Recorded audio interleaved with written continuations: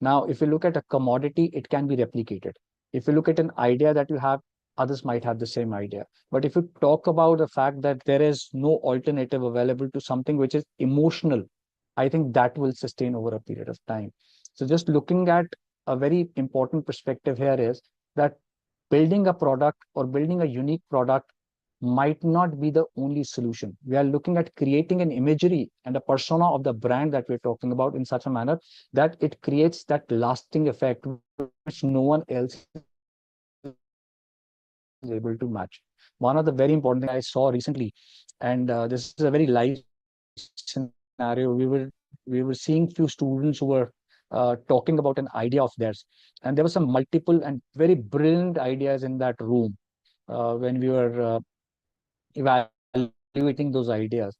And when we looked at the idea that won the competition, the idea that won the competition was not something which was out of the box, which was very, very creative. In fact, there were better ideas. There were things that people can say, oh, wow, this can be the next big thing of the world. But why that particular thing won? And obviously, there were jury members there who decided in favor of that particular idea, is that that particular thing that the person spoke about was the whole idea was not the product. The idea was the way it was explained, the way it was creating an impact. And the example I can just quickly also just share it with you. It was just a ladder, a polyester ladder, which can technically be used while there are emergency evacuations in a building or so on and so forth. Now, if you just look at that, that's something which has existed for many, many years. And people know that someone, when there is an emergency, people might just have to use those kind of ladders. I think the fire extinguishers and the fire tenders have that kind of a setup already available, the emergency evacuation things that they have.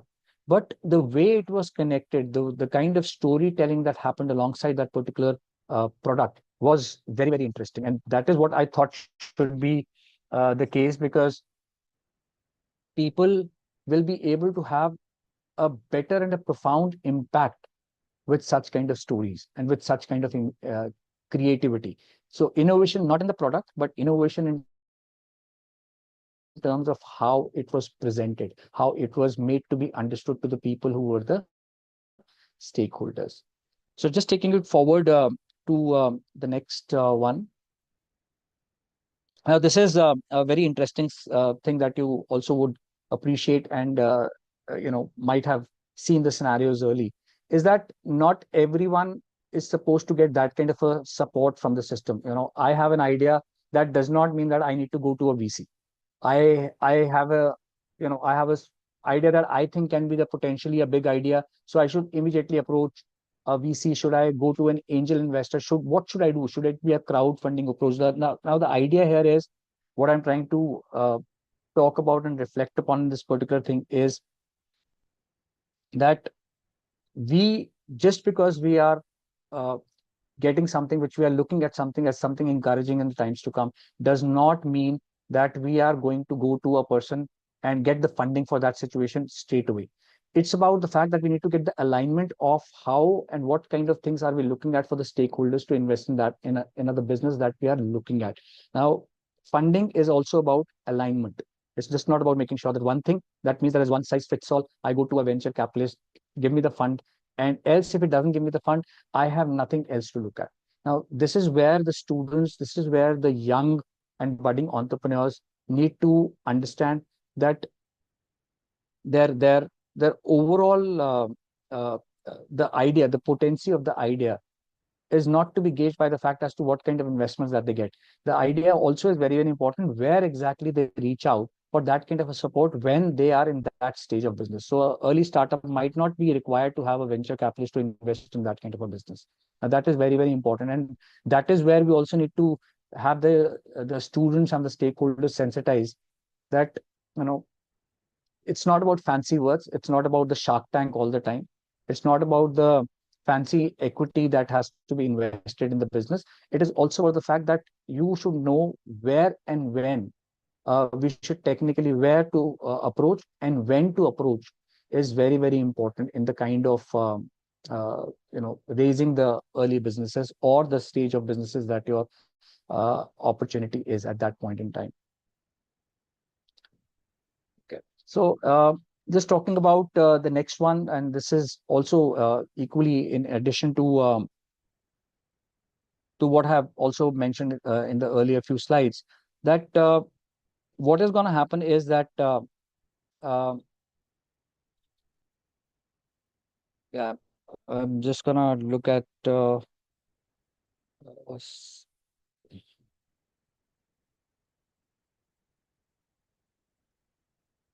so yeah, the the student, if you're looking at the stakeholders, they the main idea or the main crux of the research is not going to happen just sitting on the screen, sitting in a particular room. The idea here is that we need to go out, venture, and see what exactly is available for us to make the kind of validations in the idea that we have.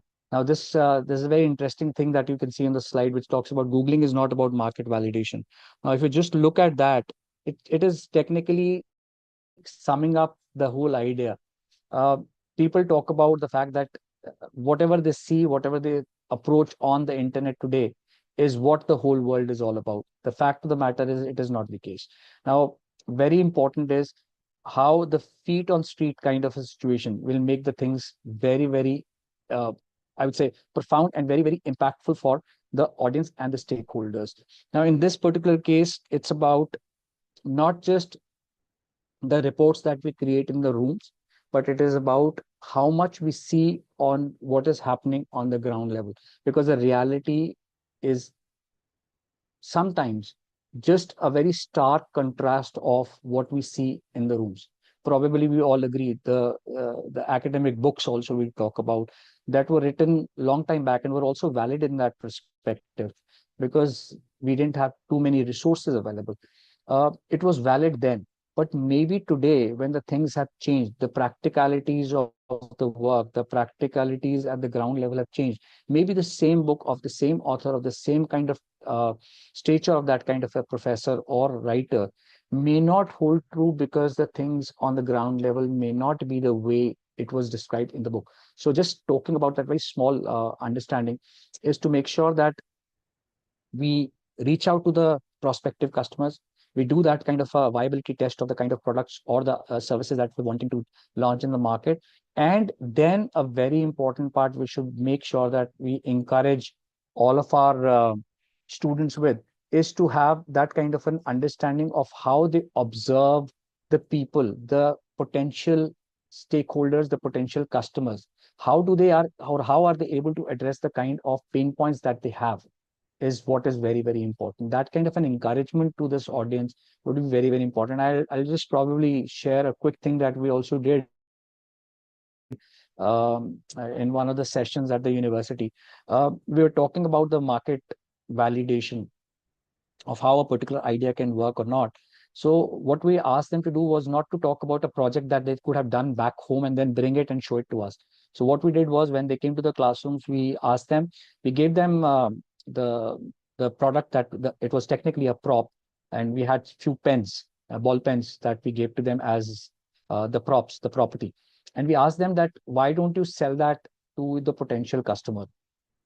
Because once you do that, once you sell it to a potential customer, the kind of things you observe while you're selling that to the potential customer, the kind of challenges that they have, the kind of things that they give to you as a feedback in terms of the grip of this pen is not very conducive for me to write for over a period of time. The ink does not last long. The overall aesthetics of the pen that they are offering is not as great. Those kind of things they will hear only once they get in the market. So they had to do a real-time selling of that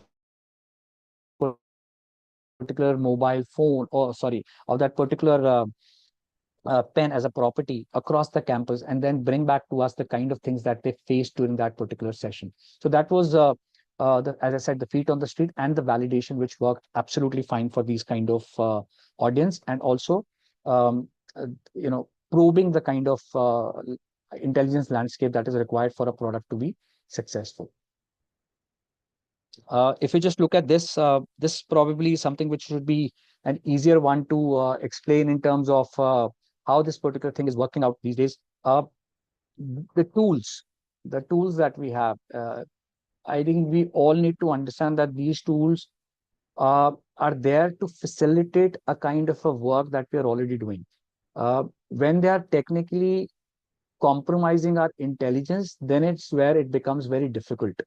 Now, and I was also just talking about this particular thing to one of our colleagues, and we're saying that this whole technique of AI was built to work as an enabler of work, whereas it has technically now turned as a disabler.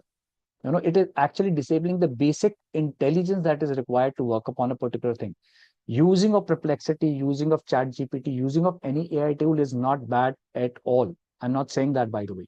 I'm just saying that probably the work that could have been done by the artificial intelligence is one that we can allocate to them, and the work or the time that we technically save, because that particular mundane job is done by by artificial intelligence, we can utilize that time, excuse me, we can utilize that time to technically spend time with those kind of users, to work with those people who will be our potential stakeholders and our potential customers. So what we are trying to say here is building a very delicate and a close balance between the tools that are available to make our work better and easier. So just to give you an example, I use chat gpt a lot. I'm not being embarrassed in that. I use it a lot. But how exactly I'm using it, maybe just, and I'm sure most of you have your own versions of that. I do give my inputs. This is the kind of work that I'm wanting. Maybe the kind of refinement that I require, maybe the kind of time that I can save by using that refinement is what I'm looking at as the value add from these kind of tools. Now, just because I have to put something here and I get something without the kind of inputs, maybe that is not something which will be encouraged. However, your genuine ideas that you have, the genuine inputs that you have, can be made to look better, can be refined by the kind of tools that are now available. Because these tools will obviously make errors, because if you just leave it to them, you will just you will technically doing nothing. It's just about disseminating what they are giving to you. So it's about evolving alongside. So we work hand in hand with these kind of tools that are available, and these tools can also be used very effectively for enhancing the overall uh, results that we look in the kind of our students and in the kind of the budding entrepreneurs that we are wanting to make. So I hope you would all agree that this can be a very potent tool. And I would like to quickly sum this particular slide up by saying that you would have heard all this already at point in time, that in this era of uh, in this era where intelligence is typically artificial, the stupidity still remains very original, right? So if you just look at that, this sums up the way it is, for all of us to embrace, not to embrace it absolutely, but maybe utilize it as per the advantage that you see in this kind of a tool as an enabler. I'll take you to the next slide. Now, this is one of the, and the slide says is all, the biggest hurdle when guiding students in market research. One of the things that really creates a problem here is the fact that students are technically hesitant. They are hesitant to go and speak to the actual customers, or for that matter, that's a problem, that's a inherent problem with many. Because what happens is we cannot accept dejections, or we cannot accept the fact that there will be a rejection of something which is not so great. Sometimes just going there and seeing and observing the things in the public, or in the areas there where you want to kind of work, or where you kind of set up this particular entrepreneurial venture, or the kind of things that you're doing, it's a good idea to have that kind of a critical feedback. Because once you get that kind of a critical feedback, it is much more easier to get those kind of modifications in place or amendments in place that will actually help you come up with a better and a potent solution subsequently. So what we should absolutely encourage, and I've said that many times already, there is no harm for a child to be a failure at something that you thought should be a success. The child might just be destined to for something better and something bigger. Now the idea here is that we need to absolutely encourage them to go and face the fact that they might not have a great product. There was a student who was speaking to me maybe a few months back, and he said that, "Sir, I'm looking to have an internship with your organization, and I would like to do this and that and all that stuff."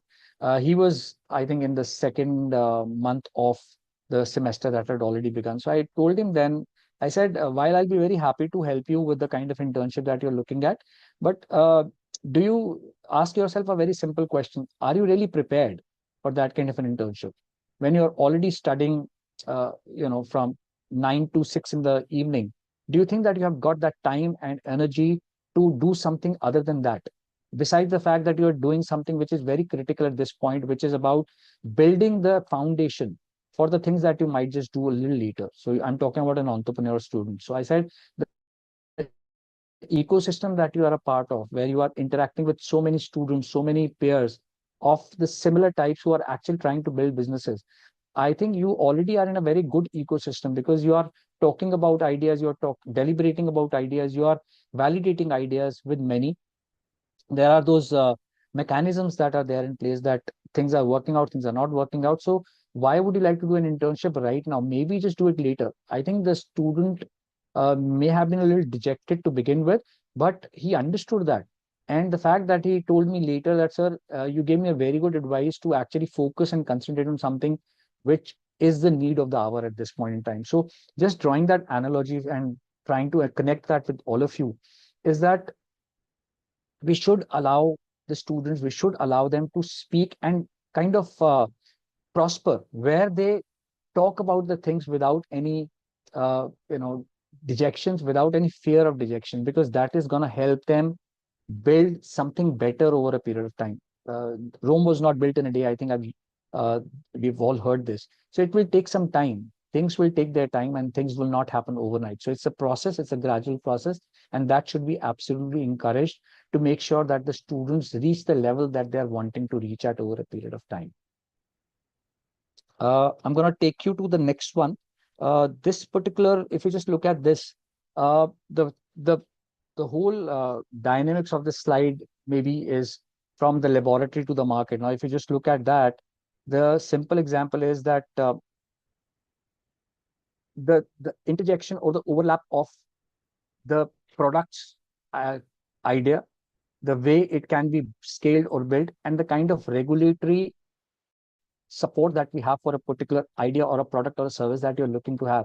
If these three things are there together, and there could be many though, but if we talk about the very important and the ones that can make an impact, you talk about something which is a potent idea. Is there a feasibility or a scalability of that kind of a model or a product? And is it supported very well by the kind of regulatory compliances or the regulatory requirements that the government has said? If these three things work together in close liaison or close cohesion, then we can actually have a very potent product which is technically built in the laboratories, or which was more of analogical here. We talk about the ideas that we speak about at the college level, to the real-time market situation, where those ideas actually are converted into commercial opportunities. So these three at the verge of this would be a very, very important thing. And there was an example that we spoke about, is that you build something fantastic, and talk about a tech university. You build something fantastic, you build a fantastic drone to work around, and you know that this is going to be very, very successful in terms of the utility that it is going to be serving. However, if it is not legalized, or if it is not approved by the authorities, the regulatories, in terms of that being intruding the rules, or intruding the privacy, or whatever is the kind of a problem that it is not addressing in the market, it might just never see the light of the day. So the idea here is that a great idea, the scalability and the technical support in terms of the regulations and the policies and the framework will help a particular see the light of the day. Okay. I'm going to take you to the next slide, and you will multiple students many times. And we'll also talk about this particular thing a little later towards the end of the workshop. Is the minimum viable product, the MVP. Now, if you just look at this graphical representation, there's something that I wanted to communicate here. And that particular thing, sorry, yeah, and that particular thing talks about the fact that how and where we are actually scaling that particular item which is available to that requirement where it serves the requirement of the stakeholders the best. Now, if you just look at this particular example, the last one, which is technically a tick mark, if you just see here, we are finding that every iteration in the requirement or every iteration will technically solving one good problem. Now, we will talk about a skateboard to a car example towards the end of this particular slide, which will also connect with this particular example. So every iteration that we do is adding to a functionality.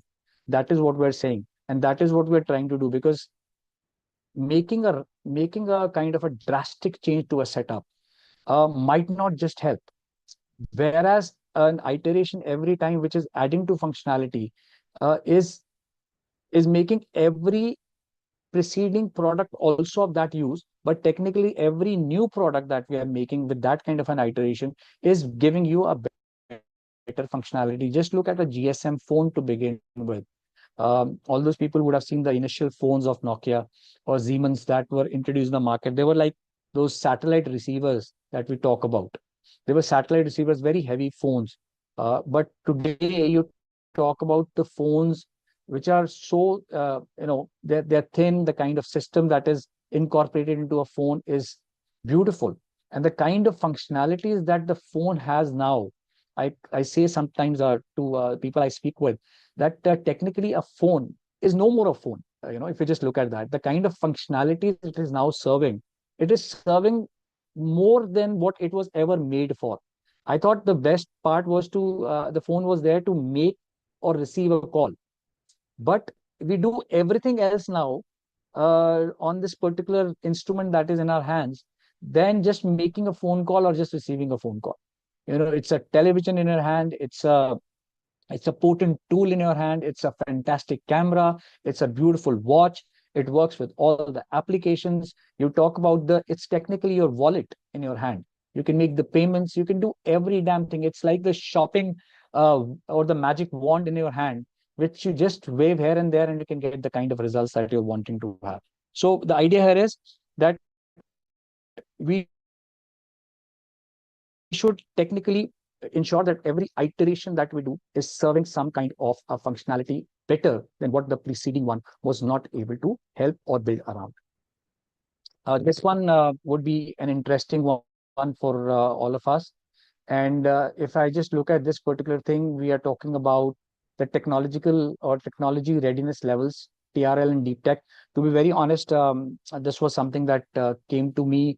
I've heard about this, but I was not very sure about the kind of functionalities that we are wanting to build. So I was trying to see what exactly this particular thing, how exactly it would help us in this particular workshop. So if you just see the data that works around, if we talk about the TRL, the technology readiness levels, so there is a level between 1 to 9, and this was technically developed somewhere around the 1970s by NASA, in terms of how the feasibility of a particular project is.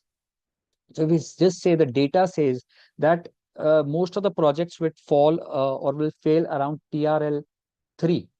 Now, that's what we are wanting to say, that the projects do not reach the stage of TRL 3 to TRL 6. That's called the valley of death.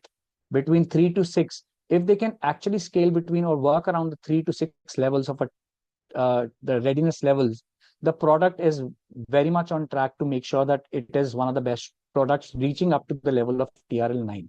So we talk about a product, how well it is serving, or how well it is reliable, how well it is deployed in the field, how well it is manufactured, how well it is serving the overall functionality that it is required to serve in the market for which it is being made. So that was one input that I thought I should be discussing with all of you. And if I just come to this, uh, you'll find that while all of this is very, very important, you have heard about it at your levels.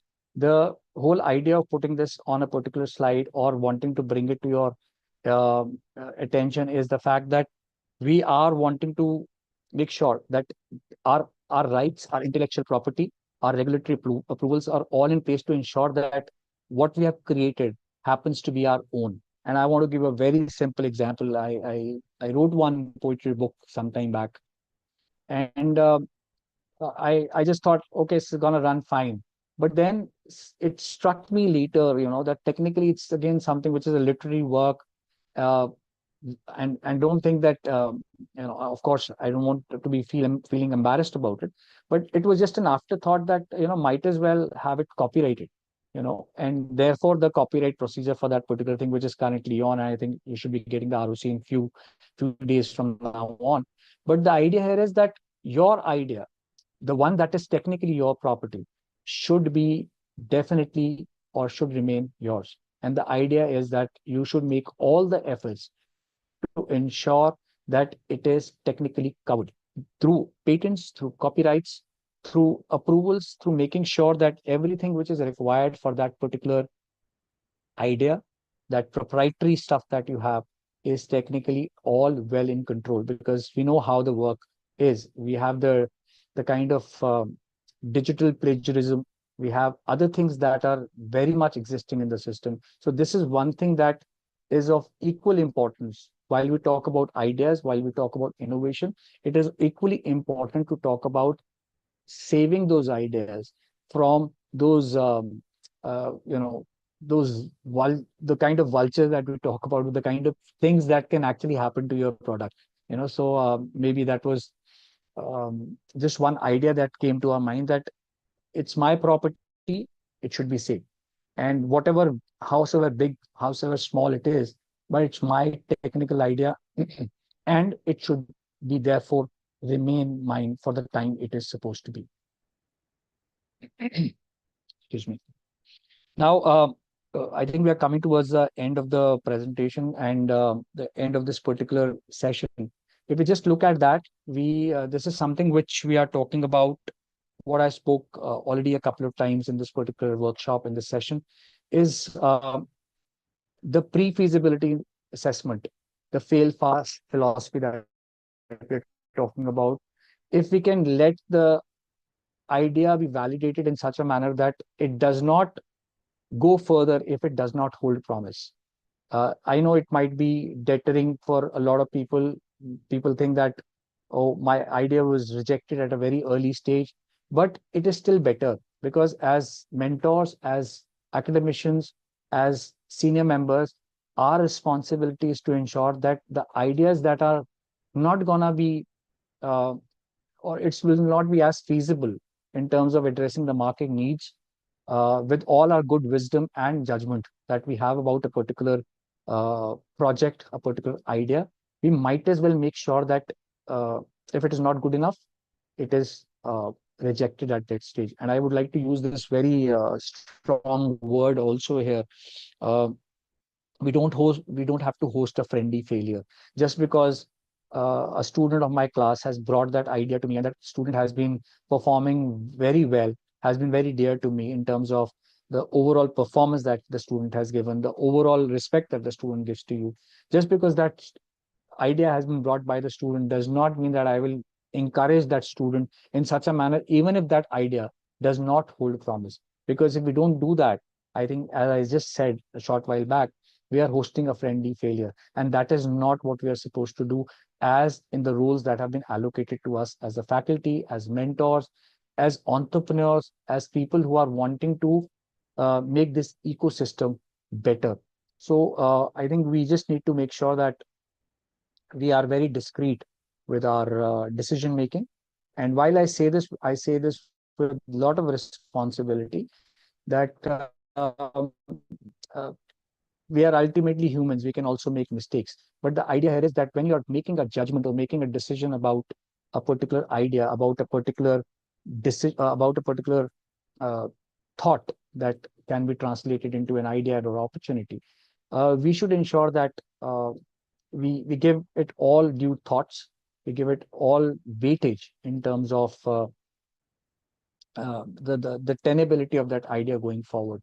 And so on the other spectrum of it, a good idea should definitely be promoted. Maybe that idea at this point in time seems to be just a very lukewarm kind of an idea, but if you see that potential, you should definitely encourage that. And one thing that we should not run away from, uh, I, as an entrepreneur in a particular domain, I am not the person always to make the right decision.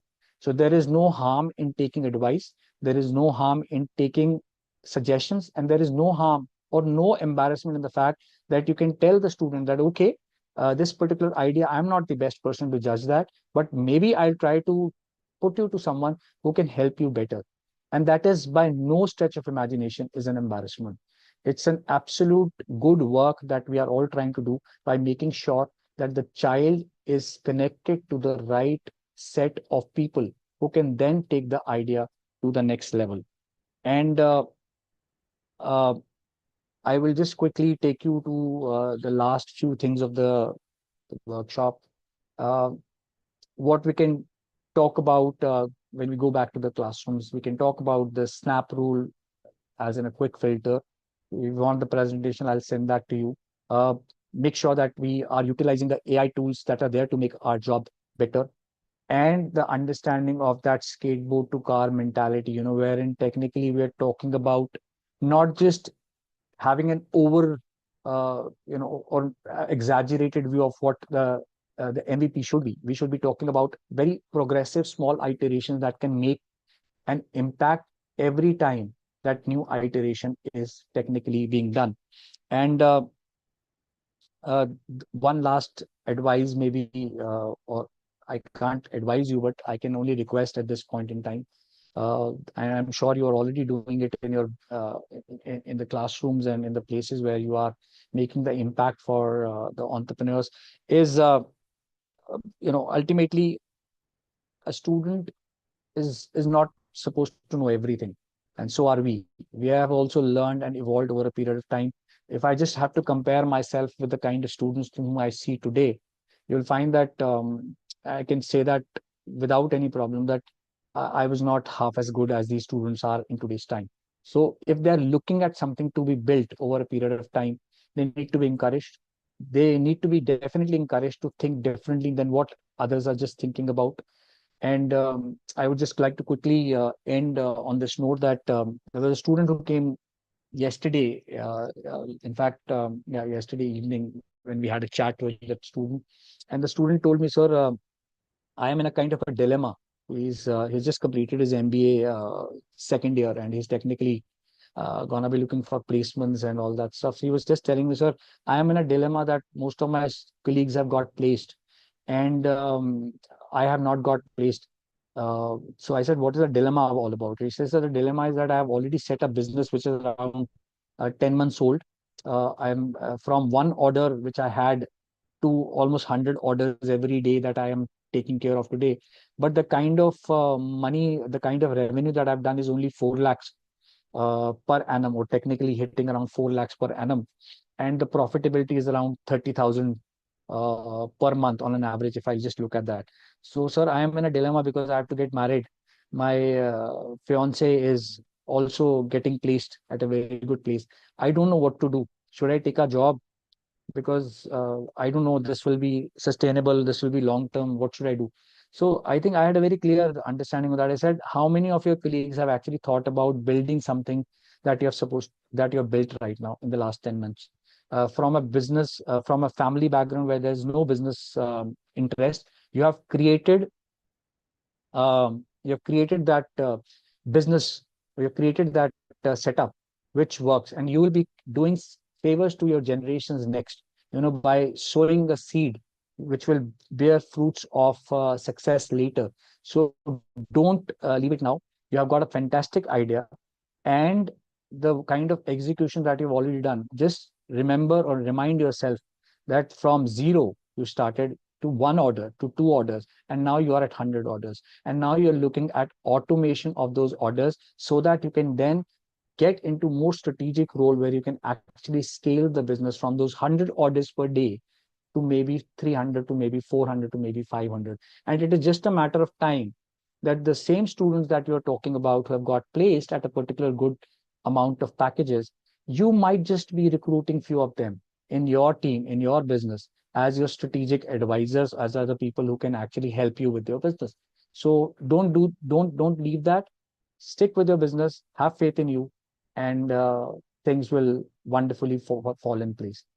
So I think with that, I should, technically what I thought to discuss with you, I've done that.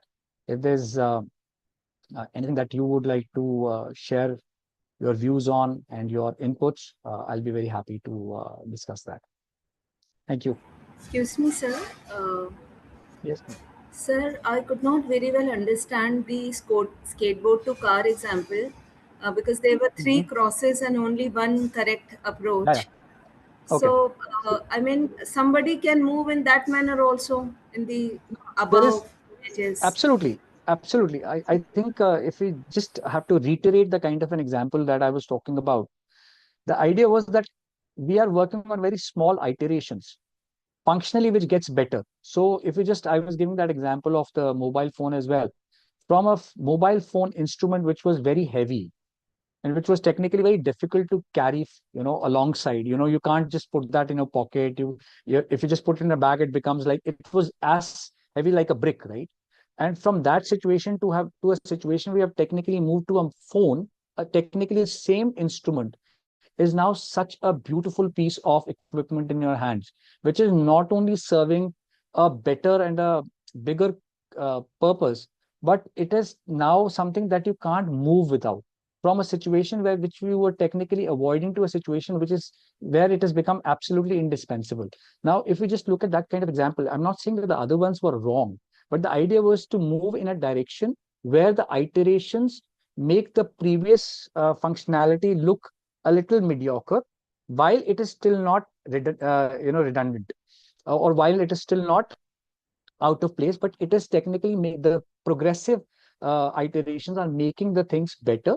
The functionalities are getting better. If you just look at that particular slide also, from a smaller car where there could only be um, uh, 10 packages that could have been stored, to a bigger car which had now got a capacity of 15 or 20, and then to a situation where it becomes a covered sedan where you can also have a boot space where you can have those 10 packages. You can also have the passengers who are seated, and then you then make it to a maybe a very posh car, which technically is a matter of flaunting in the society. So what we're doing is we're building on those iterations. So the idea when we're talking about this particular thing, and if you just look at this particular slide also, if you just see it on your slide or see it on your screen, we're talking about something which was skateboard was always about moving.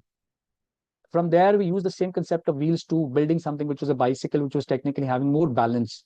And then from there to have that particular scooty kind of a thing, which works very well, which is technically electronically battery driven, which gives you mobility during the traffic situations, to a maybe a situation of a car where it is technically for four people. So the main concept of wheels to the concept of a automobile, which is technically still working on the principle of that wheels that is actually allowing you the mobility, is what we're talking about. And I may say so, if I can quote it here, there is nothing wrong or right here. It's just about the things that are appropriate at that point in time. Something that we are doing today might just be absolutely of no use tomorrow. That does not mean that when we have done it today, it was of no use. So it will progressively, the things that we have will, uh, an example of VCR, we had a VCR back home, we had a DVD back home. They are technically now just, just there in one of the cupboards here and there because they're not of any good to us. But when they were required, I remember, having those sessions with friends together to have those movies together. We enjoyed, had a great time. So they served their purpose, but technically, the new technology, the new things have just made it redundant, and the iterations have made the functionalities better. So we were just talking about that. So no thumb rule that that shouldn't happen, and that should happen only in the way that it was tick marked, but maybe progressive iterations to add to the functionalities. Thank you, sir. Yeah, ma'am. Thank you, ma'am. Anyone else? Any inputs that you would like to share? Uh, I hope I was able to bring forth uh, the kind of you know points of discussion that we can take it back to the classrooms and maybe can help each other. I'm sure that all of the experience that we have in this session is wonderfully appreciated, and we all are masters of our own domains. So I'm sure all of us can collaborate to build a better ecosystem and a better future for the students that we are mentoring and teaching at this point in time.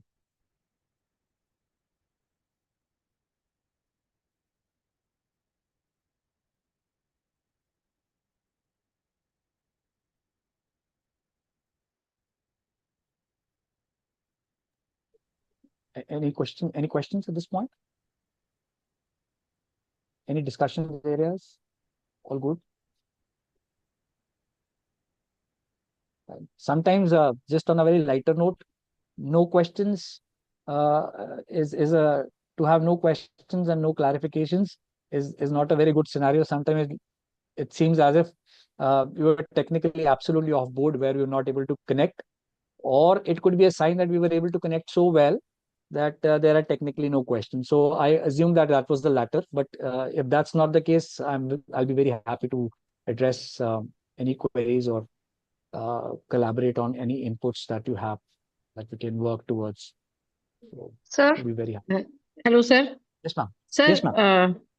sir, actually, I don't have any question from you, but I just want to appreciate the fact which was like a myth to us. That you said that whatever we are using as AI tool like Perplexity or Yeah. like Chat GPT and thing, you said that they are not at all so bad as we used to think, that we should not use them, although they are being correcting us, and also using, they are also saving our time for other work also, just not doing the clerical work, or just not writing the these theories or something. So Yeah. I was just wanted to appreciate that particular point.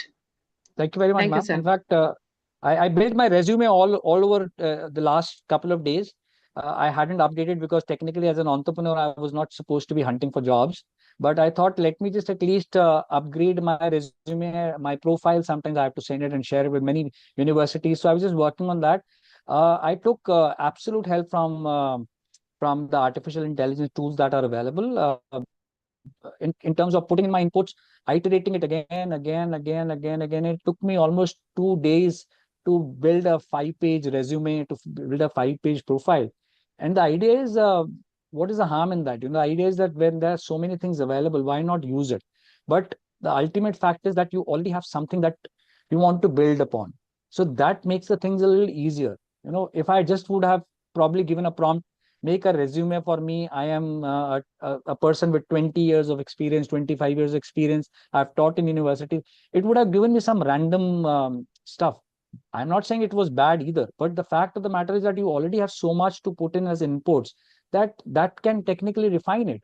So iterations and iterations will make it very good. So there was no harm in it, and I take it that way, ma'am. There is no absolute no harm, and utilize it as someone which is like a tool available in your hands now. So why not? So thank you very much, ma'am, Right, for sir. Right, sir. So, reiterating the right. thought. That generally, what we used to do, that whenever we are using ChatGPT, we used to hide that we have written it using ChatGPT.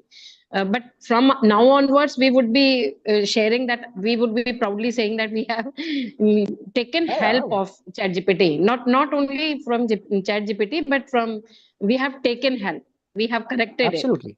Absolutely, ma'am. There is no harm in that, ma'am. There is no harm. In fact, I made my And presentation through a artificial intelligence tool. We put some inputs. We were trying to see what exactly we were wanting to get.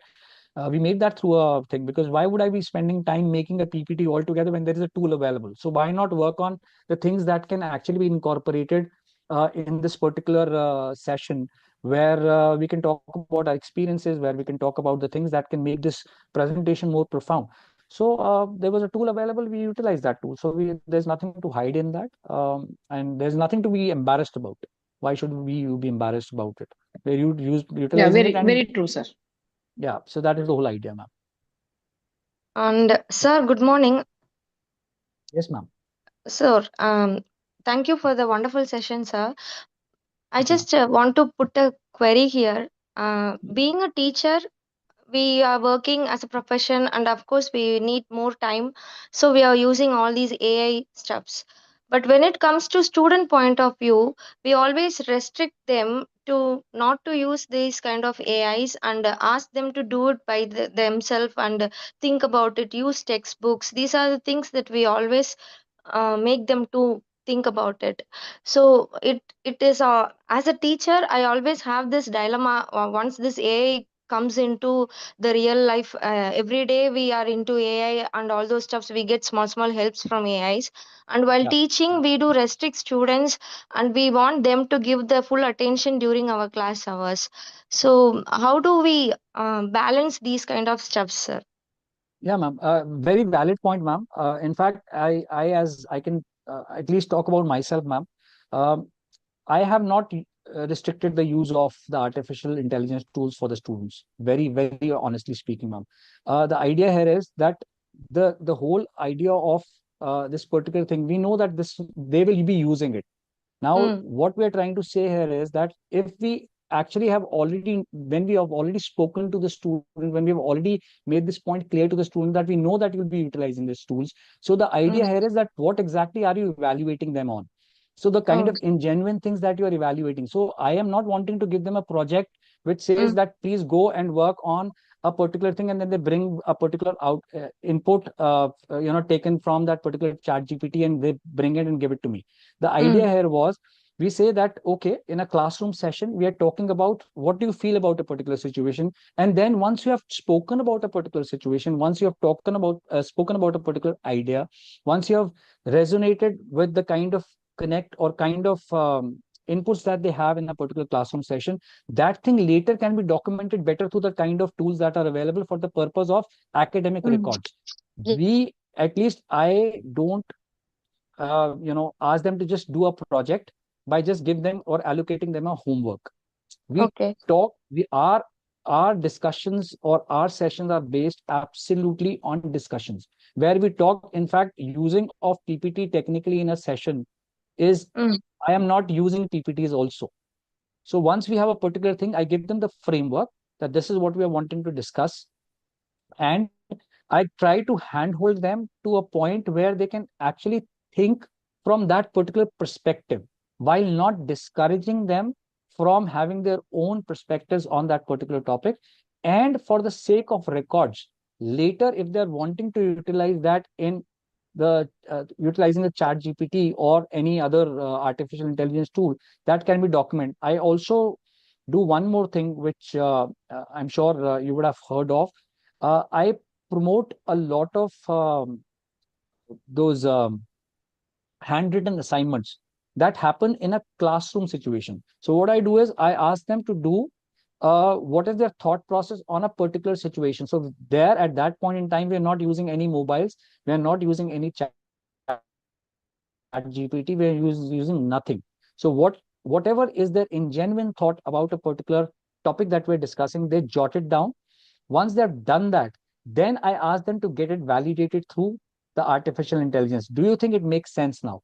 Or are you getting another perspective on what you had already shared in the classroom? So now what is happening is you're talking about the same thing, your inputs first, and then getting it revalidated through the okay. artificial intelligence. So these are those small initiatives, ma'am. This is just the small initiatives. It will not change overnight, ma'am. But Okay. I'm sure we all can make an impact by doing these smaller activities, ma'am. Yes, sir. Yes, sir. Thank you very much, sir. Yes, Yeah. ma'am. Thank you, sir. Thank you Thank you very so much, ma'am. much. Thank you. So, ma'am, please conclude. Yeah. Okay. So, Thank you, sir. okay, thank you, sir. This is Anuradha again from IMT University, Meerut. So, I again take a privilege to propose a vote of thanks for today's speaker, Dr. Devan.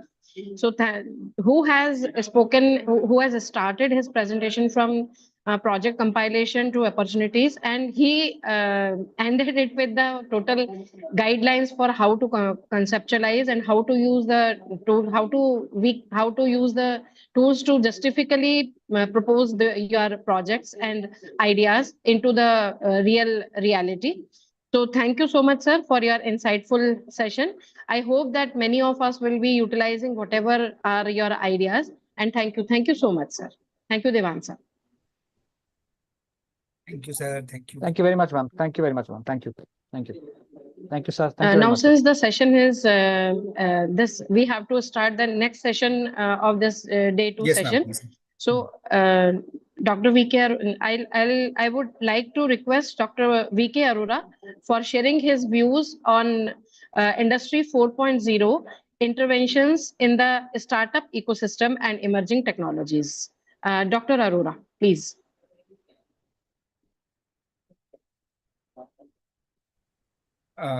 Ji, Arora sir. Good morning, sir. Thank you, ma'am. Just a minute. Voice Good बहुत slow morning, आ रही है sir. Sir आपकी. Acha, just a minute. Let me check. Okay, okay. Take your time.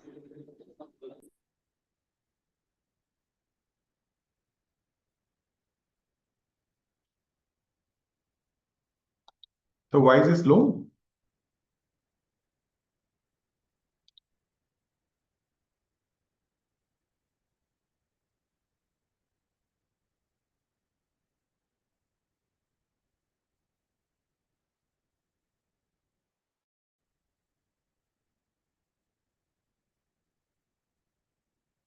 So am I audible?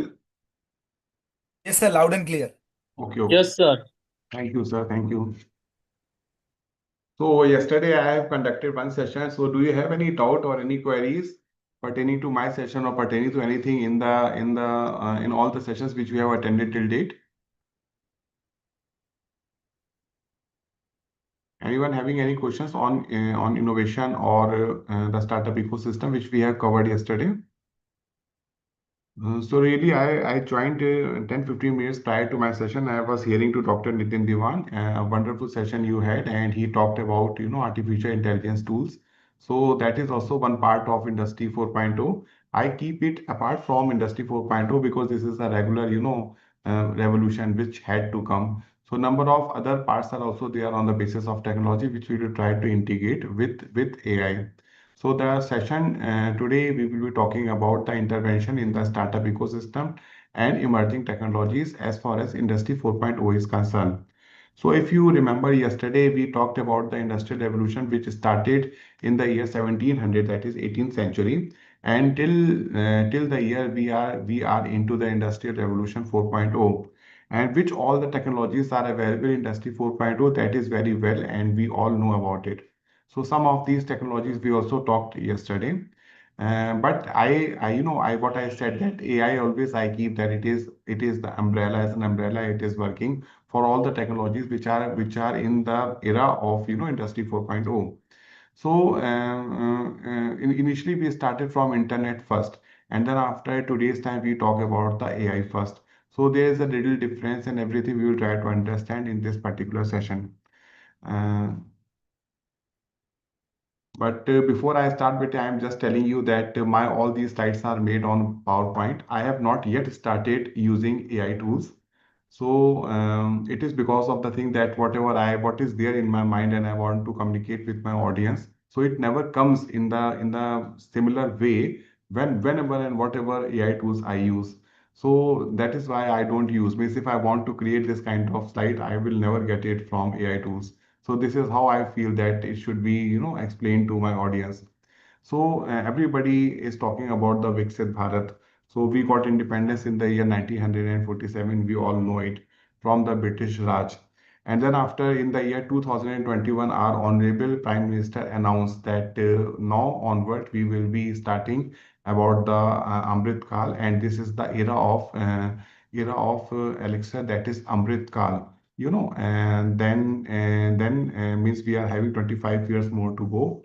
And today we are in the year 2026, and we expect that by the year 2047, that is after 1 century, we got the independence. From that time till this time, so we are expecting and we are planning and we are trying to achieve India as a Viksit Bharat. That means a developed country. So there are number of countries which have developed so far very well. So Korea is there, China is there. But this is the exact scenario, and this year of the tenure of 25 years that we call it as a Amrit Kal. So starting from the year 2021, adding 25, we reached to 2047, and we have already crossed 6 years of Amrit Kal. And we are trying to develop ourselves. And at the same time, we will have to see that what is the progress of United States of America, China, European Union, Russia, South Korea, Brazil, and Indonesia. We will have to also understand that what is happening with their economy. India, we want as a world leader, as we all know. And if really you want to make India as a world leader, there are three basic things. Number one is Atmanirbhar Bharat, that is indigenously we are going to produce, we are going to manufacture most of the products in India only. Then after the talent hub, that means the skilled people and skilled to so far that we are technically 100% skilled. And the last one is how much we are ready towards Industry 5.0.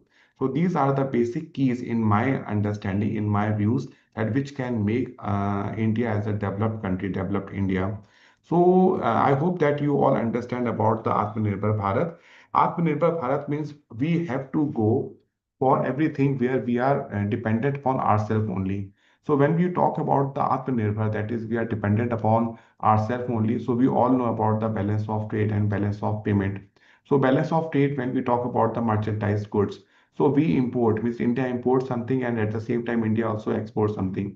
When we say that we don't import anything and we are having all the things indigenously produced in our country and everything we are producing by ourselves, and moreover we are ready to export, we are having lot many things to export from our country, then what we say that we are not dependent upon any other country or any other resources. Then what we say that we are Atmanirbhar, we are Atmanirbhar. So right now, as you see that there is a war in the strain of in the state of Hormuz between Iran and Israel, and USA is also has become a very important partner into it, and because of that, it has impacted a lot into our country. So you all understand that the prices of petrol that has been increased by 15% in India. So, if 15% in India rising in the crude oil, that is really in petrol, in diesel, this is really very high. This is very high in comparison of the many other countries where the prices of petrols and diesels have increased. So, I am saying 15% because last month only on 1st of April 2026, the ethanol mixing in the petrol that was increased from 10% to 20%. So there 10% rise in the petrol that was there because at the cost of ethanol is very less. And after that, there is a rise of price of the petrol by 2 rupees to 3 rupees in different states. So that is why I am saying 15 rupees. 15%, that is 15% is the rise in the cost of the fuel prices. So if this kind of effect has come to our country, then you can say that presently at least we are not Atmanirbhar.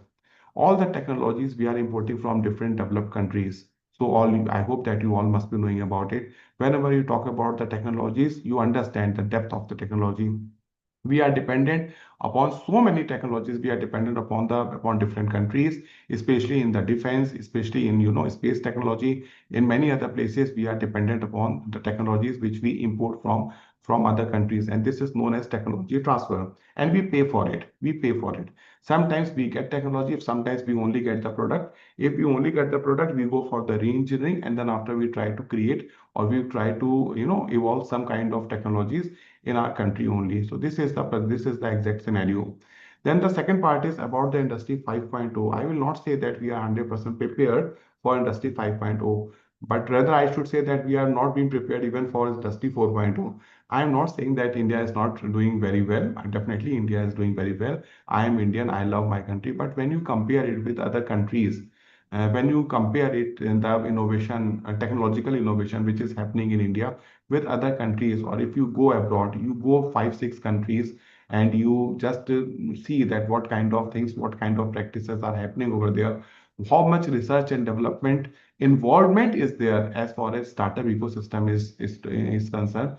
Then you come back and you see the startup ecosystem of India, then you will find that there's a huge difference. It is not only the matter of how many startups you have, it matters that what your startups are actually performing. In the coming slides, we will try to understand that where we are, where the other countries are. And the last one is talent hub. It is in between, but then the last one is the talent hub. We all should be happy. We all should be happy, greatly happy, thanks to the God that talent-wise we are best in the world. There's no doubt about it. You go to US, you go to European countries, you go to many other countries, you will find the involvement of Indian talent that is really superb. We are doing lot many things. So in India, in US also, many of the companies which are into AI and AI related tools, you will always find that Indians are working at very high apex positions, and even in the CEO, as a position of CEO, or in the position of the technological vertical. So this is 100% sure that Indian people are very good in technology. So as far as we are concerned, as far as your students are concerned, your alumni are concerned, I am 100% sure you will always second me that we are doing very well. It is not only, the reason is not only this, that why we are doing very well. There are so many reasons. Because of those reasons we are doing very well. And the basic reason is that we are ethically qualified, we are disciplined, if I do take sessions in number of countries, including some of the European countries, and when you conduct sessions with foreigners, with other countries student, so I always find some gap. So sometimes I feel that basic understanding even they are not having. So the kind of IQ, the kind of even EQ, which is also very important to boost your IQ. So these two things are in Indians. I feel that in Indian youth it is at a very high level. So I always appreciate this. In India also we are doing very well.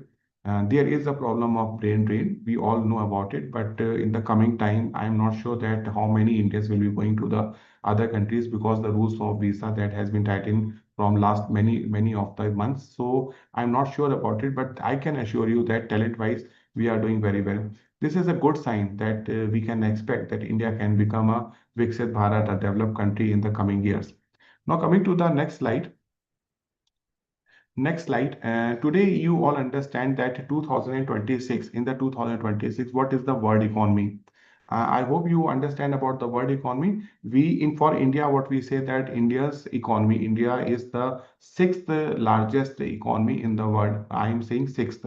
It was fifth till last year, but in the present ranking of 2026, what we say that India has dropped to one position. That is, now it is the sixth economy, and from the next year onward, we will again go back to the fifth largest economy in the world. So when we say that what is the economy, of a country, so it simply says that what is the GDP basically. So I hope you understand the meaning of the GDP. So GDP is for 1 year, and for that particular 1 year, what is the economy of your country.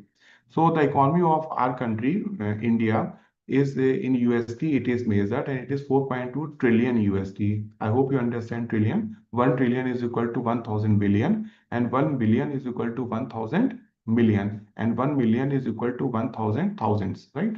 So this is how it goes. So this is a huge economy. If you compare it with Japan, or in the fifth largest economy presently, it is UK, that is United Kingdom.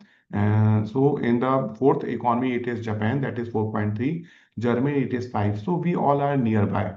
So if you compare Japan, Germany, India, or United Kingdom, you will find that our economy is near about it is similar.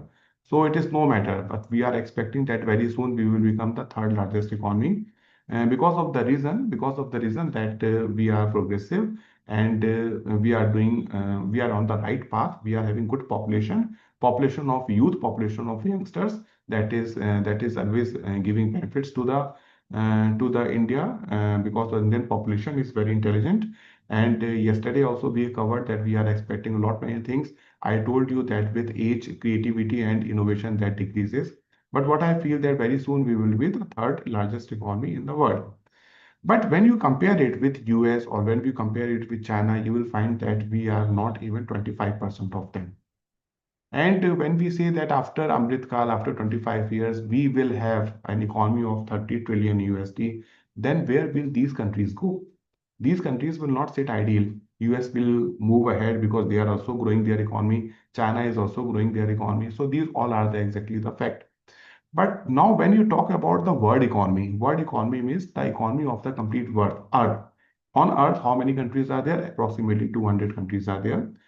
Exactly 100 something, but 200 countries are there.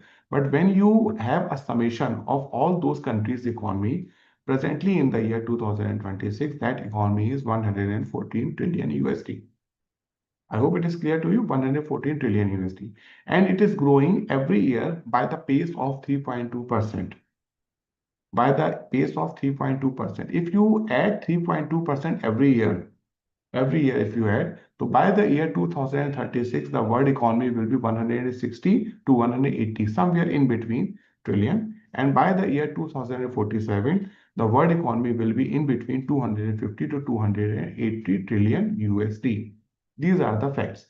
So if we want to see India as a developed country by the year 2047, it should be very much clear to you that we have to beat with the economy of 280 trillion USD or maybe 300 trillion USD. Then you see that where India will be and what kind of strategies now we will have to follow so that we reach to that particular level. Since I have told you these all kind of matrices, so there one more important part is there which you all should understand, that it depends upon various factors. The world economy will exactly be 250 or not, 280 or not, or 100 trillion USD or not, or even less than 114 trillion USD or not. No one can predict. What I say that may happen that by the year 2046, our economy will be less than 100 trillion USD. It depends upon so many factors. And this is also possible that by the year 2047, the world economy will cross 500 trillion USD. This is also possible. So it depends upon various factors. So all those factors I have mentioned on the right side, if you can go through. On the with the color of red, these all are the problem statements. These all are the problem statements. And whatever I have written in the green color, these all the things which are the factors which can boost the world economy. So I hope this should be clear to you first of all. So if there are two most important countries in the world, and those countries are known as G2. G2 means group 2. And these countries, as you all know, number one is the United States of America, and second one is China. Why we say that these are G2? Because they are having their economy half of the total world economy. If the world economy is 114, the half of the economy, that is 50, more than 50, that is only with these two countries. So 200 countries are there. Two countries are sharing half of the economy, and rest 194 countries are sharing half of the economy. So this is the diversity between the poor and rich countries, poorer and the rich, right? So this kind of scenario is there. I hope this is very much clear to you. Now, which are the factors which can decrease the world economy? Definitely conflict. Geopolitical conflicts are always there. If this war can continue, you can understand that where we are. Our honorable Prime Minister has announced and given you some suggestion what you should do. In Delhi, we are suggested to have a work from home 2 days in a week. That means out of 6 days, if it is 6 days working. What are the timings of how much metro you should use, how should public transport you should use. So these are the things which are actually advisories which are given to us. So will you say that our economy is strong enough? If the suggestions are coming like this, that don't buy gold for next 1 year, will you say that our economy is very strong enough? Or do you think that we are going back to the condition of the COVID scenario? So no, this is not happening only in India. This is happening in many other countries, but only on those countries which are developing countries. In developed countries, these kind of threats are not there because of the conflict. Because of some other factors, you will find that conflicts are there. Then climate change is another disaster. You will not trust me that what can happen after 5 years or 10 years, we are not able to imagine it. We are not able to imagine it. You will not get water, you will not get air. So where will you live? How many cancer diseases we want to see? In every house, you will find that cancer diseases are there. Some patient of cancer diseases are there. Only because of this that we want to make money, we are not at all thinking about the climate. We are not at all thinking about the temperature of the world, that after the before pre-industrialization, which is known as the year 1850, And after today, the world temperature has increased by 1.5 degrees centigrade. This is on record. Who knows that it is more than 2 degrees centigrade? So if the world temperature is increasing like this, all the mountains, all the are having lower level, means all the ice mountains, they are having low metal because ice is now melting, and there is a rise in the water of the sea level. So no, so where are exactly we are going to do? So what we are going to drink, what we are going to, breathe, and what we are going to eat. So everything is now inorganic, and I'm not sure that how much or what kind of diseases are actually going to come. So if this thing will happen just like a COVID or something else, so I am not 100% sure that world economy will go to the similar kind of pace or it will come down. Then pandemics are there. Another factor is youth and youth versus aging population. This is also a threat to the world. Japan is facing this problem. Now, Japan is really facing this problem. Because of this problem only, now Japan has come down and South Korea has taken its space. Because, the kind of innovation, the kind of technological innovation which was exactly desired, and that is now not happening in Japan. So now all the, even in vehicles also, you will find the vehicle like Kia, the vehicle like Creta, and the Hyundai, and many others vehicles, not only in vehicle side, in in AI chips, in chips which are actually built by NVIDIA. I mean, many things you will find that in all the industry 4.0, you will find that Korea and many other countries are performing very well. Even Taiwan is doing very well. So why these things are having? Because of the age gap. And age is really very, very difficult to control. So in China, you all know that for many years they followed the rule of one child policy. So it happens like this, that if you ask somebody to have only one child, then after a few years, you will find that people are wanting only one child. So it is actually the family, family affairs, that how you treat or how you, what kind of relationship you have with your spouse, how many issues you want. It is really a problem. In many countries, I see that it is promoted that you should have number of children. When I teach sessions for the countries, even in Africa, even especially in the Central Asian countries, even in Europe, Central European countries, I ask them that how many kids you have. They very happily they say that three, four, five, six, or these many kids they are having. But at the same time, there are many of the people, those who are not having any kid. Why? Because they are not happy with their first wife, then after the second wife, then after the third wife, and they are still searching for a good pair to have a good kind of marriage relationship. So this is also a problem. I'm not saying about the India, about the world scenario. And in India also we are saying that similar kind of situation is also happening. So because of that, this is also a problem. I'm not sure. The complete annihilation. This could also be a reason, but there are a number of the things. But I'm not actually going for this particular, topic, because we do understand that any attack can like nuclear, that will never happen in future. So, but then too, you never know that what can happen. So, complete annihilation is also possible. Then the process of Industry 4.0 onward, we are having very huge expectation that when the Industry 5.0 will come, we will pace our economy with a good speed. So this is also possible. So I told you yesterday that what kind of technology you can expect in Industry 5.0 scenario. And if really it happens, then definitely industrial, the complete industrial, because of the industrial reason, the complete economy that can have a better shape. So before industrial revolution also, the economy was not very good. But industrial revolution bring only those things which are related with the physical kind of, improvement or civilization. But here, after the Industry 4.0, what we are seeing, it is on the intellectual kind of, improvement. So intellectual reasons are also one of the reasons that by which we expect that good growth could be possible. Then after the radical innovation, we will try to understand here. Then the revolution in the global supply chain. This is also very important, global supply chain revolution. I am very impressed with the country Indonesia. I hope you all know about the Indonesia. Indonesia, the global, the supply chain of the country Indonesia, it is wonderful. I give you one fact. We are having economy of 4.2 trillion USD, and Indonesia is having economy just half to India.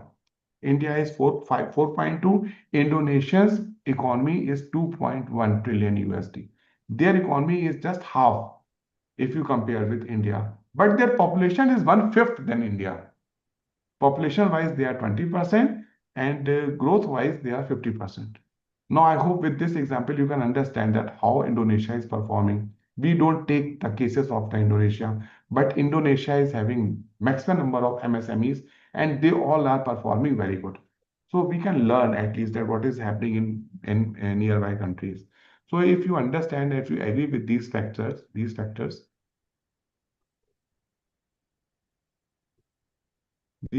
I just want to compare. What I want to compare, I am just going to compare Indian economy with some of the countries' valuation. So these all the countries are American countries, US based countries. I'm not taking another company's country. In later coming slides down, we will also see that how many good companies are there in China. But right now, these all the companies I am going to talk about, there are total 8 countries. Now, if you compare with NVIDIA, the complete valuation, yeah, Shweta.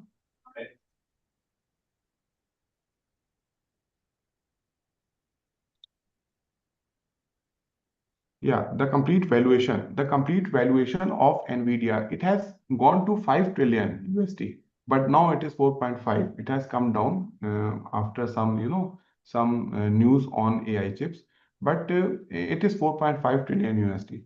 Now, if you can compare India's total economy with the valuation of only one company of US, you will find that we are lagging. We are not able to compete only even one company of US country. I'm not saying that NVIDIA is a startup. NVIDIA is no longer a startup now. It was a startup, but now it is not a startup because under the definition of startups in US, NVIDIA has come out of it. But just for the comparison, now you can say, sir, this is the valuation of the company, and the economy of a country is per annum. It is the GDP per year which we are having. That is fine. But as if you want to compare, really want to compare, just see that. So what I want to tell you that I will be telling you in just after a few minutes. Second is Alphabet. You know about the country Alphabet. Alphabet valuation is approximately 4 trillion USD. Then after Apple, Microsoft, these are the four companies which is having valuation which is equal to the complete economy of China. These four companies only. And if you really want to see that how many good companies are, how many valuation wise, how many good companies are in US, you will find that out of 10, 8 companies belongs to US. Now, what the message I want to tell you, that if really India want to improve its economy, India should have such kind of companies. India should have such kind of companies. And nobody knew NVIDIA just 20 years before. Nobody knew about it. Nobody knew about Alphabet 30 years before. Right? But what kind of growth they have shown? They are based upon the technology. We are having Ambani's, Adani's, and many other companies here. These are only technology based, not production based. Basically, technology based. They are having technology.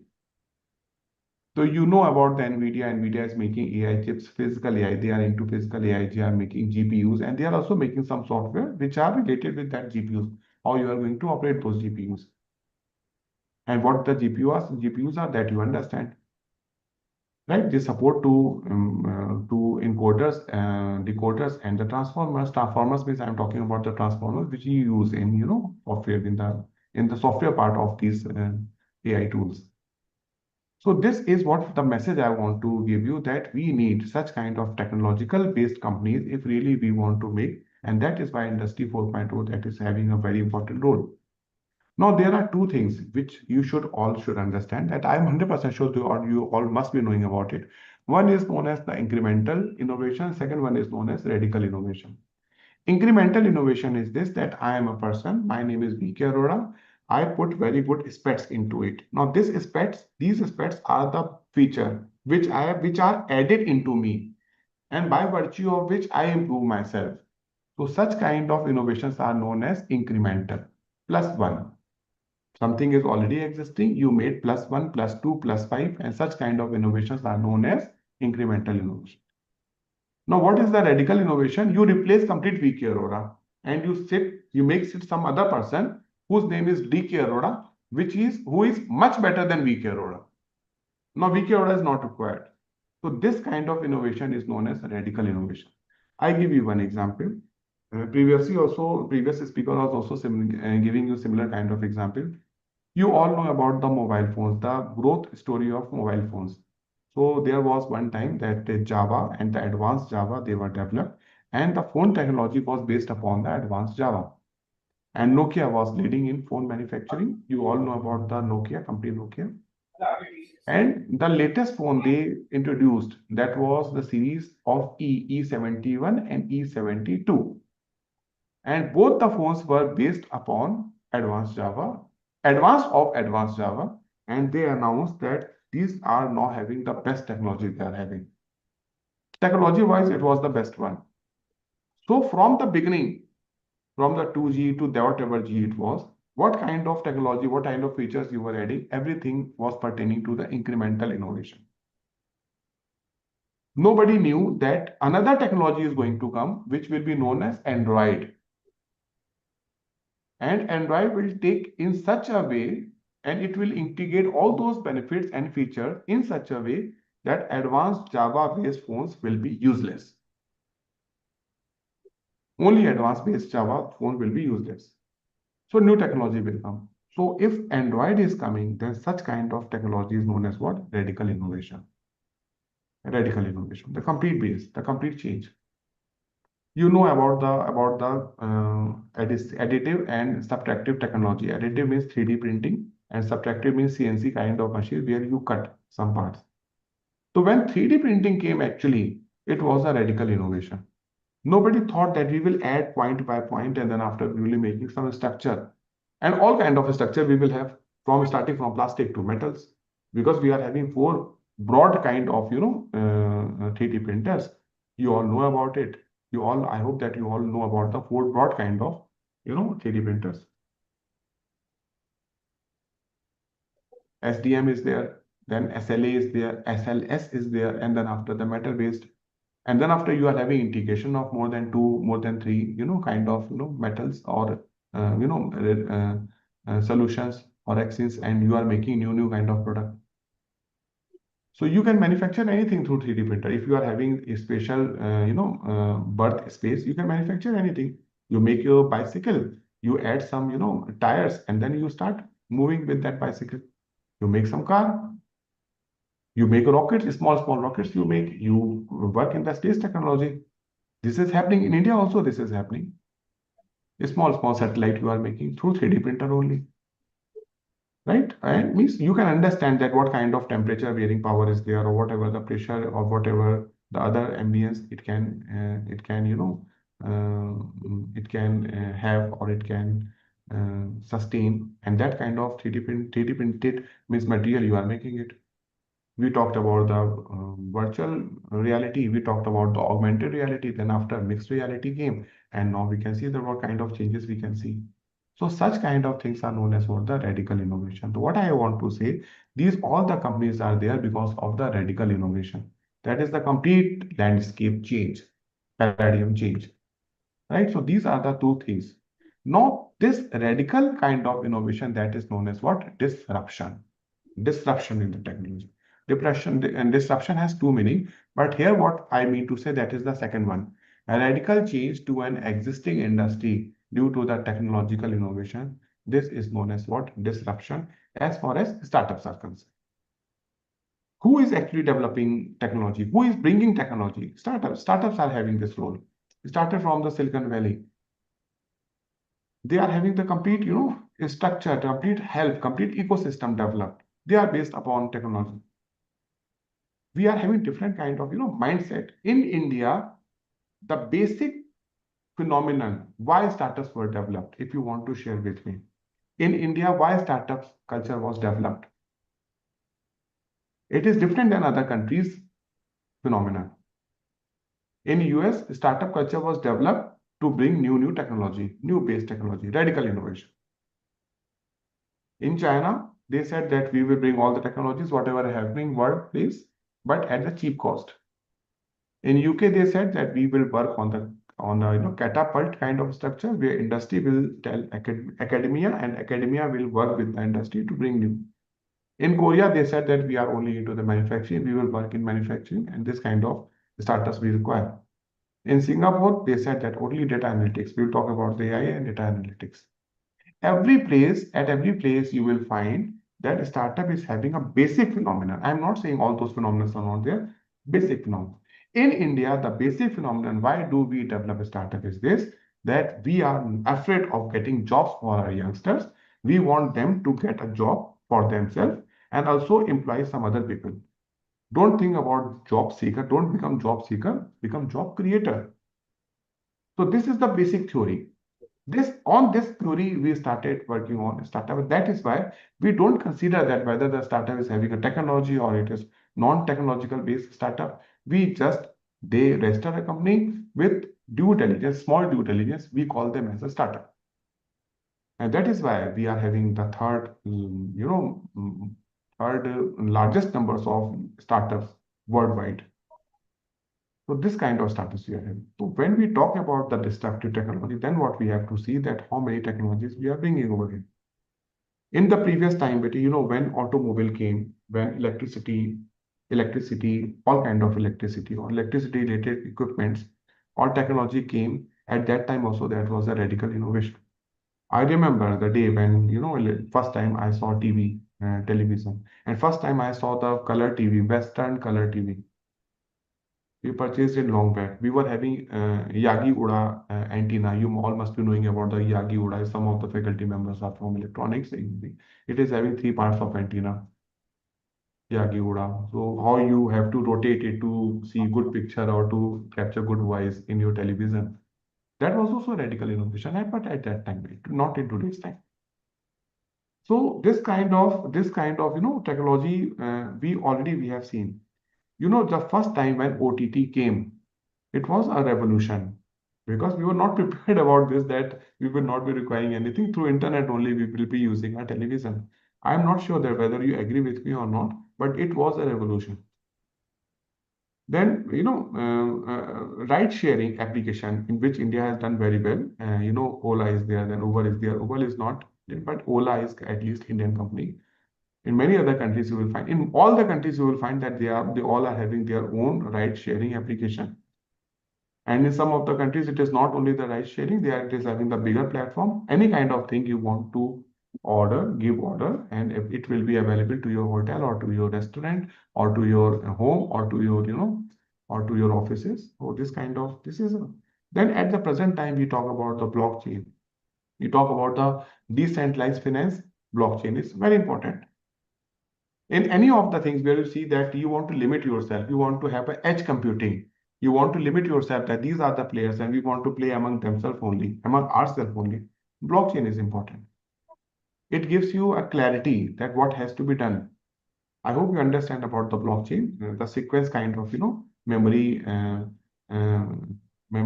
storage. And every time it is easy to capture and to retain data with it. Right? Web 3.0 is also a part of blockchain. Later on, a number of cryptocurrencies, they also came, and US is in advanced stage. They say they give, directions to the many developing countries that they should have their, countries' economy in blockchain, in such kind of cryptocurrencies. So this is also one thing, digital wallet and AI and everything. In future time, we are not sure, but I told you in my last session that HI connectivity with AI, this is going to bring a very important part. Right? Now, I hope that I will not waste pretty much time into it, but resilience is important. But if I will start talking about it, it will take the entire time. So I will not talk about it.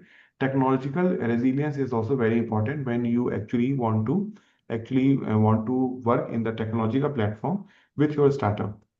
So this framework I will not talk about, but since we have already done, some AI exercises in the previous session, that I just want to give you this scenario that how it actually worked. So there are 3 types of artificial intelligence. Number 1 is known as artificial narrow intelligence. Number 2 is artificial general intelligence, And the last one is artificial superintelligence. I take my words back. It is not the last word. Maybe we will find artificial ultra intelligence, which is not there right now. You will Google it, you will not find it. But right now, what is accepted, what the practices we are doing, that is the artificial narrow intelligence, artificial general intelligence, and artificial superintelligence. So just try to understand that what they are exactly. Artificial narrow intelligence, where artificial intelligence is less than human intelligence. Artificial general intelligence, when artificial intelligence is nearly equal to the human intelligence. And artificial superintelligence, when artificial intelligence is more than human intelligence. I'm just giving you in very easy way for your understanding. Where are we today? Today, we have not achieved artificial general intelligence. We are not even thinking about artificial superintelligence. We are only into artificial narrow intelligence, ANI. 2-3 months back, there was a AI Impact Summit in Delhi, and many of the CEOs from worldwide, they have attended different conferences here. What kind of questions were asked from them? All the questions which were asked to them were pertaining to the artificial general intelligence. How do they see AI in future? There are some good points, some pros. There are some disadvantages, some cons. So we are having pros and cons both associated with AI. I did not attend that summit, but I've seen some of the videos which are available in YouTube. If you want, you can see number of interviews, number of their views are already there in YouTube. You can just go through it, because in 1 hour time I will not be able to complete it. But you will able to understand what is happening in other countries. And then after compare that, we, India, if we want to develop ourselves, we see ourselves as a developed country by the year 2047, how fast we will have to move. In another, interview, one speaker was saying that in the world means not in India, in the world, we have achieved only 7% of human intelligence through artificial intelligence. Means if you talk about the artificial general intelligence, where HI is equal than AI, or I should say AI is equal to HI. If that is 100%, then till date we have achieved only 7%. Means after getting more 93%, we will be able to get, AI is equal to HI. We will be able to make some kind of robot like VK Arora, and he will work like VK Arora. That is artificial general intelligence. So whatever you use Siri, you use Alexa, whatever kind of general AI you use, whatever kind of chess playing AI you use, we have achieved only 7% of that. And this is not my view. I heard it from in one interview in the same summit. If say not 7%, say 10%, we have achieved to 10%, but 90% more we will have to go to. Where will we go there at that time? As you all were talking about the AI, so when this discussion was having, I just added this slide. And we started from the classic machine learning, and we used to do prediction and then scoring, then streaming. And in cricket match also, you must have seen that if this is the score in 20 overs, then what will be the score in 50 overs? Classic machine learning, and it will automatically show you that what will be the score. What are the chances that India will win or West Indies will win? These are the chances. How you are going to get it? Classic machine learning. Then after generative AI come, along with the generative AI, we got RAG. We got RAG in API connection also. When you want to connect API connection, we use RAG many times. It is retrieval augmented generation, which combines actually LLM along with the live and the private data. Live data means just like a cricket match, or the private data which you are having in your laptop. Then multimodal, where you could have number of files depending upon the companies or the firms, you are having different of files. Use it. Agentic AI, you all know Cloud AI is actually the exact very good example of agentic AI, agentic tool, where it is working like a co-work, agentic co-work, Cloud co-work. Co-work means if I need some assistant, I need 4-5 people to assist me. I don't need those 4-5 people. I need only one software. And that software is what? Agentic co-work. Co-work means साथ साथ काम कर रहा है. This is working with me. Co-work, co-worker. And then after, since cyber security, because of the cyber security, lots of threats are there. There's a problem that everything is based in cloud and anyone can capture that data. So we talk about the Edge AI. Edge means corner. That is, that particular AI is having your privacy, your private data. You can have a cost reduction. Use it only for your purpose. Use it only for your transnational company, multinational company, or international company. Data is secured with you. Okay, so just like we are having the cloud computing, you all know. Then we are having NAS also. That is, what it is known as your own storage, which you always plug in. So such kind of, this is how it is moving. What will happen after agentic AI? That is again a question mark. But this is 100% sure that slowly and slowly we are moving towards artificial general intelligence. Right? So I will ask few questions if you want. So now if we are talking about the deep tech, when we talk about the industry 4.0, deep tech is very important. And there's a difference between high tech and deep tech. Try to understand this first. If you will ask me, if I say that in India we are not having any deep tech startup or any deep tech company, so to a good extent I am right. Although there are, but if I say that there is no deep tech company, so maybe I am right. So what is actually deep tech? We are having high tech companies. But deep tech companies we are not having. So if you ask me, so what does it mean deep tech? So if I ask you that how many unicorns, I explained you, how many unicorns we have seen in the year 2026? Tell me how many unicorns. So your answer is 4. So there are 4 unicorns which are in India, which became unicorn in the year 2006. And there are 2 companies in those 4 startups. 2 companies are there which you can bring under deep tech. Only 2 companies which you can bring in deep tech. But prior to 2025, how many companies are there? 2024, how many companies were there pertaining to deep tech? You will not find. Seldom you will find. Maybe you will be able to give me 1, 2. So this is the difference between high tech and deep tech. Now, what is the deep tech? In the previous session, you were talking about the technology readiness level, which belongs to actually deep tech. It doesn't belong to high tech. It is deep tech. So for deep tech, there are 4 pillars. You must understand this. Number one is what? A. Number 2 is B. Number 3 is C. And number 4 is D. You spend a lot. You work a lot in research and development. After that, you get some IP creation, that is, patent or series of patents, 20 patents, 50 patents in one technology only, which is having a defensibility, that is capability to being defended against any injury. And the most important part is it is very difficult to copy, that some other person will copy it. That is, moat is so strong. That means moat is so strong.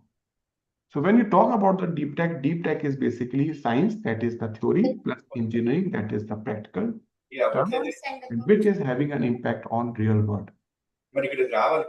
Right. So this kind of companies are known as what? Deep tech companies. So high R&D budget is there. Then after, based upon the core research. Rakesh, if you can mute Shweta Sundar.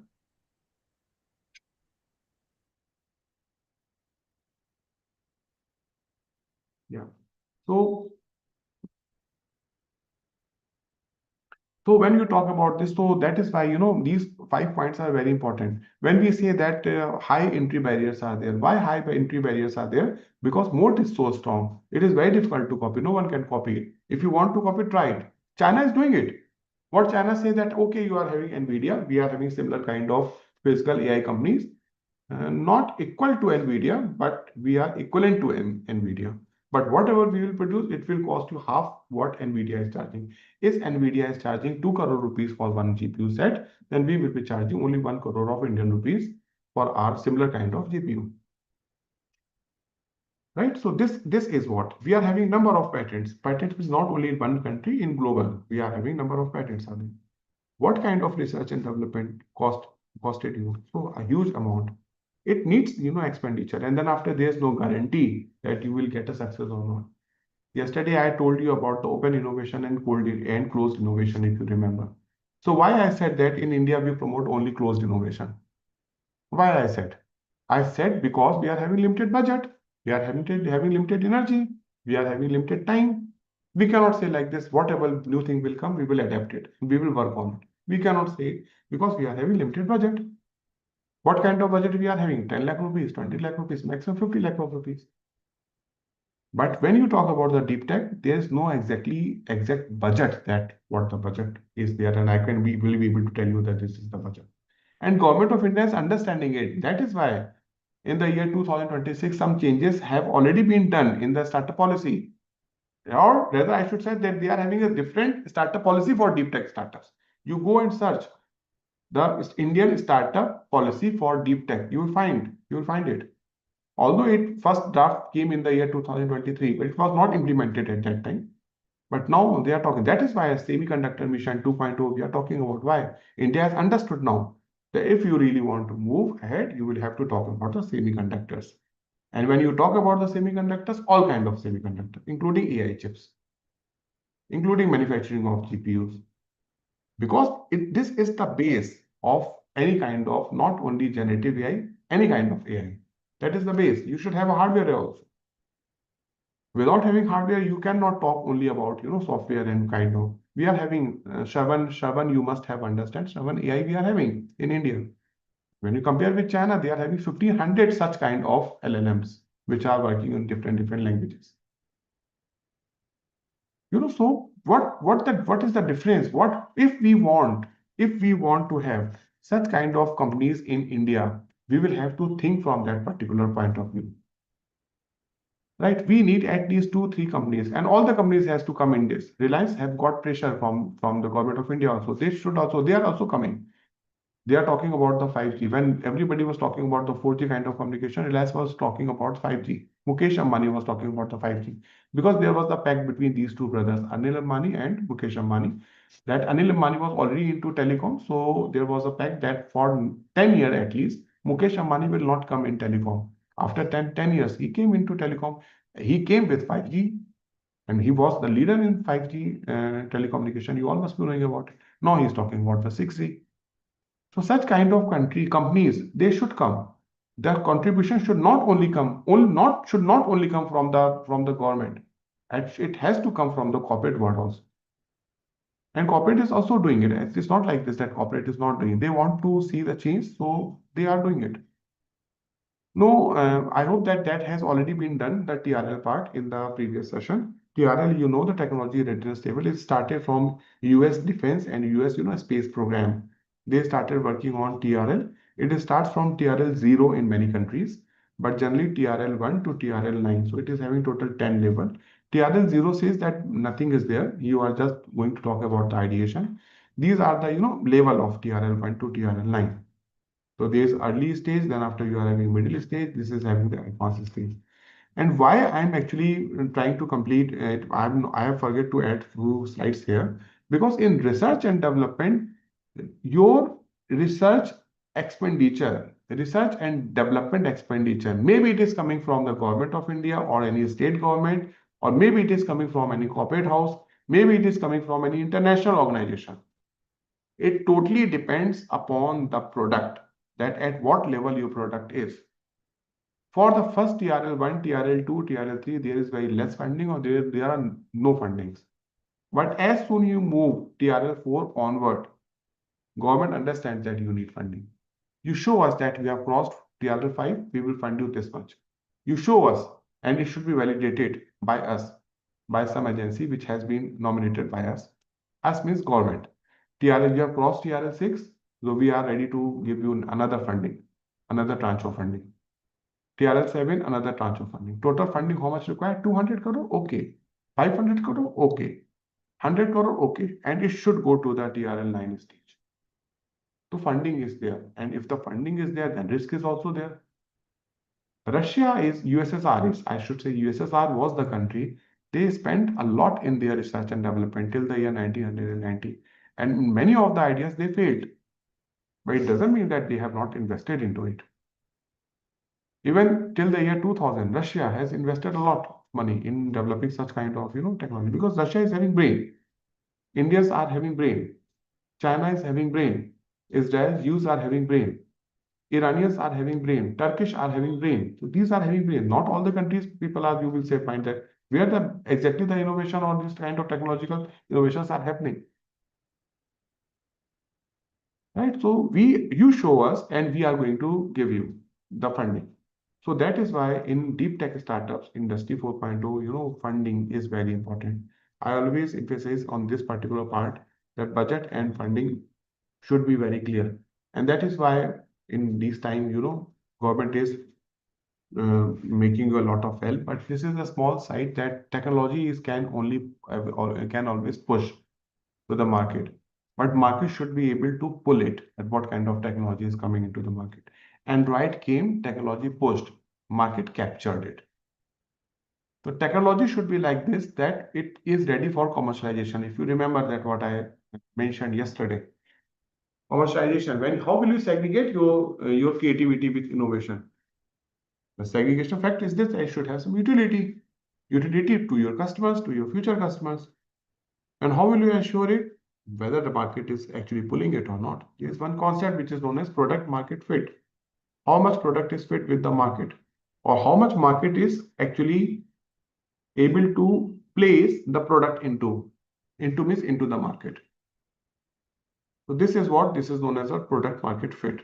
So technology is pushing and market should be always be there pulling. It should not be like this, that technology is pushing, but it is not having any utility and market is not pulling it. Or market is ready to pull some technology, but there was a mismatch. I wanted to make something, but I built something else. And because there is a difference, I wanted to something which was required by the market, but I built something which may not be required by the market. It happens in startups. You make a product, you start with something, you reach to something else. So that is why, closed innovation is also having number of parts, and every time you understand that how you should move. This is the basic concept of TRL level. But if anything is not clear to you, you can definitely ask me. This is the product development phases, and it is not only in deep tech. These are common in all kind of products. So discovery is there, alpha, beta, life, and then after the innovation infusion is there. So we are having segregation into this. So I will not give much time in this slide, but I hope you understand. But if you require anything, you can always ask me. Now I am going to cover that what the other companies are exactly doing. So role of deep tech, not a part, it is a business. Not a part, but it is a business. NVIDIA, you all know about the NVIDIA. NVIDIA is into this kind of system. They talk about the to compute unified device architecture, which is the integration of hardware and software. And that is why GPUs we are using. In our university also, our university is Indira Gandhi Delhi Technical University for Women. I think 3 years back, we purchased a GPU, NVIDIA GPU, and it costed us 2 crore of rupees. It is there in our university. And on that, we have made number of LLMs. Some of the LLMs we have filed for patent. LLM is converting for some languages because we are having GPU here. In all the technical university, you will find GPUs are generally there. But changes are moving so fast that every year you will find better GPU with less cost. Cost is also decreasing in such kind of technology-based electronic parts where the technology is changing. See, it is a simple rule. If technology is changing fast, the cost will always reduce. If technology is stagnant, cost will not increase, it will not decrease. I hope I am clear to you. In electronics, you will find that improvement is always happening. So that is why the cost of laptop, the cost of screen, the cost of GPU, it is coming down every year with the same technology. If the new technology will come, that is different. But the same technology product, the cost is coming down. If you are using a bucket which is made of the steel, no innovation is happening there. That cost will remain same. It was 200 rupees 2 years back also. Today also it is 200 rupees. Maybe there will be a slight increase, but it will not reduce at least. So that is why technology is having different shapes. Alphabet, you all know about the Alphabet company, and all the companies are having their own LLMs, generative AIs. They all are having. Sorry, I should use generative AI tools. They all are having. Then Apple, you know about the Apple, you know about the Microsoft Fire system is there. So you know about these companies and how they are doing. Amazon is also using AI tools and it is having a wonderful AI tools. And after Meta platform, Meta, that is the Facebook, and Instagram is also belongs to Meta group. Then Broadcom, that is having a silica chips basically, and which is known as ASIC. ASIC stands for Application Specific Integrated Circuits they are manufacturing. And this Broadcom is a startup in US. It is still a startup. Then Tesla is also a startup. You all know to which group it belongs to, and Tesla is also doing wonderfully good. And Tesla is making electric vehicle, not only electrical, solar vehicle also. In electric vehicle also, there are three types of vehicles. One is known as fully electric vehicle, which is BEV. BEV means battery EV. It is 100% based upon battery. You charge battery and you run it through battery only. Then after you are having hybrid electric vehicle, which is having a combination of electric battery along with the petrol. You run it with petrol, and when you run it with petrol, through the movement, battery will be charged. So there is no plug-in device. Battery will be charged automatically when the vehicle will move. So this kind of vehicle are known as what? Hybrid electric vehicle. And which is the fully electric vehicle, which is known as what? The battery electric vehicle, BEV. You charge it and you then after you run your vehicle for 300 kilometers, 500 kilometers. And nowadays vehicles are coming. If you charge once, you can go up to 600 kilometers. And a new concept has also come, that is plug-in hybrid electric vehicle, which is hybrid electric vehicle. You can run it through battery also, you can run it through petrol also, but it is also having a plug-in device. Battery can be charged externally. So three kind of electric vehicles are there, right? So this technology is coming from where? Definitely Tesla has done a lot into it, but China has also done equally good. BYD, that is the company in China, electric vehicles. So they have done so very good that even Tesla and many other countries, American countries, want their technology which China has developed as far as battery management system is concerned or battery manufacturing is concerned.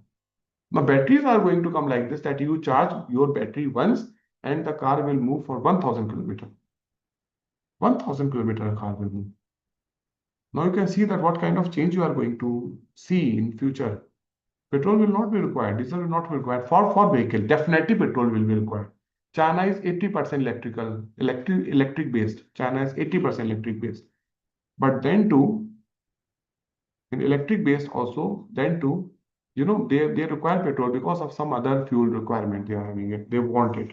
Not only the petrol, diesel, and many other.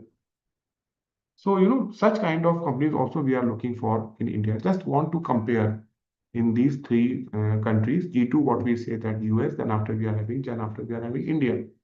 I'm only talking about the startups. I'm not talking about anything else. All the companies are known as a startup in their countries. I'm not putting Zomato here because Zomato is no longer startup in India now. Swiggy is no longer. Many other companies are no longer. But these are the companies which are startup in today's time, and we are expecting good growth here in these companies. 4 companies have also joined in the year 2026. I have not kept it here, but definitely next time whenever I will revise my slides, I will add those companies also. At least 2-3 good companies there, which we will talk about in the coming slide. So SpaceX, SpaceX is a company which is having here the valuation I am talking about. It's not in trillion USD, it is in billion USD. So highest valuation company in US, startup in US, that is SpaceX. In China it is ByteDance, that is TikTok. They were very upset when in US TikTok was banned. They were very upset. TikTok has always been a talking component whenever the presidents and Xi Jinping and Donald Trump are meeting. One time they are talking about the rare earth materials which make rare earth magnets. Right? Materials make magnets. And they talk about the soya beans because in China, China consume most soya. If in China you are vegetarian, soya is the most preferred, food. If you go to China, starting from the aeroplane, if you order, means if it is Chinese, service, airlines, Chinese airlines. And if you order any veg, food, you will definitely get soya. Not only not only China and all those nearby countries, including Mongolia, then after Korea, they use this soya beans. And previously, soyas was imported from Brazil. Anyway, it is my interest. But just to tell you that in US also, many of the farmers they are producing soyas and soybeans, and then after they are exporting it to China. China is the importer, is the means volume-wise largest importer of soybeans, right? And they are always talking. So TikTok is also in between them. That in China government they always say that US is a good market as far as TikTok is concerned. So TikTok market should be there. So you can see the valuation wise that how these companies are performing in US and China. And when you talk about the India, so you can see the valuation here. So I made this slide last year in the month of December. Somewhat changes are there, but I will amend it. So Grow is the company, about the share market, investment platform. They are having valuation of 7 billion. Then after CRED kind of company, is doing very well. In today's newspaper, I was seeing that Madhut Finance, and they were showing that from the previous year, March 25 to this year, March 26, the credit amount has more than double. So this kind of, and one of the unicorn, Credit B is the unicorn, which was added in the year 2026. That is also into similar kind of business. So fintech company, CreditB is there. We are having Zepto. Zepto is also done very good. Nobody was trusting that having a presence of Zomato and Swiggy, Zepto can also come. That is why I never say any startup which comes to that similar kind of line. That's why I also want to have some company like Amazon or Flipkart. I never say that it is not possible because I have seen that it depends upon many factors that you could be successful also. So digital insurance, digit, sorry, not digit insurance, on online you will find insurance, the digit will definitely come, Policy Bazaar also. So such kind of companies are also there. So just in a lighter note, I just want to say that I have written below to India, Chinks Decacorn. So Decacorn are the companies which is having valuation more than 10 billion USD. So it is a uh, jinx that in India startup don't touch to a decacorn, kind of status. They touch, then after they come down. So that is why probably I have written it. So I am going to talk about some of the deep tech startups where India is performing very well. So Nyasa, you all know, it was in the market in the year 2024, deep tech startup. So Nyasa is into physical AI and they are manufacturing AI chips. Number of companies have invested in Nyasa. The latest round of funding was from Blackstone. So Blackstone funded Nyasa and they are in talks with many other international funding agencies. We are having good expectation for Nyasa. If Nyasa work, it can build like NVIDIA. And the good part is this that Nyasa is also expecting a good investment from NVIDIA. So many things depends upon the president of the United States that what extent he allows his companies to invest in India or in any other country. In China, when President Trump visited number of 20 CEOs of good companies, they are also along with him. They also wanted to see the China as a good market. China is a good market. So NASA is also expecting a good investment from NVIDIA. Then Servan AI is there building an LLM in AI, summit which happened in Pragati Maidan. That is mm, Pragati Maidan. That is Pragati Maidan in India. What is the new name? Pragati Maidan in India. So there also, Shravan was casted in a very good way that it is a premium company of India. Then Kritim is there. Kritim performed very well initially, but it also became unicorn in the year 2023. But I think that it was the only one good company in the year 2023. It is a full stack AI, which is also into the software part and also into the hardware part. So the complete name is Kritim SI. That is SI belongs to the silicon. Okay. Then these are the companies which are doing well. Skyroot is the another deep tech startup. which has become unicorn in the year 2026. So I was telling you that in the year 2026, there are total four unicorns. So two I have mentioned here. Number one is the Nayasa, and number two is Skyroot. Now, this is the startup policy I was mentioning, that in the year 2023, we had this draft national deep tech, and another countries are also there. This also slide I want to cover, and then after I will close my session. So in the year 2026, we have made a special arrangement for the deep tech startups. So startups were having a time period of 10 years, which has now been increased to 20 years for deep tech startup. And apart from that, the annual turnover, which is 200 crores of rupees for normal startup, which has also increased to 300 crores for deep tech startups. Because 200 crores is nothing for deep tech kind of startup.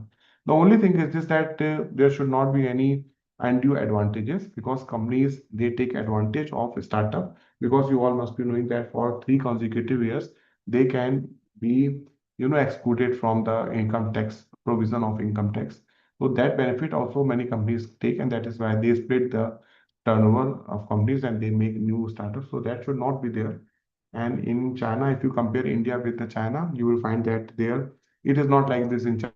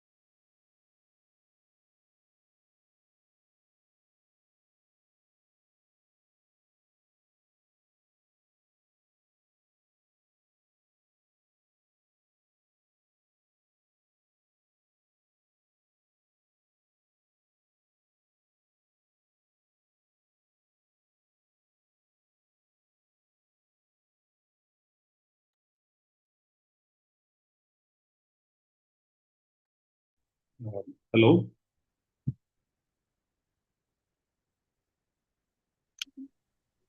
Hello. Is this, I think sir have left this meeting or some technical issues.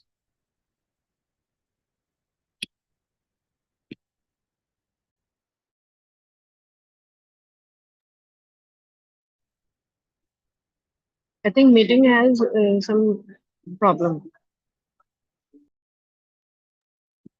Yes.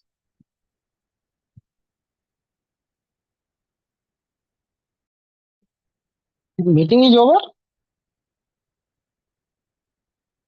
No, sir. In between, No, I think it is freezed. Yes. It is freezed.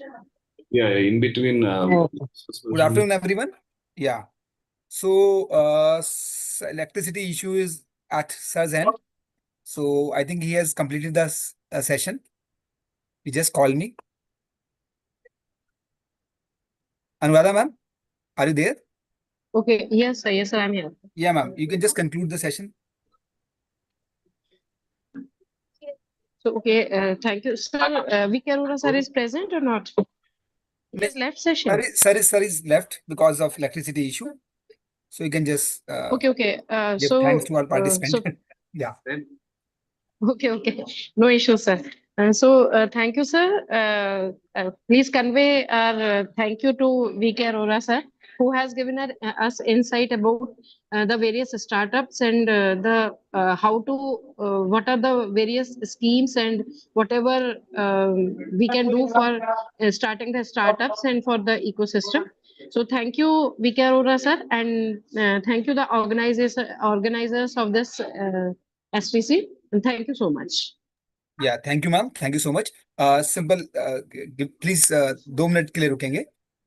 Actually, अभी हमारे पास जो participant हैं, so registered participants is more than 90. And yesterday we were having say 85, 80 के around 90 के आसपास हमारे participant थे. But अभी क्या हो रहा है morning में I was just seeing के काफी कम participant ने join किया था. तो I request you please, otherwise the attendance is monitored by the system. So we'll be not be able to issue the certificate. So that will be an issue. So please join in time and stay here. So we are not forcing everyone to just switch on your camera, but try to be here, interact in the session. So I'm happy that you are interacting well in this session, but we can have more interaction. So जो learning है that is fruitful होनी चाहिए, वो हमारे लिए बहुत बहुत important है ना. So that's the only thing. So we'll meet at around 2 o'clock. So I request everyone to be there by 1:55. Right. Okay, thank you. Dr. Rakesh, I think the participant, those who are present, they are regular. You please send a message to on WhatsApp group. So this message will go the people those who are not attended. Sure, So ma'am. we Sure. are here I'll and we do. don't I'll know do. about anybody. Definitely. Right, Yeah, sir. ma'am. So it Yeah. is not worthful that you are telling to us. It is worthful to you will send the message to the official group. Thank you so much. Nice resource person, sir. I must tell, nice resource person. Thank you, ma'am. So Actually, I was also want to give vote of thanks and introduction, but what happens? Like we have FDP in our department also. So sometimes it is become very difficult to manage both the things. So next time, definitely after 2 days, I will also give vote of thanks to the resource persons. no problem at all, ma'am. No problem at all. So we have volunteers for Thank you this. so So much. I'm getting messages on my. But this time, sir, I think this is the 5th time when I'm attending this type of FDP from your college itself. This time the resource person are really nice. They are delivering the nice lectures. Thank you Thank so you. much, ma'am. Thank you. Compliments to you. Ji. Thank you, ma'am. Thank you. Thank you.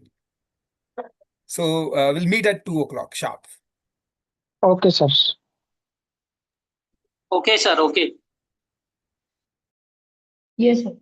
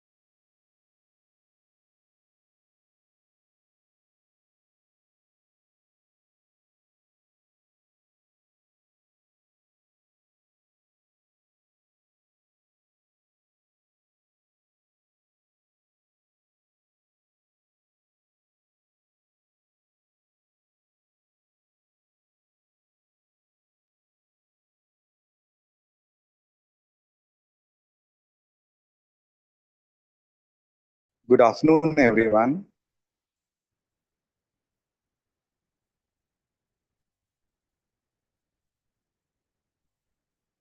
Good afternoon, sir.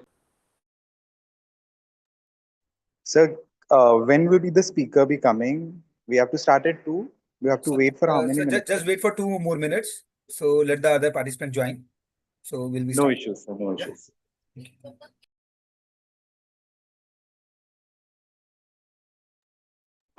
Sir, one inquiry was there. Yes, please. Sir, regarding the introduction of ma'am, I have to be specific about whatever being given to me in soft copy, or it can be added with the words to make it more expressive and more valuable Sir, it's in up the to you. introductory part. It's up to you. So it's here, Okay. all here. Thank you, sir. Yeah. Thank you, sir, for the guidance. Thanks.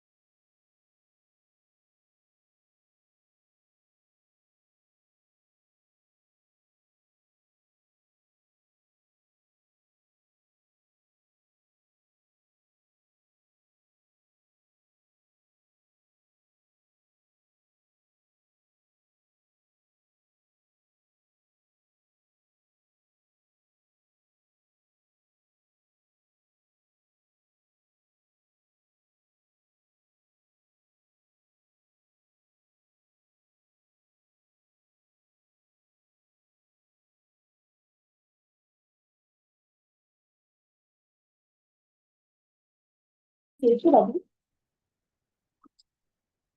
we can.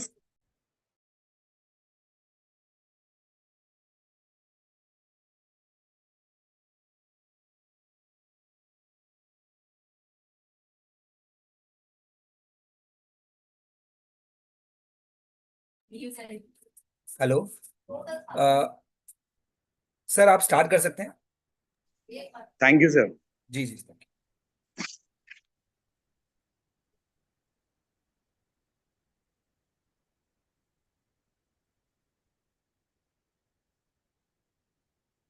Good afternoon, everyone. It is my privilege and honor to welcome our distinguished resource person for today's expert talk. We are delighted to have with us Ms. Dr. Pallavi Ma'am, who is an expert and a resource person for today's expert talk.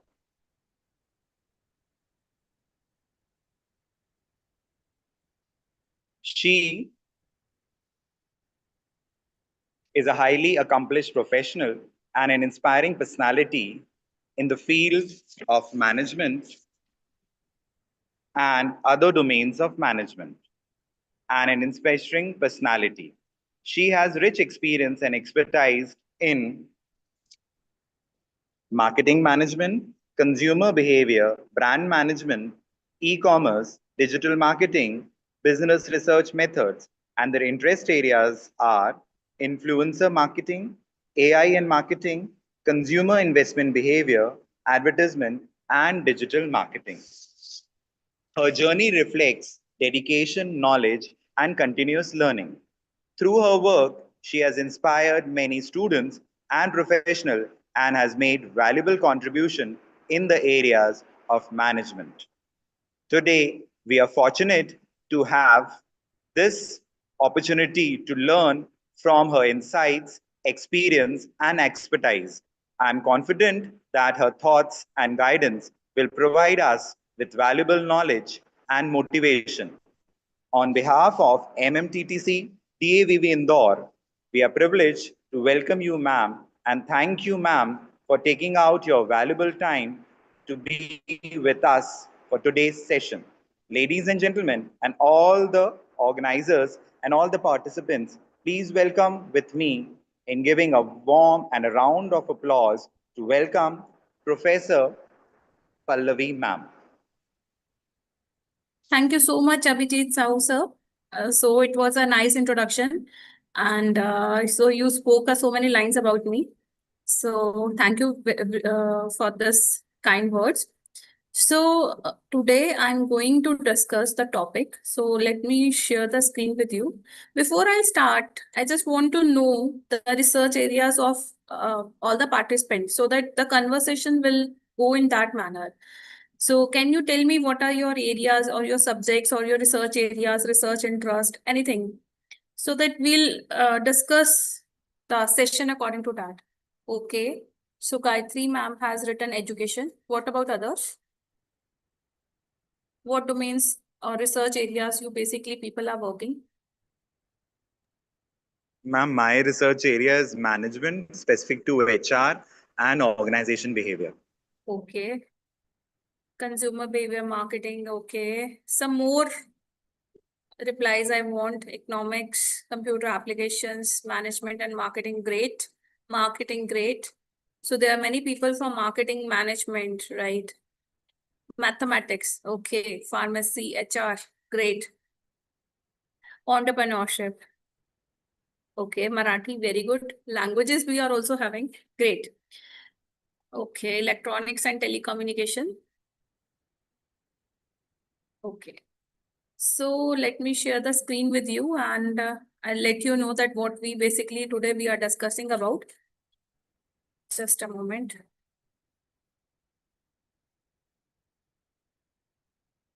So the today's topic is market survey methodology, tools, technique, questionnaire design for data collection. So this is a topic which is given to me and today we'll discuss on this topic. So as the name indicates, it's basically we will be covering about what is a market survey. I hope everyone can see my slides moving.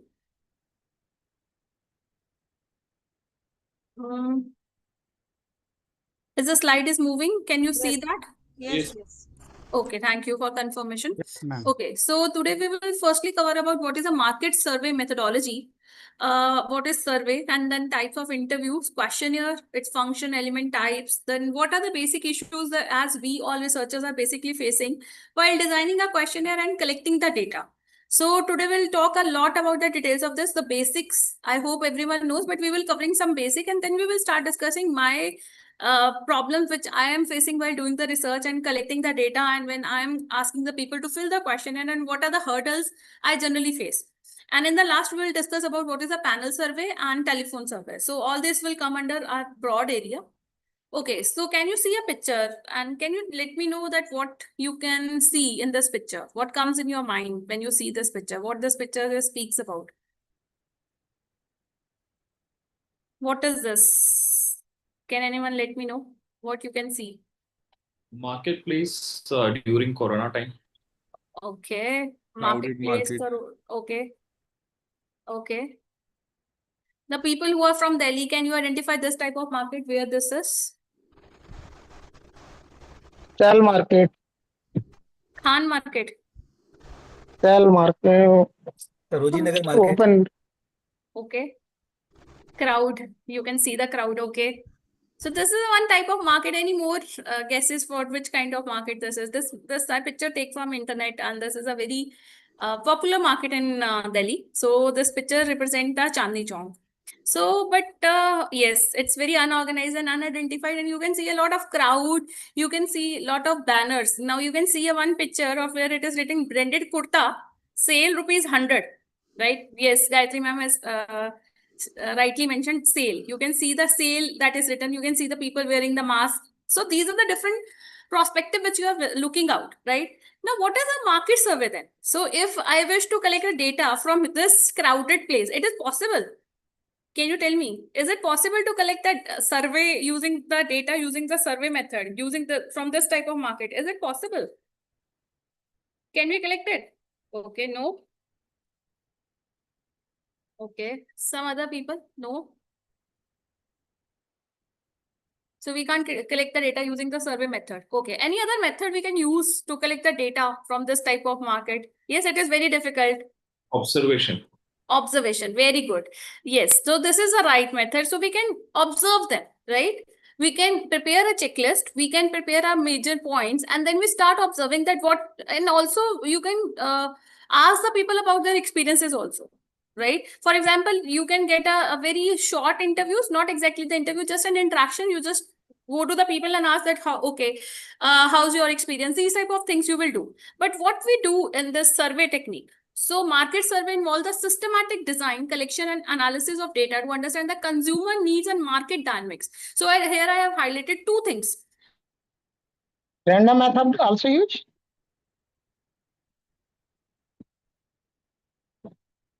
Randomly check use कर सकते हैं ना? So why we are doing the survey? So this point, that the need. So there are three concepts: need, want, and demand. So what do you mean by need first? Can anyone let me know what is the meaning of need? What is the meaning of need?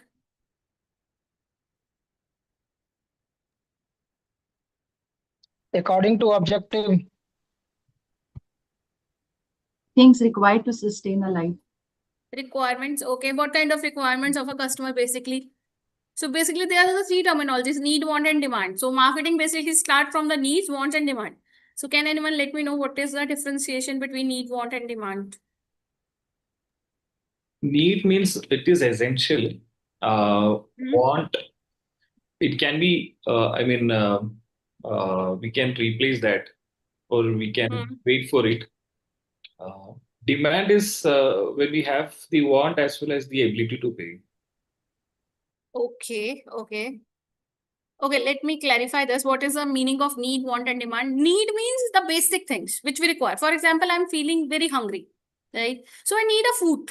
Okay, but it can be anything. It can be burger, it can be North Indian, it can be South Indian. So because my basic need over here is the basic immediate thing which I required at this moment time is to satisfy my hunger.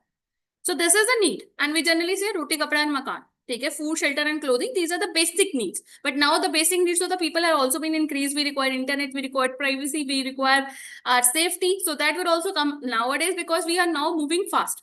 And then what is a want? Now, if I'm feeling hungry, but I want only burger.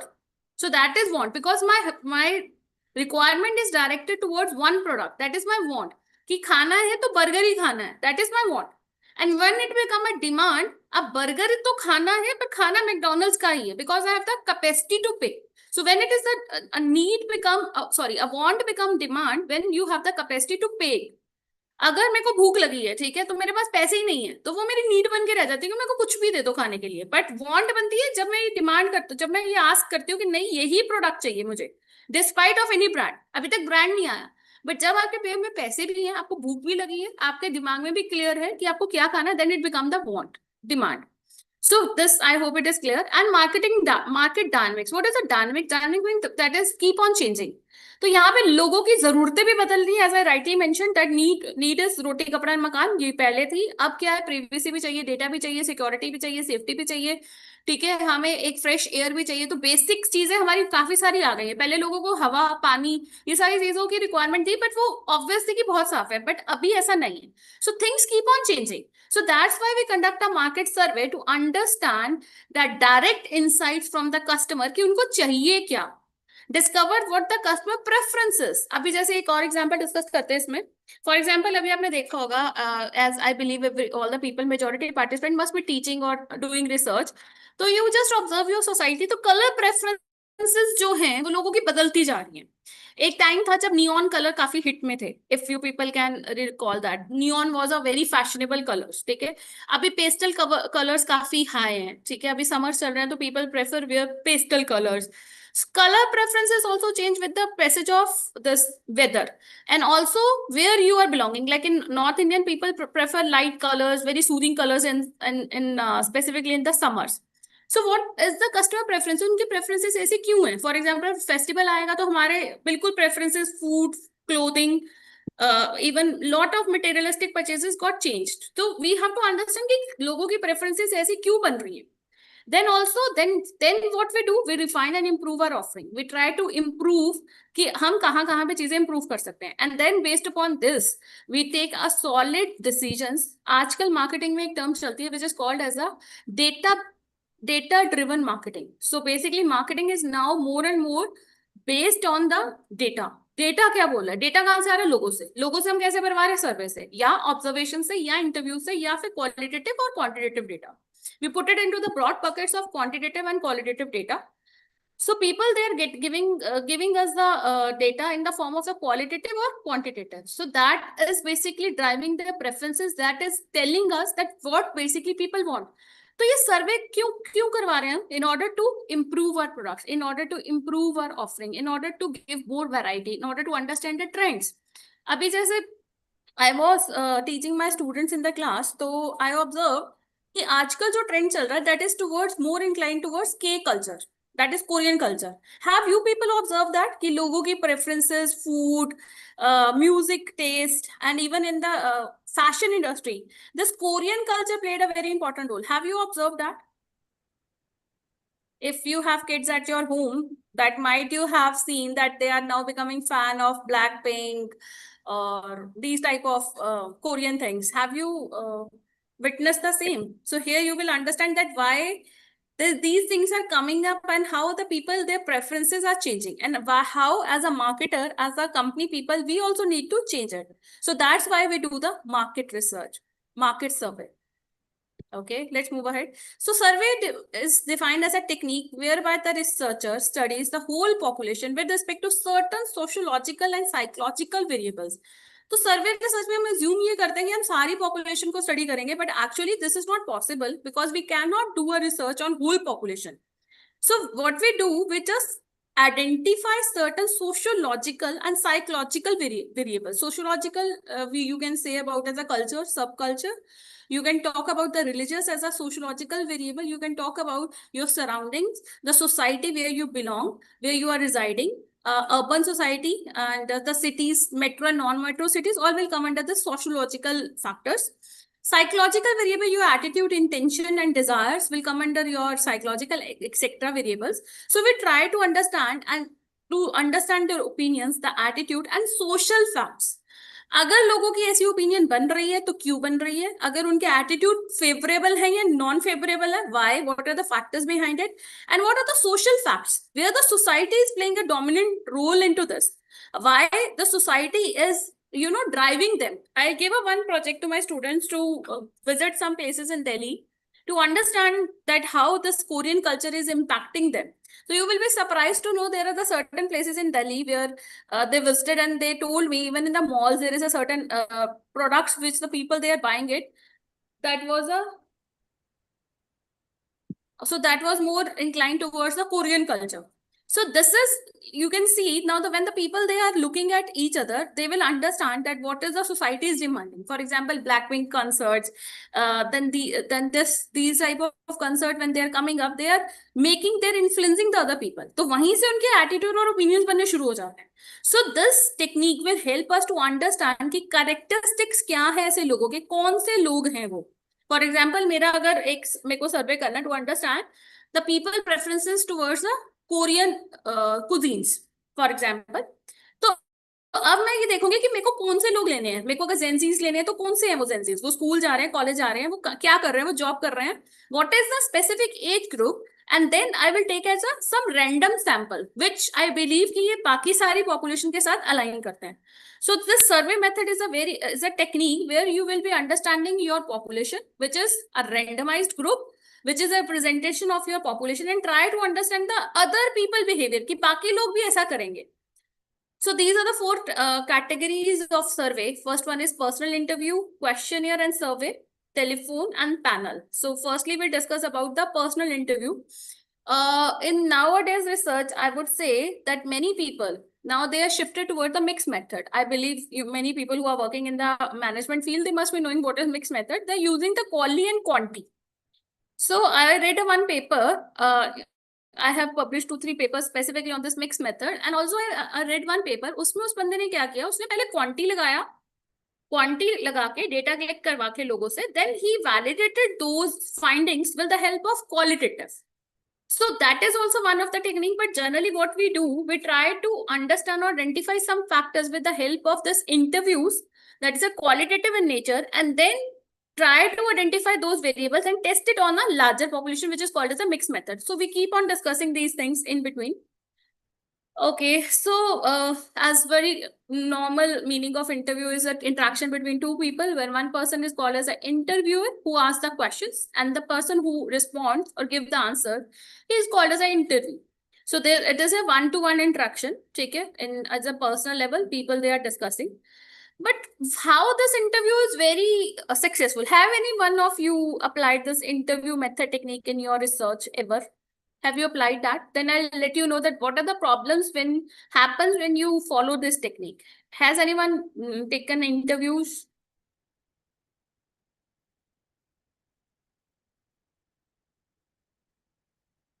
Have you applied this technique of interview method?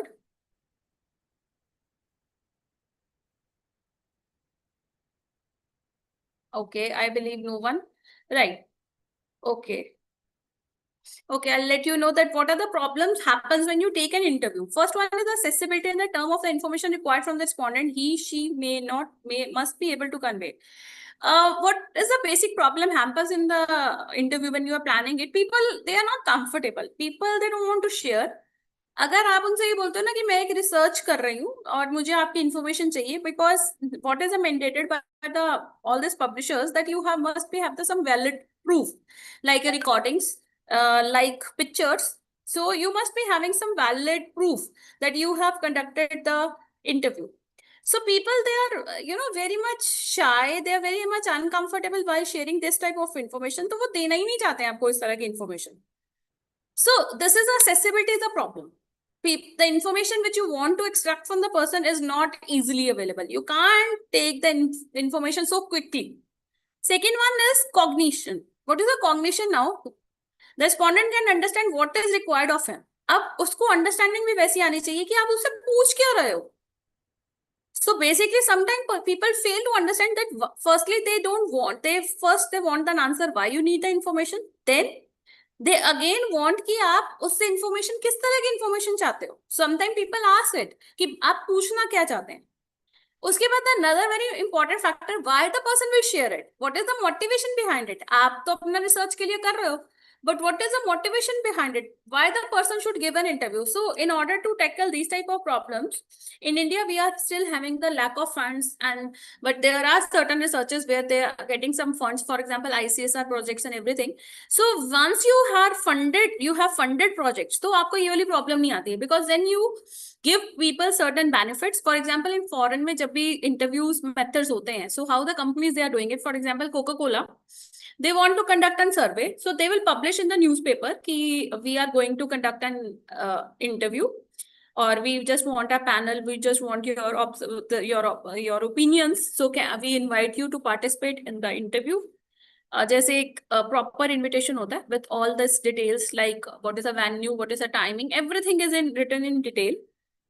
And they also written that what is the you can say the remuneration or what you will get in return, what is the amount they are going to pay you. So people, they come, they spend time, they give a fair opinion, and then they also know that the one thing is money is a motivation, or you can say that they feel that okay, if they are giving some information willingly, they are getting some pay out of it. So I'm not saying that every time you need to pay it, but this is the one method where the people feel motivated. Or either sometimes the people don't need the money, they need the recognition. For example, once I was interviewing one person and I told that if you are okay, then I'll put your picture in the paper if you are okay. Though at that moment the person feel very happy, but then he said ki no picture, but you can write my name. So this is another way that why the people will give a fair opinion. Truth कैसे आप उसको निकालोगे? So basically interview is just like a piling and onion. जैसे onion की बहुत सारी layers होती हैं, उसी तरह से आपको इंटरव्यू प्लान करना पड़ेगा. पहले उससे बेसिक क्वेश्चन पूछ के then little deeper and deeper so that the person will not feel uncomfortable. That is a very major point into this. इसीलिए अगर आप जॉब इंटरव्यूज की भी बात करोगे, the first one is knowledge interview where they will try to see it, and then in teaching they must be looking out for your this presentation skills, and then last they were talking about the personal things. So this is how the interviews are scheduled. Moving ahead. Okay, so what will be the types of interview? So there are broadly 3 categories of interview. First one is a structured, unstructured, and semi-structured interview. So what is a structured interview? So this is a very standardized interview. Here, flexible in their operations allow more or no scope of promoting the participant to obtain and analyze the result. So यहाँ पे generally these are the very standardized. आपको एक question bank बोलते हैं हम generally, उसे ये question book भी बोल सकते हो, जिसमें 10 से 15 क्वेश्चंस हैं. So you are given that and you are very rigid to stick on those questions only. You decide all the questions, you decide कि what is the information you want to extract from the people and what is the intention of maintaining the uniformity. किस तरह से आप uniformity maintain करोगे in the interviews. And you cannot be very much leave that question bank और कुछ भी पूछ लिया. No. So this is very structured, standardized, very fixed in things कि what you are asking. For example, can you talk about what it was like to work in your customer service? How do you deal with the anger or upset customer? So these are the little structured. So if you look at the first question, that can you talk about what it was to work in customer service. So here you are asking about what is your opinion regarding or what are your views regarding when you're working with the customer service. Similarly, another way you are asking about if the customer is not happy, how you are dealing it. So basically these 2 questions, they are pointing a one variable. In the first one, simply they are asking about the experience of working in customer service.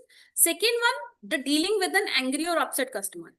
So in these 2 questions, you can easily understand that what is the variable you are trying to investigate. So you can't change the question, you can't move here and there, you have to stick to that question bank.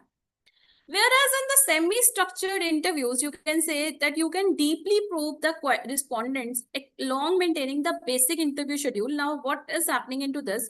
Here you be getting an interview guide where you are interacting with the researcher and interviews. Here, a flexibility is given. For example, अगर आप किसी बंदे से उससे question पूछ रहे हो, for example how you deal with this angry customer, again going back to the same example, and if the person start talking about any experience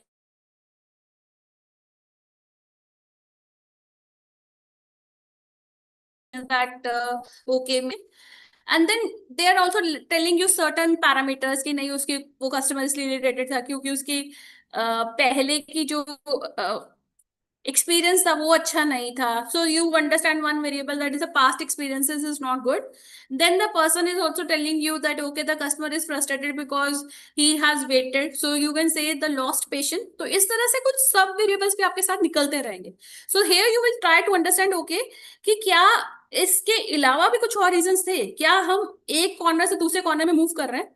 so here the researcher does not have time to conduct the research and required a detailed information. यहाँ पे ये वाला कब आप follow करते हो, जब आपको कोई हरी नहीं है, आप डिटेल से आराम से एक एक वेरिएबल के अंदर जो सब वेरिएबल्स हैं उनको स्टडी करते हो, इंटरलिंकेजेस देखते हो कि एक वेरिएबल के साथ दूसरा कैसे रिलेटेड, तीसरा कैसे, और कैसे एक दूसरे के साथ सारे रिलेटेड है. So here you understand the deep phenomena behind a one person view. For example, can you tell us about the marketing work you have done? तो यहाँ पे वो अपने एरिया को बताएगा, फिर उसके अंदर बताएगा अपने एक्सपीरियंसेस, फिर उसके अंदर डीप डाइव करोगे तो अपनी पूरी जर्नी बताएगा कि मार्केटिंग में उसने क्या क्या एरियाज में काम किया, क्या क्या एक्सपीरियंसेस हुए, गुड और बैड, उसके ओपिनियन, उसके further plan. So there are so many things to understand. Moving ahead, the next one is unstructured. They are more in depth. वहां पे तो आप डीप प्रोव कर रहे थे, प्रोबिंग कर रहे हो रिस्पॉन्डेंट्स को. यहाँ पे आप क्या कर रहे हो, यहाँ पे आपके दिमाग में एक ही चीज है, that is to gather the data about the research study.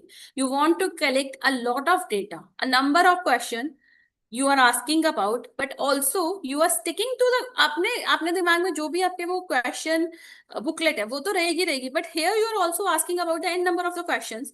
You are also making the bond with the respondent due to chances कि respondent आपके साथ truthful feel करते हैं, आपको सही से जवाब भी देते हैं. So here the more thing is about that there are no guidelines for the researcher to follow. They are deep diving into the interviews. They are creating a bond with the people. They are gathering a very truthful information.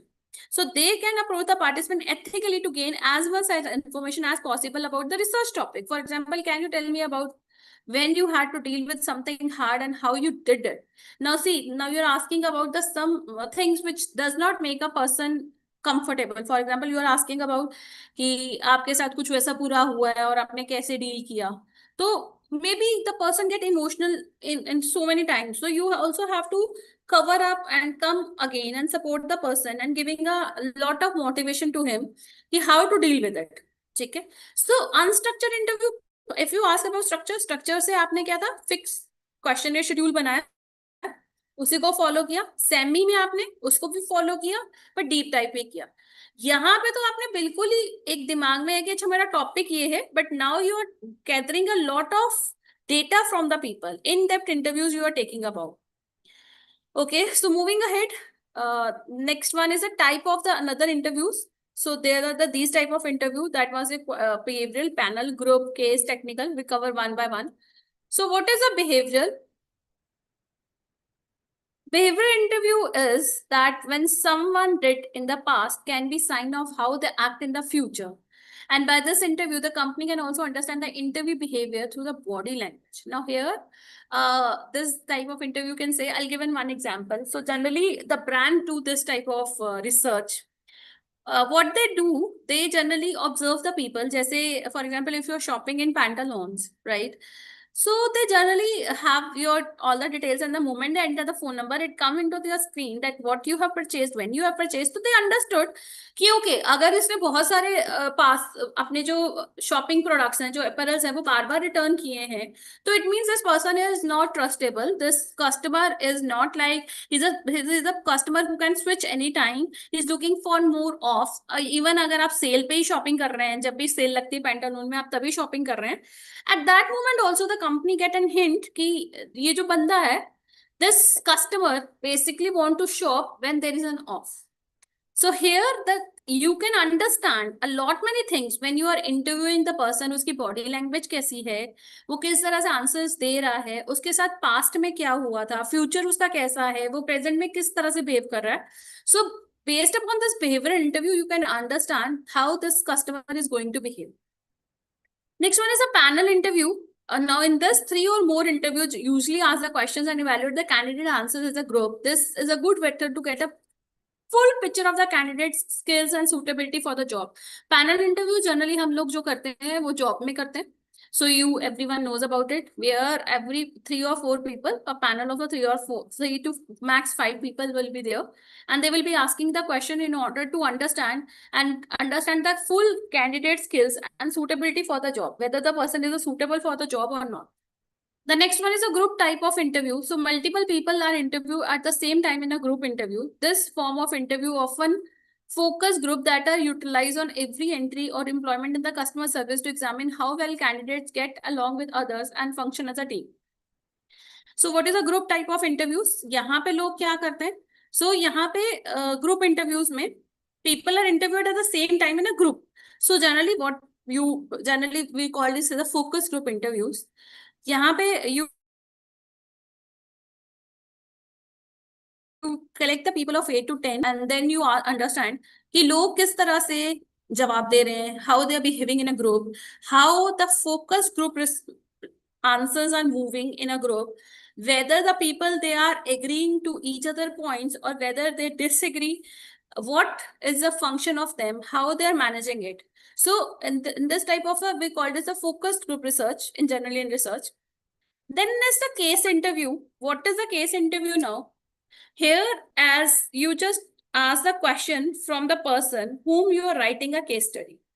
So generally you will understand about the scenario of that person, that what is the journey behind it. Biography जब आप लिखते हो या किसी भी तरह का कोई बिजनेस रिसर्च केस स्टडी लिख रहे हो, then you interview the person, understand deeply that what is the viewpoint of that candidate, what you are writing like a story. For example, case studies में basically you give one as a problem, or we call it as a dilemma. What is a dilemma, and then you start writing a case on the perspective of that business problem and the owner. Then you start defining and reducing the characters like that कि business की problem क्या थी, उसके characters कौन कौन से थे, क्या क्या effect आया, and then you try to solve the problem and understanding all this. तो situation भी समझनी है, उसके साथ लोग भी समझने हैं, and then give a detail about it. Next one is a technical interview. Here, you will just asking about the technical skills, the knowledge is generally tested. अगर हम इसमें research की बात करेंगे तो generally you can say about the technical interviews where the people have experienced that problem. For example, any health problems, so that they can be termed as a technical interview. For example, the people who are suffering from cancer, just taking an example. So this is a very technical interview and very emotional as well. So sometimes the people, they are not willing to talk on this because we don't want to discuss our sorrows as much and we don't want to publicize it. Next one is a stress interview. So generally this happens in the job interviews where candidate is asked an n number of questions and the interviewer, they generally put them in a stressful situation. ये देखते हैं कि आप वो stress को कैसे handle करते हो, and then they understand in that nature of job whether you able to handle that stress or not. But do you feel the stress interview is valid in marketing research we are talking about? Do you feel that this stress interview happen in our research, or can we use the stress interview as in our research? Can we use it?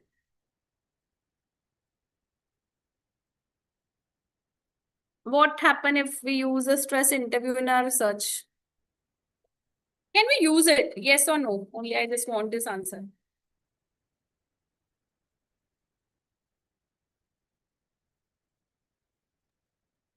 No, ma'am. Okay.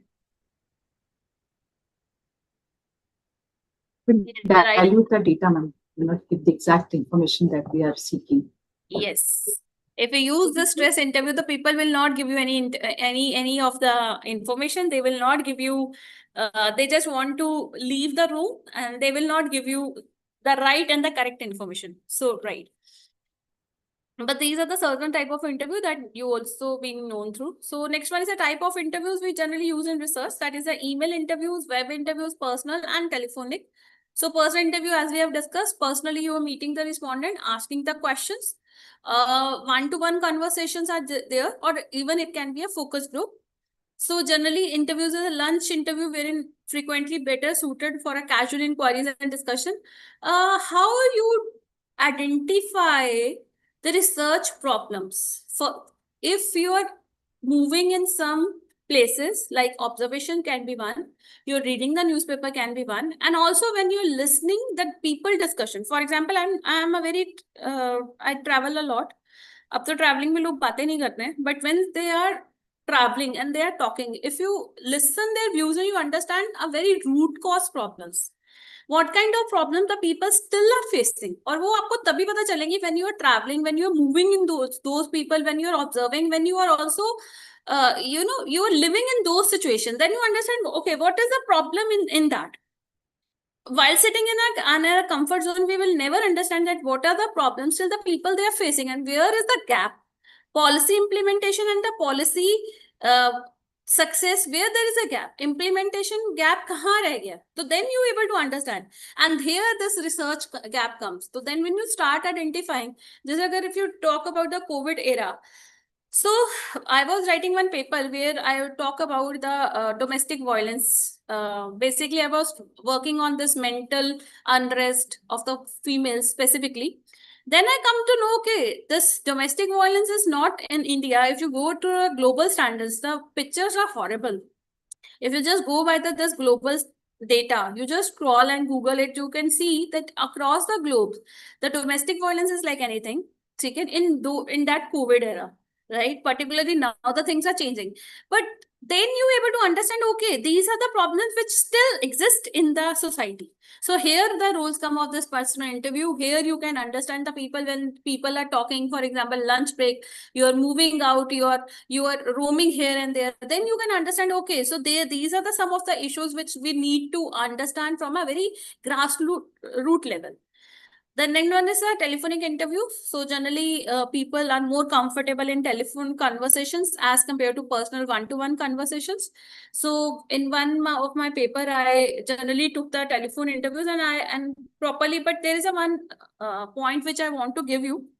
Whenever you are taking the interviews, please take a consent of the people first. Take the timing and also take a consent that you want to record the interview.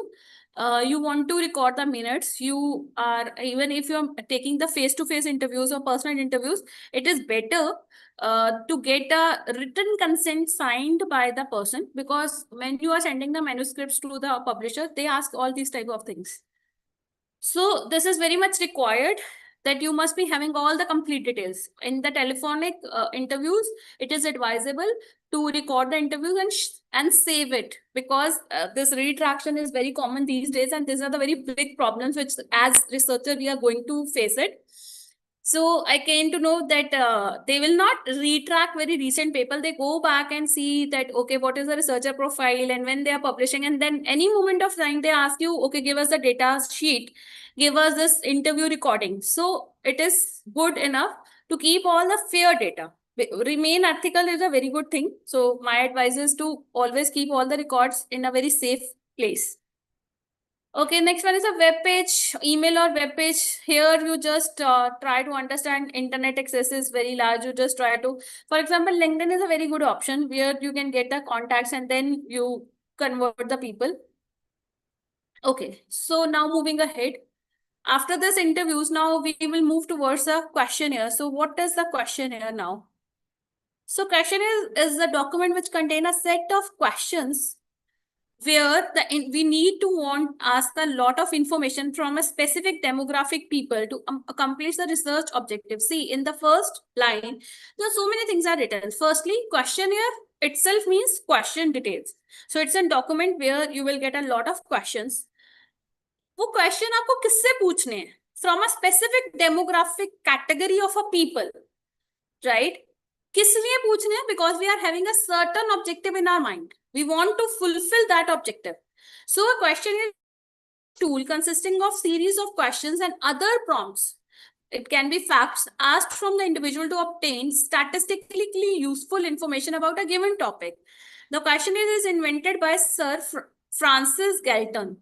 So basically, if you talk about the questionnaire, it is a document which contained a series of questionnaire or certain facts where you are asking the people about the information about a certain topic. So there must be an objective on which you are researching. So basically, questionnaire में आप क्या करते हो? जितने भी आपके research objectives हैं, you just translate into questions. So research objectives, can anyone tell me what is the difference between research objective and research question? Is there any difference between research objectives and questions?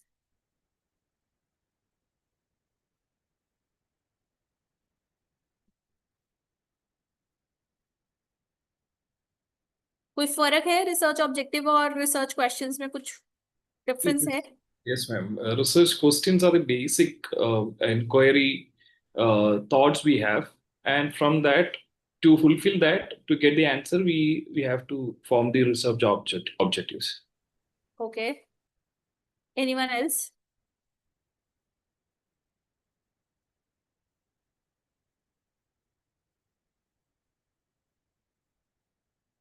Okay. Let's move back. Screen sharing is just a moment.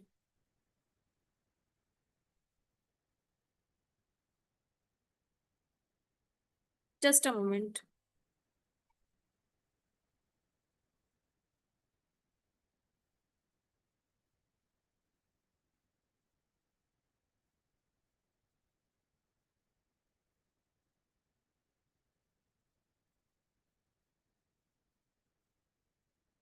Okay. Actually, that was not. Okay, now it's fine. Okay, so we were talking about research objectives and research questions. So basically, first comes the objectives. So what is your objective of your research? किस पे काम करना चाहते हो? क्या कौन सी ऐसी चीज है जिसको इन्वेस्टिगेट कर रहे हो? किसका इम्पैक्ट किस पे देख रहे हो? किसका रिलेशन किसके साथ देख रहे हो? कौन से ऐसे वेरिएबल्स हैं? Based upon that then you frame the questions. कौन से questions you are asking from the people? For example, the one variable is called as a socially responsible. ठीक है, और we can called as a sustainable behaviour. So sustainable behaviour, आप ये देखना चाहते हो कि लोगों का किस तरह का सस्टेनेबल बिहेवियर है, in specifically in terms of fashion, fast moving fashion में किस तरह से सस्टेनेबल बिहेवियर है उनका. So here you will be trying to understand the behavior towards the sustainable fashion products. Then you start framing your questions कि sustainable fashion products के लिए किस तरह से परचेज वो करते हैं, क्या क्या उनके ओपिनियंस हैं, एटीट्यूड किस तरह का है, क्या फैक्टर्स हैं जो एटीट्यूड को फॉर्म कर रहे हैं, फिर एटीट्यूड आगे उनका सस्टेनेबल फैशन परचेज की तरफ उनको इंक्लाइन कर रहा है. So there can be certain questions and the response category. For example, every respondent can give the information that what we want and what they just try to communicate. सबसे questionnaire में आप लोगों की opinion पूछते हो, what are their viewpoints, what they feel about it, what is the yes or no type of the question what responses. So it keeps communicating with the respondent in a very professional way, cooperation and motivation. So you can't ask the people forcefully to fill the questionnaire. If you ask it, they will not fill it. If they fill it, they fill it wrong way. So this is a very professional method, a very cooperative method where you ask the people to fill it, and the questionnaire should be a very flowy one. We discuss what is the flow of questionnaire in the ahead, so that you will feel ki why getting questionnaire filled is a difficult task if you not made the question in a proper format.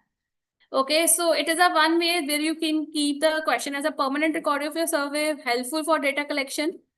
So moving ahead, so next one is a questionnaire design. So questionnaire designing में सबसे पहले, as I already mentioned, that there must be certain objective कि आपकी variables क्या है, क्या study करना चाह रहे हो, hypothesis क्या क्या है, questions के content क्या होंगे, क्या वो directly research objective को point out कर रहे हैं, या अभी भी there are certain hidden things which you have written in the research objective. Choose question format. For example, open-ended question, allow the respondent to answer in their own words. Great for in-depth qualitative insights. Question के formats क्या हैं? Open-ended questions हैं. What will be the open-ended, close-ended? We'll discuss in the coming slides in detail. Let's move ahead. Okay, draft wording. Keep the language simple, neutral, and easy to understand.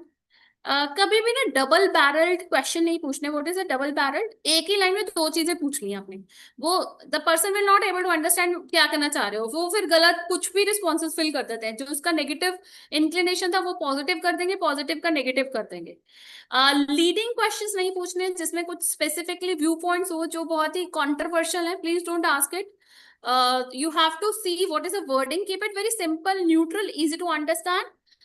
Very much acceptable to any of the people in trust. Don't keep it any controversial topics. Establish the flow and layout. उसके बाद आपने logical कैसे उसको रखना है questionnaire को. When I must advise, when you are making the questionnaire, please read it twice or thrice, and then keep it for a 1 week. And after that, start reading it. You yourself find so many flows in the logical sequence.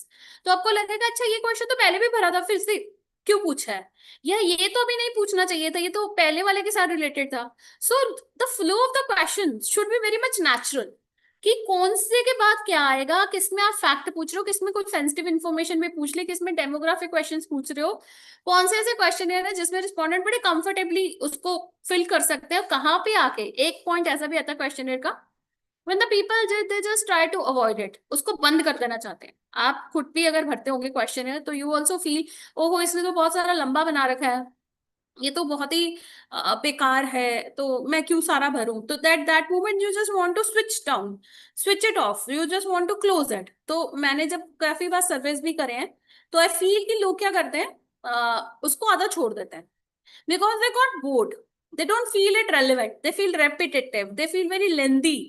So how to concise and also to put a very logical systematic flow कहाँ पे उसको ये लगे कि अच्छा ये खत्म होने वाला है, और कहाँ उसको लगे कि नहीं चलो ये तो रिलेटेड है, इंटरेस्टिंग है.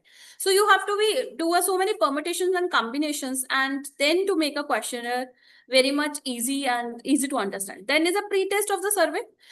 हमेशा अपने questionnaire की pre-testing करनी चाहिए.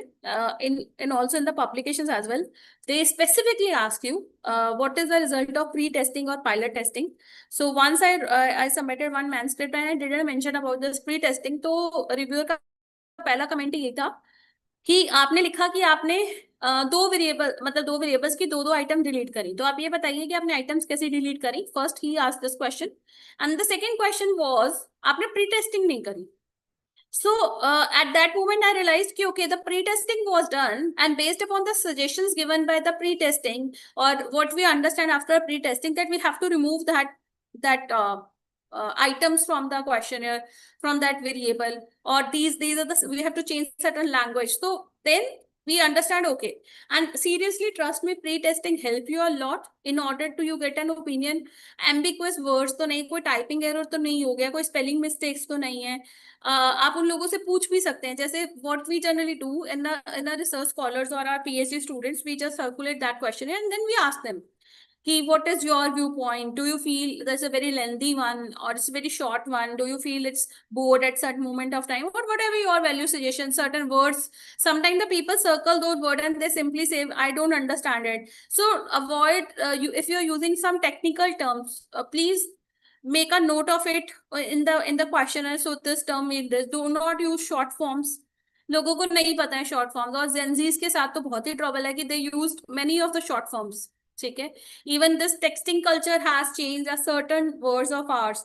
So we have to be very much particular about it कि how we are doing it, flow क्या है, and all this error are rectified in the pre-testing of the survey. So pre-testing is must a requirement of the questionnaire. Okay. So after this, now we move towards the elements of the questionnaire. So first one is the title. For example जैसे काफी सारे question आते हैं मेरे पास, तो कई लोग ना टाइटल नहीं लिखते, वो सिंपल लिख देते हैं my research is inclined toward a sustainable tourism behaviour. So there must be a title, very neat title when you start filling the form. I'm talking about the Google form, even in the hard copy as well.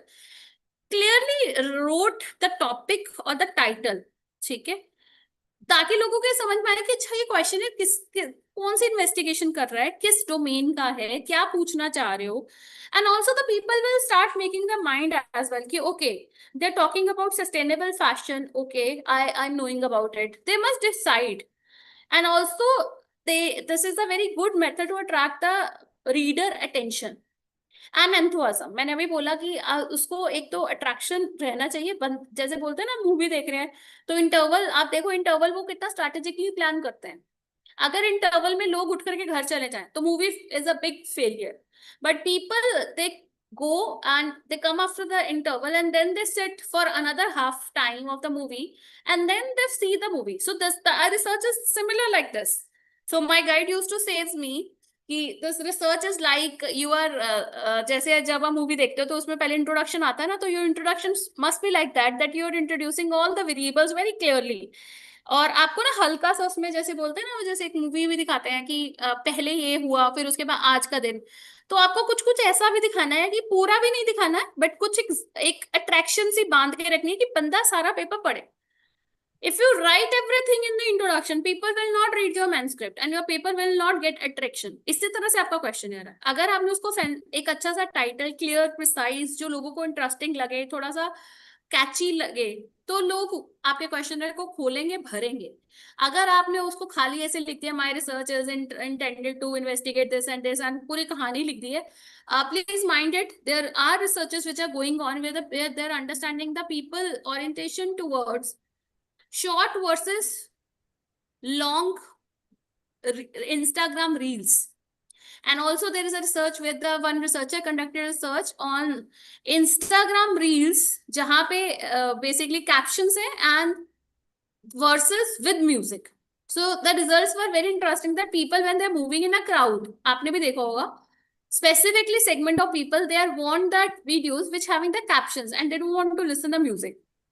So इस तरह की भी चीजें हैं where just understand कि हमारा attention and the attention span nowadays are decreasing. सो लोगों का टेंशन स्पैन किस तरह से बना के रखना है, this is very much interesting, right? So you need this, you learn with the passage of time how to attract and bind the audience. You all people must be teaching somewhere. तो आप देखते हो कि lunch के बाद बच्चों को पढ़ाना कितना मुश्किल है. Then you have to plan certain things. इसी तरह से क्वेश्चनर की कहानी है कि how you make the title very interesting, किस तरह से आप फ्लोई बनाओगे उसको, किस तरह से अट्रैक्टिव बनाओगे, किस तरह से अटेंशन सीकर बनाओगे. Moving ahead, okay, then you must also put a certain introduction about the purpose. The moment the person opens the form, उसमें कुछ introduction लिखा हो. जैसे सबसे important ये है कि आप उसमें ये लिखो कि all responses will be kept confidential, making clear that there are no right and wrong answers. This is very much advisable. आप please ये 4 लाइनें लिखिए. That be sure this information you given is used for the academic purposes. पहले तो ये लिखिए. Second में ये लिखिए the information is kept highly confidential. And third लिखिए please read all the instruction carefully. And fourth लिखिए देयर आर नो रॉन्ग और राइट आंसर्स. हाँ, यहाँ पे एक और लाइन लिखिए honest answers are also requested, so you can also add this. तो ये लोग इसको पढ़ते हैं. The moment the person will open it, title पढ़ा, टाइटल के बाद थोड़ी सी इंट्रोडक्शन पढ़ी, तो तुमको समझ में आता है कि अच्छा कोई गलत सही नहीं है, आप लगा सकते हो और बस ये इंफॉर्मेशन ले रहे हैं हमसे, ये इसको गलत यूज भी नहीं करेंगे. Okay, the next one is a specific instruction. For example जिस तरह के लिकर्ट स्केल के क्वेश्चंस है तो किस तरह से आप उस पर क्या क्या लिखोगे. क्वेश्चनियर आइटम्स पार्ट्स आप कब बनाओगे, जैसे ना I don't know about you people, Google forms में भी आप ना उसको पार्ट्स में बना सकते हैं. तो आप जब पार्ट्स बना रहे हो तो ये भी आपको देखना पड़ेगा कि आपने ना वो पार्ट कहाँ डाला है, कहाँ पे ब्रेकअप दिया है, कहाँ पे जाकर के वो पेज बदलेगा. द मोमेंट पेज बदलता है तो लोगों को लगता है कि अच्छा ये खत्म होने वाला है. पेज ब्रेक्स आप कहाँ पे दोगे, तो दिस इज वेरी इंटरेस्टिंग. तो ये भी आपको पहले देखना है कि क्वेश्चनर की लेंथ और फिर पेज ब्रेक कब पे दे रहे हो, so that people feel interested कि अच्छा चलो भरने ही वाला है. Apart from this, include the contact information of the researcher. This is also advisable. Please put it. कई बार आप अपना email ID भी लिखिए तो people keep on writing you. Once I was very amazed. I got 2 emails from the people where they were telling me कि आपके questionnaire में यहाँ प्रॉब्लम है. So these are the very initial days of my research. People are helpful. आप अपनी पूरी details लिख के आइए. People keep on writing you.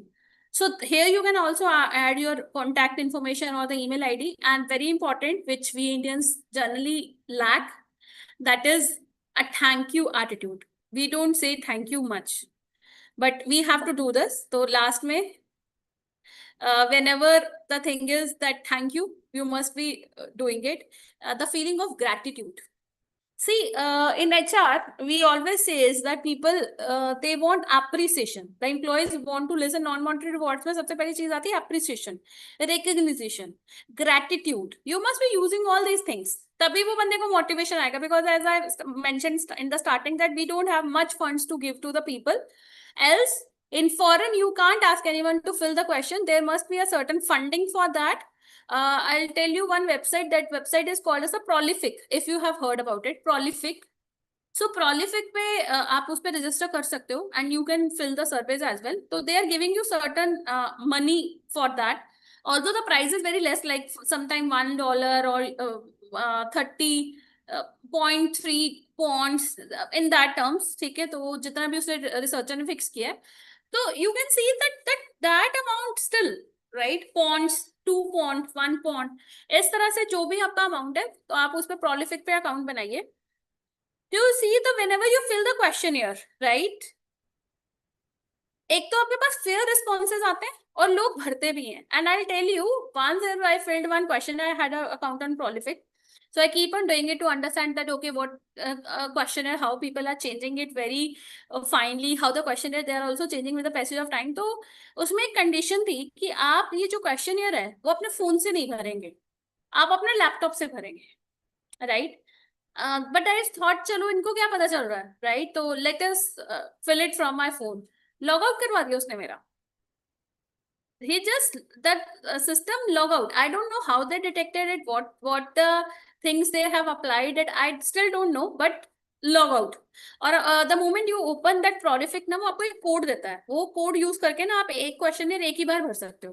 तो आपको रोज रोज आते रहते हैं क्वेश्चन है, तो अब तो I had a long time to open that prolific, but फिर then you getting certain funds in your account, और फिर वो आप ले सकते हो उनसे फंड। तो the thing is you just understand that okay these are the certain things, and this is also good you as a researcher if you wish to collect a very good and a fair data. You can also send that questionnaire on the prolific and by fixing a certain amount of money, and you get a fair responses. Okay, let's move ahead about the types of the questionnaire. First one is open-ended, close-ended, and then a mixed method. काफी हमने कुछ चीजें discuss कर ली हैं. Now we discuss in this manner. First one is a close-ended or structured question. First one is a dichotomous. So closed questions में firstly we see what is a closed question. आप proper आपने options दे रखी हैं उनको, ज्यादा freedom है नहीं, limited freedom point से वो एक्सप्रेस कर सकते हैं अपने, एंड ऑप्शन लिमिटेड बायसनेस नहीं है, नंबर ऑफ चॉइसेस फिक्स है, data is highly quantitative, easy statistical analysis and little extra info gain. Here you will understand information, what information is coming out. So first one is a dichotomous questions. So simply assess questions, इनका answer सिर्फ yes or no है, ठीक है. Do you think these type of questions are also plays an important role? क्या ये questionnaire में होने चाहिए? Do you think so? Is your questionnaire must contain these type of question of yes or no?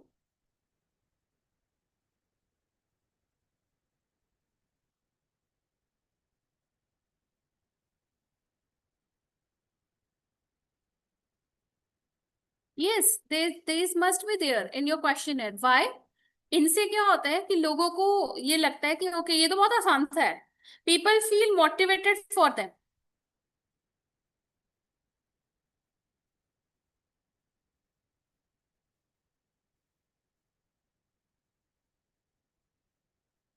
So people feel motivated about it कि ठीक है ये तो हमारे लिए बहुत easy है, हम इसको बड़े आराम से भर सकते हैं. So that is called as a first category is a dichotomous question. Moving ahead. Next one is a dichotomous two category. There can be another question of a possible way, yes or no, agree, disagree, true or false, right? Please enter your gender, then healthy practices, agree, disagree, yes or no. So dichotomous with the two answers only. Next one is a close-ended, that's the multiple choice. So यहाँ पे you will be given a question and then a multiple choices like agree, disagree, or once a week, twice a week, once a month, these type of this. For example, it is written which of the warm-up duration follow before athletic competition? 10 minutes, 15 minutes. So this is a multiple choice question.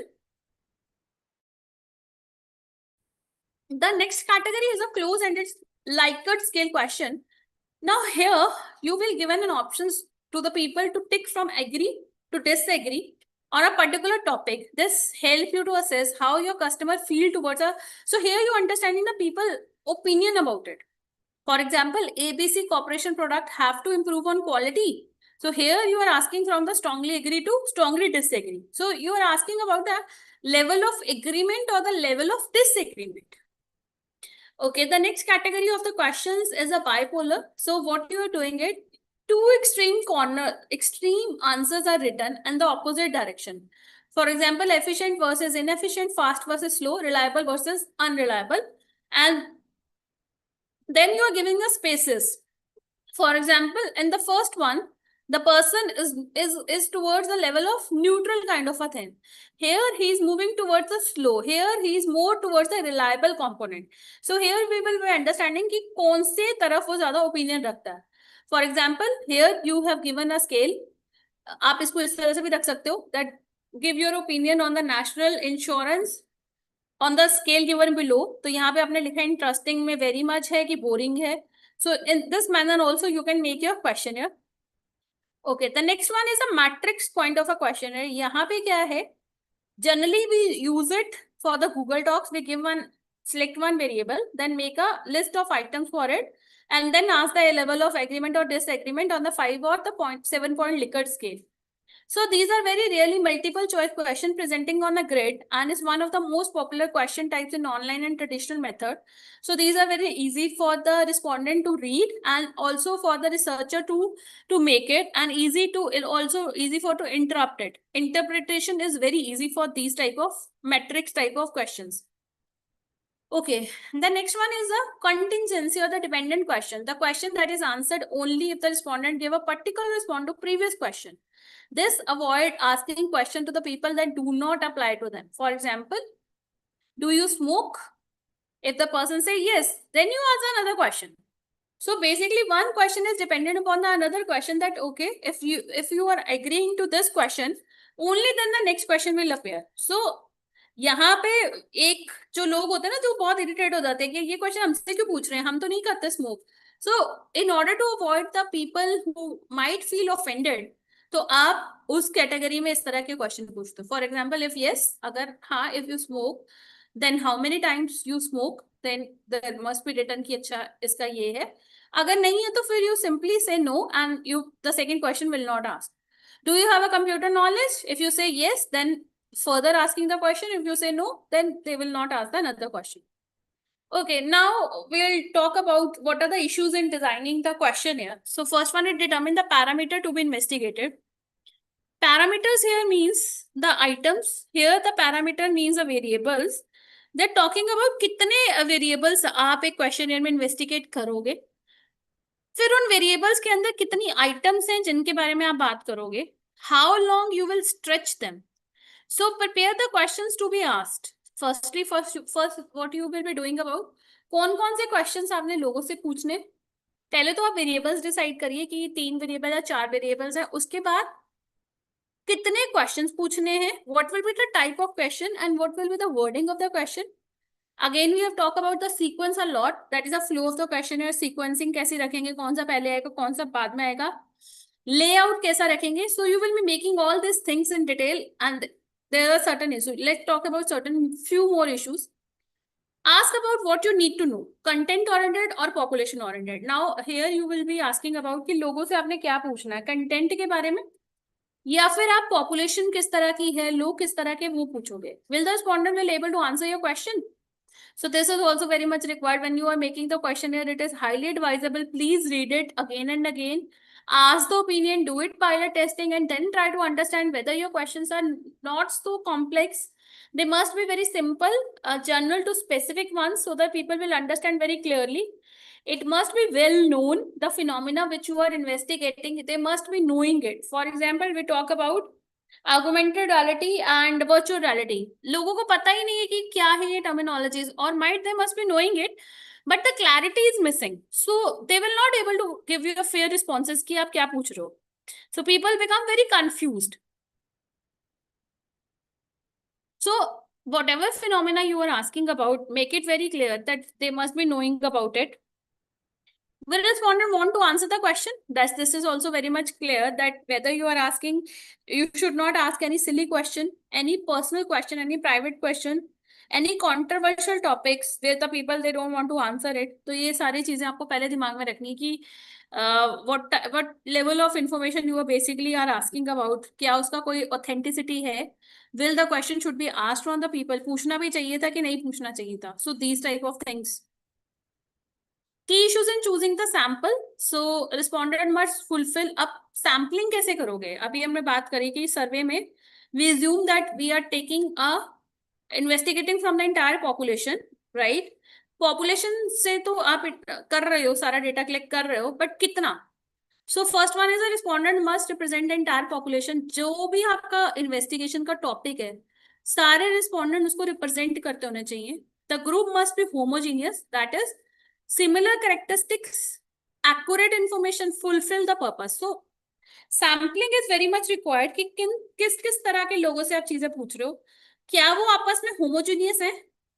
अगर आपने लोगों को buckets में divide कर रखा है या groups में divide कर रखा है, क्या वो आपस में homogeneous है, or outside the group they are heterogeneous, are they representing true representation of the population, क्या उनको वो चीजें पता है. So as we have already discussed, suggestions for writing the close-ended questions: avoid double-barreled question, provide all the responses to the close-ended and mark them mutually exclusive. Avoid numeric intervals except when detail might discourage the respondent. For example, annual parental income. Don't ask them, just give them a bucket for that.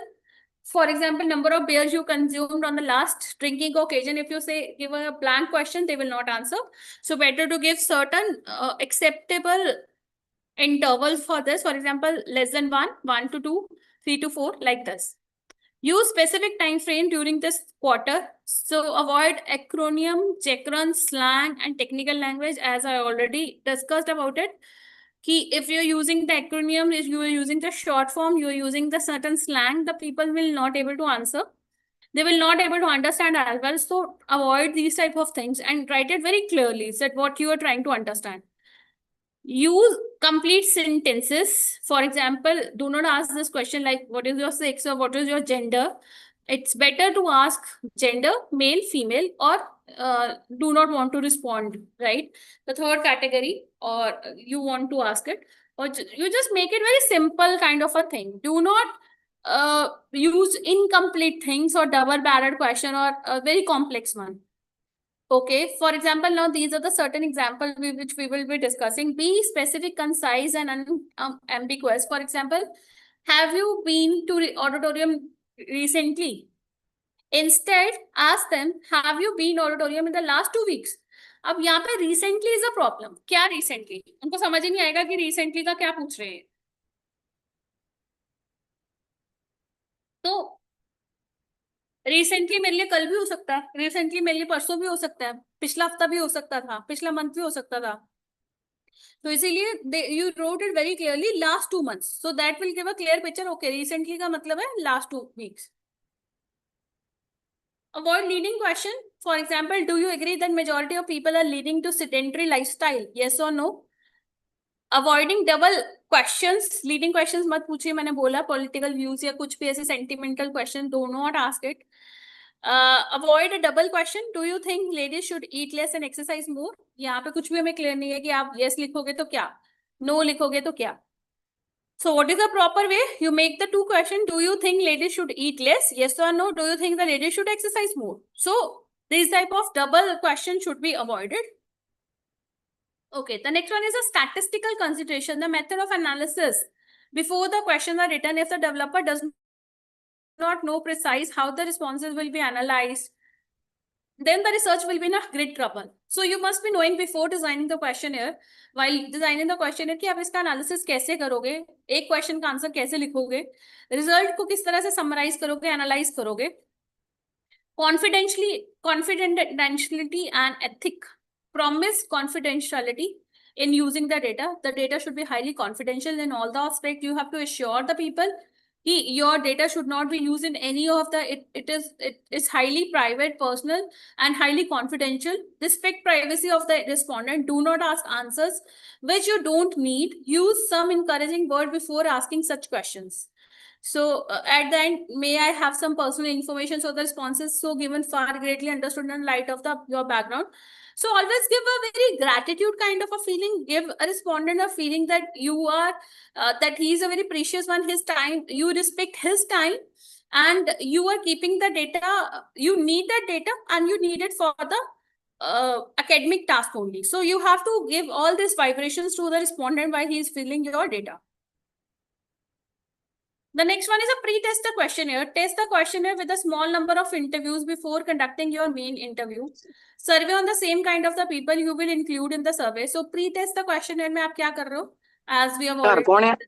ਉਹ ਭੈਣਾ ਬੈਠੀਆਂ ਡੇਰਾ ਮਾਰ ਕੇ ਮੈਂ ਕਿਹਾ ਆ ਜਾਓ ਇੱਕ ਜਾਣਾ ਮੈਨੂੰ ਕਾਲੀ ਇਹਦੀ ਸੀ ਕਿੱਦਾਂ ਆਈ ਮਨੀਸ਼ਾ ਜੀ can you please switch off ਜੀ ਨੇ ਸ਼ਾਮੀ ਆਣਾ ਆ ਮੈਂ ਕਿਹਾ ਸਾਹਮਣੇ ਸੋਨੂ ਨੂੰ ਕਹਿ ਦੋ ਇੱਕ ਬੰਦਾ ਆ ਜਾਓ ਅੱਛਾ ਤੇ ਮੈਨੂੰ ਦੱਸ ਦਿੰਦੇ ਮੈਂ ਸਾਰੀ ਦਿਨ ਕੋਈ ਹੈ ਵੀ ਸਨੀ ਜੀ ਪਲੀਜ਼ ਮਿਊਟ ਪਰ ਮੈਨੂੰ ਇਹ ਥੋੜੀ ਕਿ ਘਰੋਂ ਲੈ ਕੇ ਆਣਾ ਨਹੀਂ ਉਹਨਾਂ ਨੂੰ ਥੋੜੋ ਉਹਨਾਂ ਨੂੰ ਕੀ ਹੁਣ ਮੈਂ ਕਰਨਾ ਮੈਨੂੰ ਤਾਂ ਇੱਕ ਬੰਦਾ ਇੱਥੇ ਅਟੈਂਡੈਂਸ ਉਹ ਤਾਂ ਕੋਈ ਚੱਕਰ ਨਹੀਂ ਸਨੀ ਜੀ can we mute ਫਿਰ Okay, thank you, Rakesh sir. Okay, so we talk about the flow of the questionnaire, that it can be from the simple to complex behavior question, simple question in the starting, and then moving towards the complex, sensitive, or controversial questions if you want to ask, but better to avoid it. Okay, then the one terminology which I want to discuss is a priming. Now, what is a priming effect? So priming effect is when you're introducing certain conditions to the people, you are making to understand a certain directions कि इस तरह से कुछ आपको condition resume करनी है. For example I have to ask certain questions from them. तो मैंने उनको पहले एक प्राइमिंग करी, मैंने उनको एक सिचुएशन दी कि आप एक मॉल में गए, वहां आप घूम रहे थे and suddenly there was an announcement that today we are giving 70% off on the specific items. तो क्या आप उस कॉन्टेक्स्ट में when you are in a very unplanned manner, you are moving in a mall, are you willing to buy? So यहाँ पे जब आप priming देते हो, you are trying to understand certain phenomena which already was not known. Apart from this, while demographic questions are usually unaffected by order effect, questions about the opinion, so demographic I would advise put it in the last. So at that demographics are very easy to fill. So put demographic questions in the last. Okay, next one. Okay, so this is the one example which I put in order to explain that how the question should be there. Okay, there is one more thing which is now we are using in research, that is called as a randomization. Now randomization क्या हम लोग करते हैं कि involves the presenting the individual respondent with the same questionnaire but the different order. अब हम क्या करते हैं randomization में, क्या करते हैं, क्वेश्चंस का जो ऑर्डर है वो हर बार जब लोगों के पास जा रहा है वो कुछ अलग तरह से जा रहा है. Generally we do it in majorly in the experimental researches where what we do, we create two scenarios, two situations, और उसके बेसिस पे कुछ क्वेश्चंस होते हैं. किसी के पास सिनेरियो ए जाएगा, किसी के पास सिनेरियो बी जाएगा, so that हमारा सोशल बायस ना आए. So as to avoid error in the data set, so we generally do this randomization. But again, this randomization you require based upon the research topic you are investigating, based upon your methodology you are doing it. But generally लोग simple question में भी randomize करते हैं ताकि biasness कम हो जाए. आपके जो है data जो है respondent को process किस तरह से easy हो जाएगा. Okay, so these are the tools which we generally use. That's the Google form, we already know it. Survey Monkey is another very professional tool offering the features like skip logic, data summaries and graph. Then another one is a Jot form, which is again a very user friendly drag and drop form builder featuring various templates for rating, scales and conditional logic. Then is a Kobo toolbox. So in India, we generally use this Google form, which is very easy. Even many people use Survey Monkey as well, which is also very easy to use.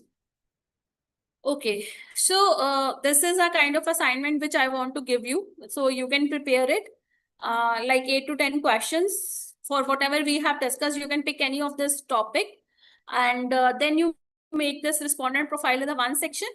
And then another section can be a multiple choice question, dichotomous, rating scale, Likert scale, any kind of a thing you can make it.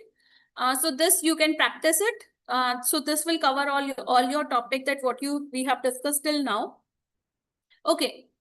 After this questionnaire, now we talk about the panel. So what is the panel research all about? So firstly, what do you mean by panel? Panel is a group of people known as panelists who have signed up to participate in the research. So they can be filling the survey, participating in the interviews, user test or focus group. So panel research is a research method in a specific group of people. They are participate in a research that can place in form of online surveys, interviews, user test or focus group. So panel research may there can be certain specific people with having a different characteristics where they will be participating in the online surveys, interviews. Okay, so panel research is basically very longitudinal kind of a studies where the people will, it is not a research one time you fill the questionnaire and the research is over. No. So week 1 respondent who drop out over the time are replaced by the new panelists with a similar demographics. Another one, you again replacing some, and the third one you also replacing them. So this is a generally panel surveys or researches we generally do in longitudinal researches where the people there is a cross-sectional that involves the sampling of cross-section of individual known as a panel at a specific interval for the extended period of time. Generally, longitudinal researches क्या होते हैं जो basically you do it for several years. For example, अगर हम COVID era को लें, pre Covid, during Covid, after Covid. Pre में आप पहले 3 साल ले लो, sorry, it can be 17, 18, 19, then 19, 20, 21, 20, 21, 22, then 23, 24, 25, like this. So you keep on asking the questions to the people. यहाँ पे कुछ लोग हो सकते हैं जो दोबारा नहीं आए आपके पास, कुछ आपने रिप्लेस कर दिए. So you using the cross section of the individual who are known as panelists as a specific interval of a time. For example, week 1 is a specific interval. But after extended period, for example अगले 1 week हमने लिया 1 साल में, उसके बाद another year, फिर another year, फिर another year. So this is longitudinal panel. Why have a panel survey being conducted? For example, why we are conducting it? Fast turnaround time, but using an existing panel or building your own research panel, it's easy to invite a group of a respondent to participate. Sometime हमारा कुछ phenomena भी ऐसा है कि हम long term effect देखना चाहते हैं किसी फिनोमिना का. फॉर एग्जाम्पल अभी war like situations are going on, so it is a very difficult to predict its impact in a short term. So you want to understand the long term impact on the economic growth and another economic indicator.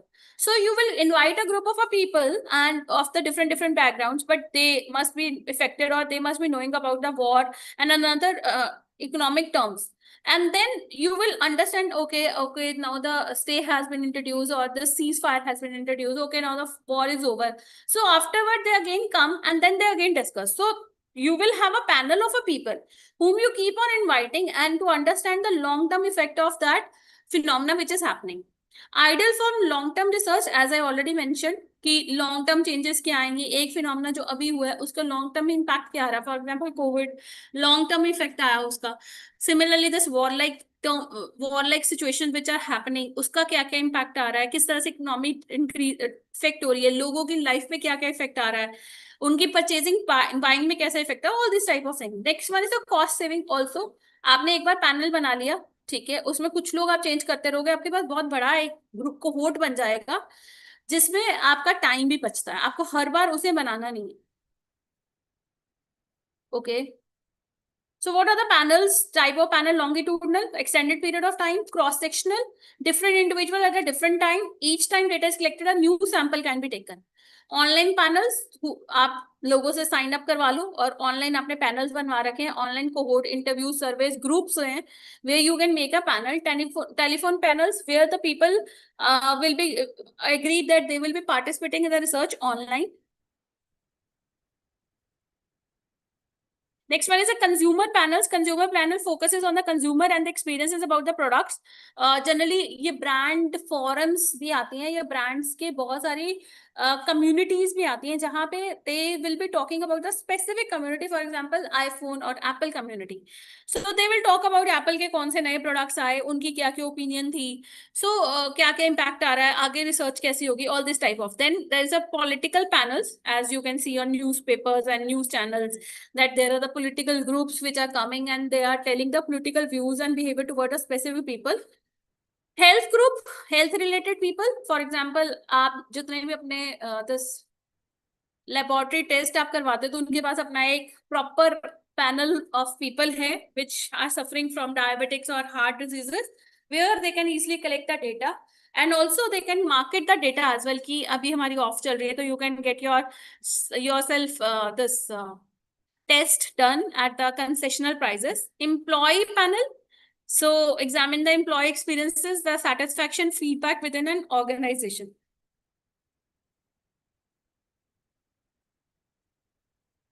Okay, so this we have already discussed. So telephone survey is normally when you are asked the questions on the telephone, so I'm skipping this. Okay, I just want to show this. Okay. So these are the market research error is equal to marketing failure. Can you see a different pictures on it? Can you tell me what these pictures are talking about? So you can see a different pictures. So basically this is an example of research error which is leading to the marketing failure.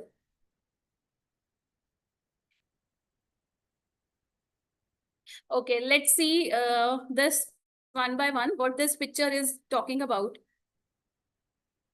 So first is about the Coke, the best, just forget better. right? They are writing about, they are in the first picture, you can see there is a Coke, and they're writing the best just got better. The best just got better. तो यहाँ पे वो ये क्या कह रहे हैं कि हम ऑलरेडी बहुत बेस्ट हैं, बट आपकी जो बेस्ट ड्रिंक है वो और बेटर हो गई. बट इसका नेगेटिव फेलियर कहाँ आया? So it happens in America when this Coca-Cola changed the taste of the Coke. After the blind test, the consumers prefer sweeter drinks.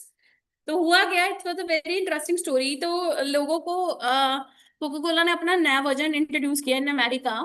It was in the year 90s. And they were asked to taste it, but people were so fond of the old taste. जबकि इन्होंने कहा कि your better is now best, but still the people don't want it. People want that original phenomena should be there. So public backlash forced the Coca-Cola to bring back that Coca-Cola classic. So then the brand was in a trouble ki okay, now they have to, and this is the problem when you don't do the market research properly and introduce a new drink with the people, they are not acceptable. Okay, in the second image, you can see a Pepsi in a translucent kind of image. So Pepsi introduced a transparent cola, believing consumer associate the clear products with purity and health. How the consumer were confused because the taste did not match expectation of a clear beverage. The product failed quickly. So here you can see what is happening. Because in our mind, the product images are stored, right?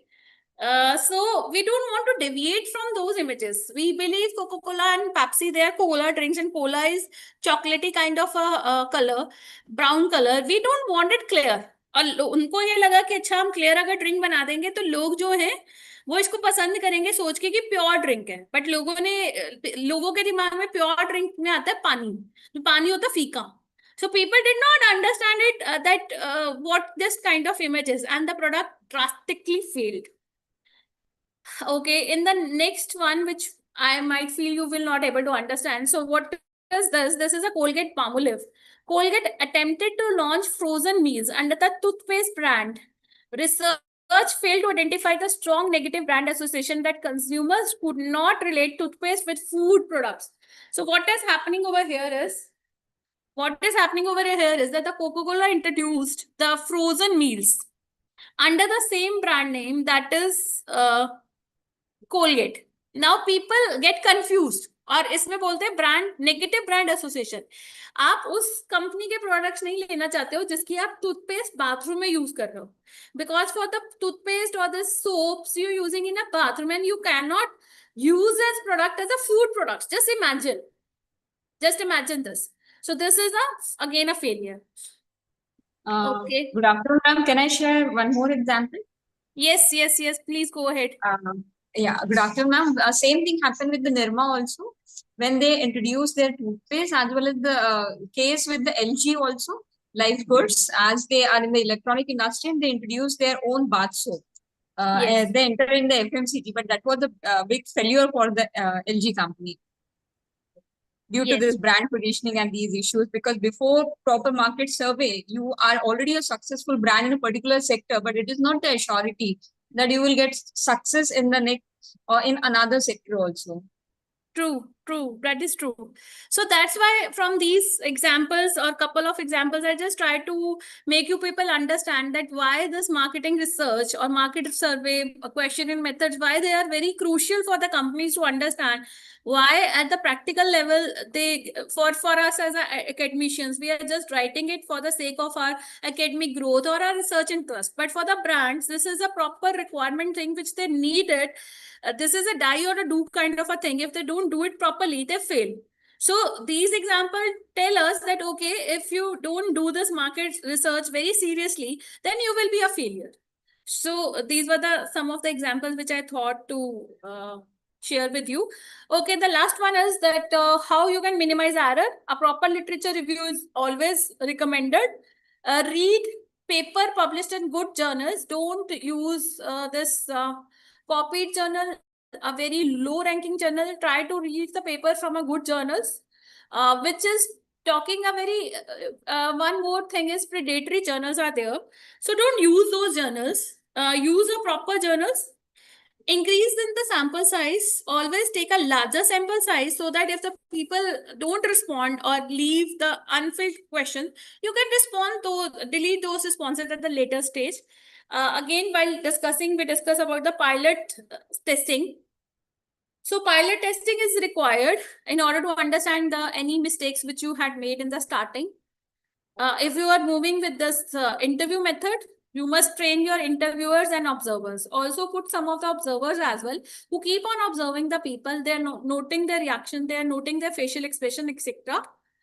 Double entry of data is not advisable. I must say it's academic crime. What the people will do, if they collected the data from 110, they just double it 220 and then they run the statistic thinking that they will not caught, but once the publisher they ask your data sheet, you will be finished.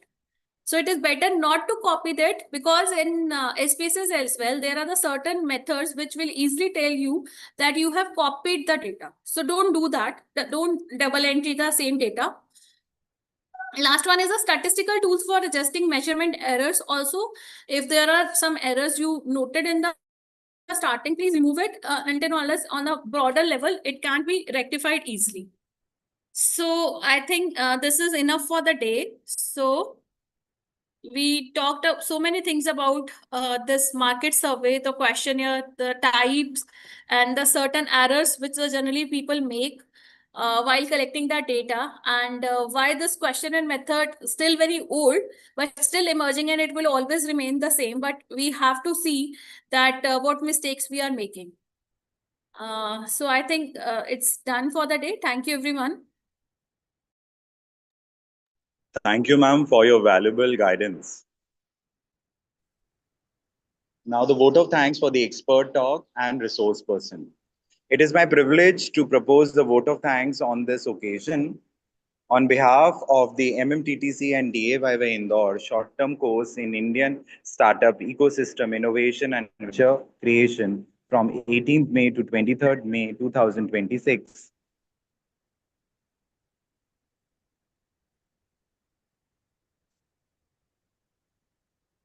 I would like to express our sincere gratitude to our respected resource person, Dr. Pallavi ma'am, for your valuable knowledge, practical experience, and inspiring words have provided us with new aspects and deeper understanding of the topic. Your guidance and expertise have gratefully benefited all of us, and we are truly thankful for the time and effort you dedicated to being with us today. I would also extend my heartfelt thanks for all the esteemed dignitaries, faculty members, and coordinators for their support and encouragement in organizing this session successfully. A special thank to all the participants for their enthusiasm, presence, and active participation, which made this program more meaningful and interactive. Thank you and have a good day. Thank you, ma'am. Thank you, everyone. Before I leave, there's one person, Smita. Yes, Smita, can you can ask your question, what you want to ask me? Yes, ma'am. Ma'am, question is related to like when we are going for the research in the field of marketing. So like the problem arise related to validation and reliability of the data. So is there any, like, what do you want to share and from that point of view, validation? Because in other fields, like we have the validate scales and kind of things. But in like in marketing or in the management or the social science area, we don't have the specific validation tools or the reliability. So how can we work on that part? Yeah, Because only statistical tools are there or the scales are there that we can use. Other than this, any yes, I can take this question, because when I was doing my PhD study, so my topic, I could not find any of the a proper validated scale, a proper scales which we can say. So what I at that time do, I take that variable. For example, if I just want to investigate advertising behavior, but I don't get a scale on advertising behavior, so I can use the attitude and then convert it into that, and then do the pre-testing and then EFA and CFA. That will help us to validate the scales. But again, going back to the statistics also, nowadays we use this composite reliability and AV and all these type of reliability and tools for it, so as to validate the scale. But yes, scale validation. But Smita, I would say that nowadays the scale validation is not so much big problem, because many interdisciplinary research is coming up, and you can get the variables from the another researchers as well. If you are not getting the validated scale, you just little bit convert the language of your items, but not much. The major variable should remain the same, but a little change is permitted. So you can do that. And after that, you can go with the EFS, EFA, or if you're using the smart PLS, then you can go with this reliability and validity checks. That will solve your purpose. Okay. Thank you, ma'am. Okay, thank you everyone for your valuable time. Great, good day.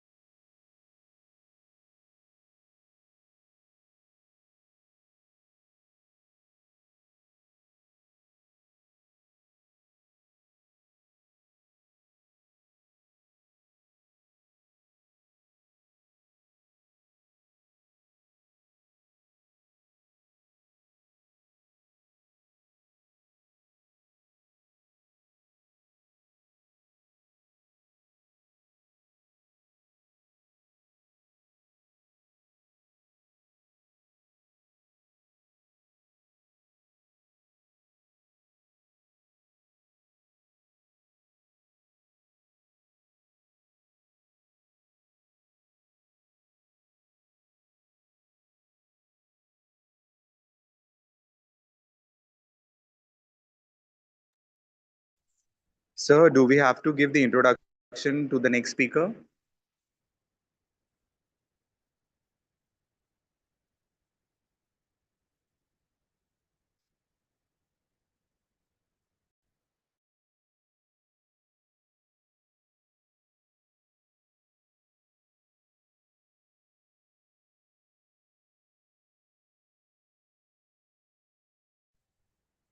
Can we start?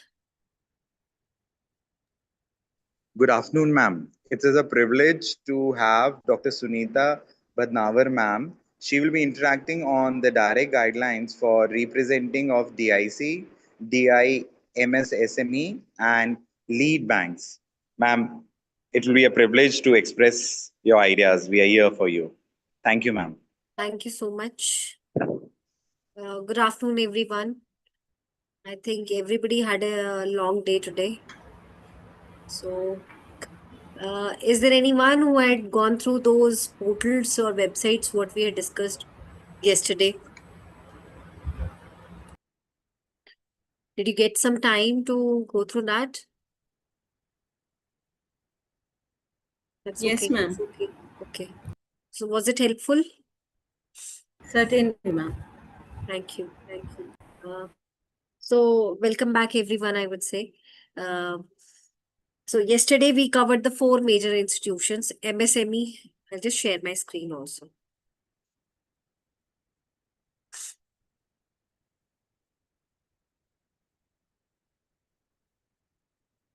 Is it visible to everyone?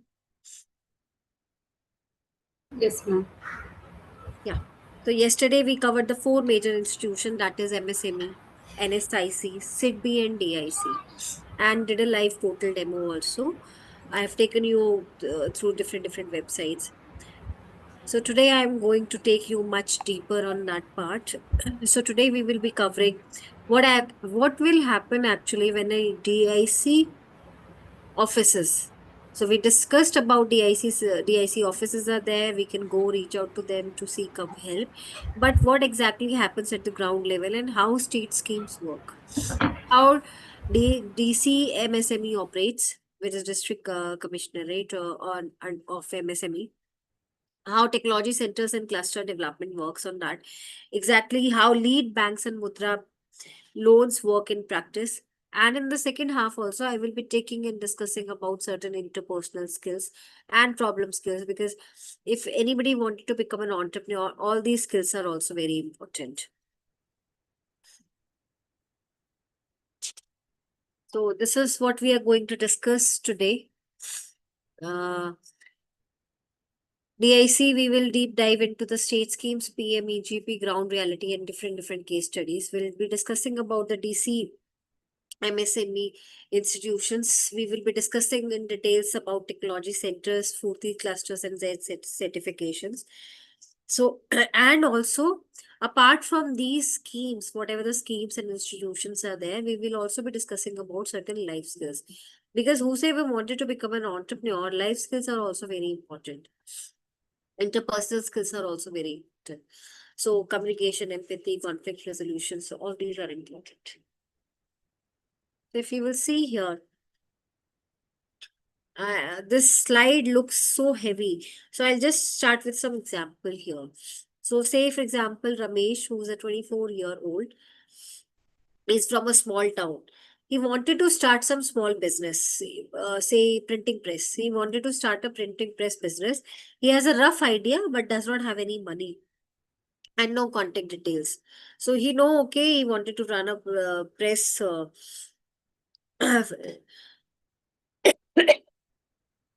He wanted to open up a printing press.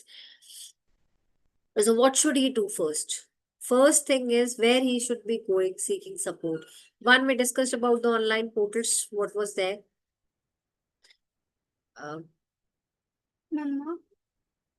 And then he should be going to the DIC office. That's what we discussed yesterday.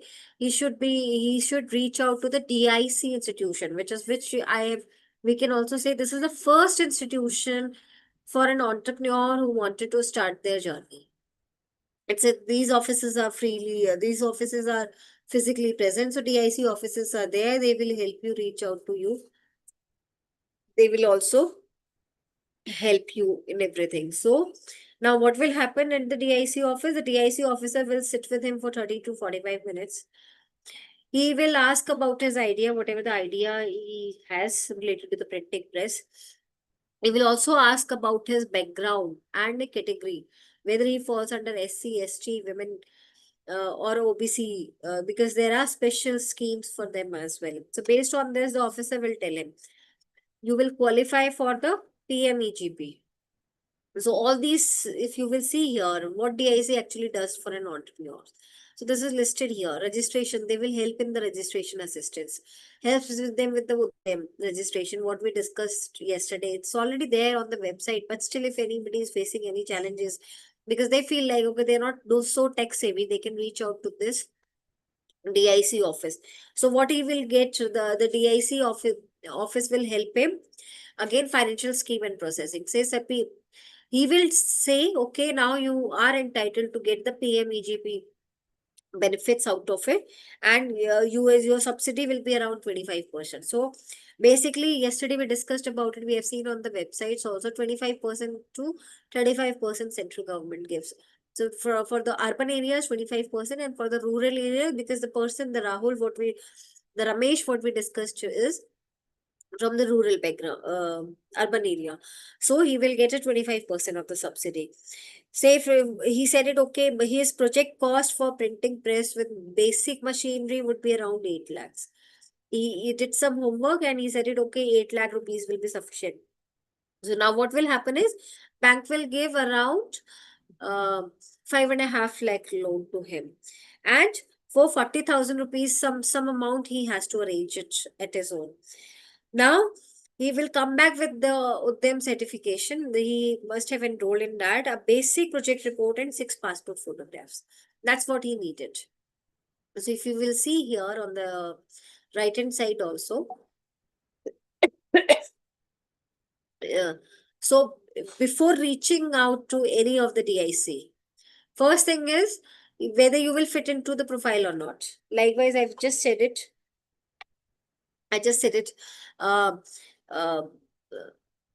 Before approaching to any of the bank, you should have certain idea about it. Okay, what sort of business you would like to start? You should have a basic plan about it. How much cost would it how much loan you would be requiring, and then obviously you have to carry the documents always, which is your Aadhaar, PAN card, Aadhaar, a rough business plan, what we discussed. Okay, what all, even the MSME website, they, even if I will talk about the DIC MSME also, they already have a rough draft, which is somewhere around 40 pages. That is already there listed on the website. Okay, this would be the kind of the format which one can take a reference to it and fill up all the details there. So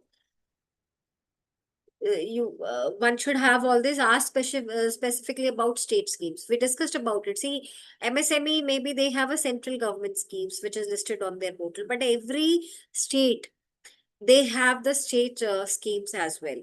So you have to take a reference of that. Maybe under the central government, you will get 25% subsidy, and apart from that, some schemes which government is, one state is also promoting, say sustainability, agri business, or bamboo. I mean, whatsoever business a state would like to promote it, or help their artisans, they can help that also.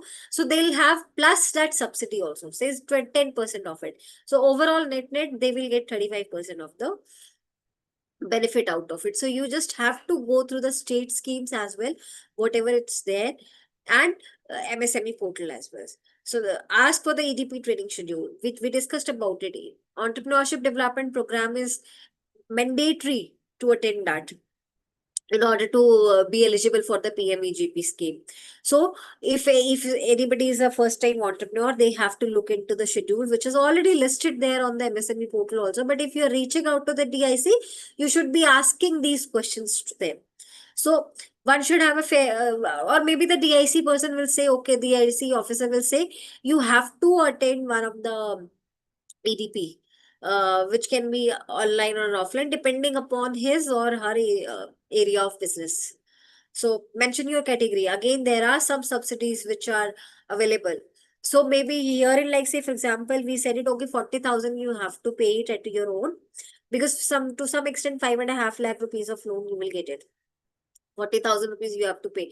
But say somebody is falling under these categories, for ex-servicemen also, there are subsidies, and the contribution would be less. So always just declare this upfront so that you will get all the benefits out of it. And obviously we discussed about it, like there has to be a must visit if somebody is running an entrepreneurship related course. I'm sure each and every institutions are focusing on entrepreneurship nowadays. So you should be telling your students, okay, let's find out which is the DIC center nearby to us. Let's go, let's visit there also. So that is what you can make a part of your practical also. I mean, you can give them assignment also related to this. So if we will say deep dive into it, what DIC officers are actually doing it, they will help in the registration process also, GST, shop and establishment, and they will tell you factory license whether you are required or not. FSI, if somebody wanted to get into the food business, they have to have a FSSAI license. So this can be registration assistant, obviously DIC officer will help you. Then financial scheme processing. He will say, okay, he will refer PMEGP applications, he will refer to the Mudra, recommend state subsidies. What all state subsidies are available? So he is also there working as a financial help team. Industrial lands and land and sheds. There are multiple things which are related to that. People have no idea about it, and especially MSME. So they may be new to the segment. They just wanted to start up a business, a small business. So there are certain industrial plots which are already there, available under government estates, which are on a subsidized rental rates also. You don't have to pay a hefty amount, so you can also take it on a subsidized rent. A new entrepreneur who can get a shed for rupees 2 to 5 square feet per month, depending upon what is the requirement, they will get the space accordingly. Then district industrial profile also, they will help you. So they will also tell you what industries are booming in your state, wherever in your district, wherever you are staying there. So maybe you say, we have taken an example of a Ramesh, he wanted to start his printing press. But then he would say, okay, in your area, maybe the government is supporting more on the artisans work, if you will create some handicraft from the bamboo. So he will say, okay, you may have an idea, but then you may get better subsidy on that. So there are special programs which are there. So they will help you that also. Whatever the gaps are there, it will also look at it, whatever the rough draft you have a business plan. You will see, okay, these all are the gaps which are there. You just have to go through all of that. So what you have done here is a DIC officer will work as a mentor or as a buddy to you. So he will handhold you, and obviously they'll also get some money. DICs, they get some money if they will handhold one person who have already started in this business or who have registered. So they get that monetary benefit also. Free entrepreneurship development programs. We discussed about it. Online and offline programs are there. Special focus on the SC/ST women and first generation entrepreneur. Nobody is there in the family. Nobody is an entrepreneur, but you can also get a subsidy if you are a first generation entrepreneur. Market and GEM linkages. Somebody may not have any idea about it. Okay, what is GEM portal? Why should I register on that? We discussed about it yesterday also. So this will help MSME. He will also help them to get them registered on the GEM portal, which is a government e-marketplace. Then state level schemes. So we discussed about it. Central government schemes are different and the state level schemes are different. So we only know about the state level schemes because every state, they have their own portal, they have their own subsidy. Maybe I'll also not have any idea about it. Okay, what UP is offering, what Northeast is offering, what Himachal is offering, I have no idea. But I have only idea about it. Okay, what Central is offering as of now. So it's better to reach out to the DIC office because they will tell you, okay, what all different state subsidies are available. PMEGP, CLCS, Mudra, all these are there, but all these are the most generic schemes which are there. So, state capital subsidy, maybe a 15 to 25% subsidy they will give it on the new machinery, which is available for 5 years from the starting point. It can be combined with the states capital subsidy can be combined with the central subsidies. So you will get a top of sort of a benefit out of it. So say again, let us discuss one more example here. A women entrepreneur would like to start a garment unit in Maharashtra, because there are ladies, they work more on the garments. So say for example, because this lady is from the rural background, she will get a 35% subsidy, which is the central government subsidy under PMEGP. Maharashtra state capital subsidy, 15% additional she will be getting. So 35 plus 15% she's already getting. Now she being a women entrepreneur, additional 5% of the subsidy she will get it. So this is again a benefit out of it here. So power tariff concession also they get it. So it's not only one particular scheme which is there at the central level. You have to see multiple schemes which will help you a bit. So here, power tariff concessions, she will also get it. Say for example, she will get a benefit of 8 to 12,000 rupees. Now she don't have to pay for that power also if she has a machinery set up and all. So if we will combine all the schemes here, 50 to 55% of the subsidies she will be getting it, which is 50 to 55% of the project cost. So this would be free. So how to find your state schemes? Let me just take you through that also.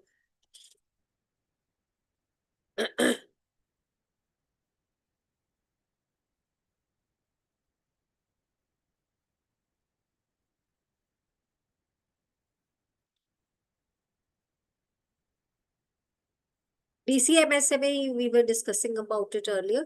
So this is the one-stop Development Commissioner, Ministry of Micro and Small Enterprises. So if you will see here,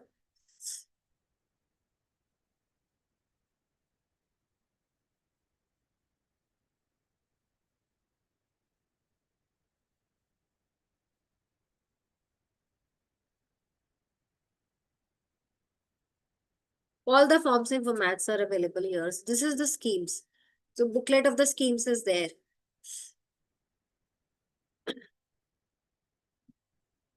It's happening. So this is for a year. So every year they will come up with their own schemes. So when I was discussing about in the previous class, PM Vishwakarma, again, that is a central government scheme. So all the schemes are listed here. These are implemented by the Ministry of MSME. This is Prime Minister PM EGP, which we were talking about it, right? Employment Generation Program. And states are also simultaneously doing that.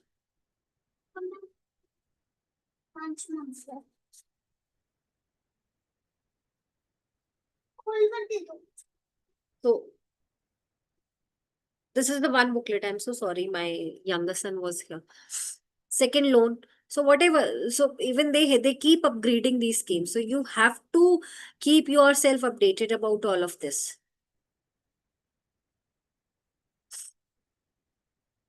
State governments are here, which I was talking about it.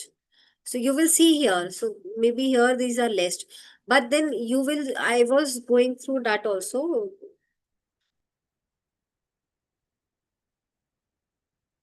See, this is the UP government scheme. So every government, they will have their own portal also. So this is not opening as of now. But yes, so schemes are there.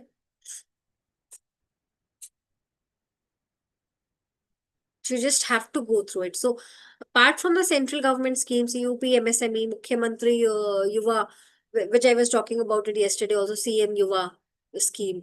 So they are already doing lots and lots of work on stamp duty exemption, implementation of single window at district.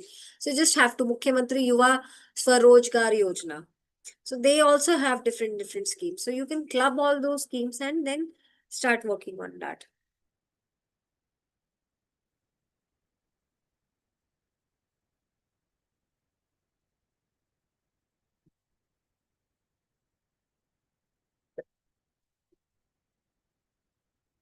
Or else you can ask from the DIC directly what all different schemes are there. We discussed in the previous slide also.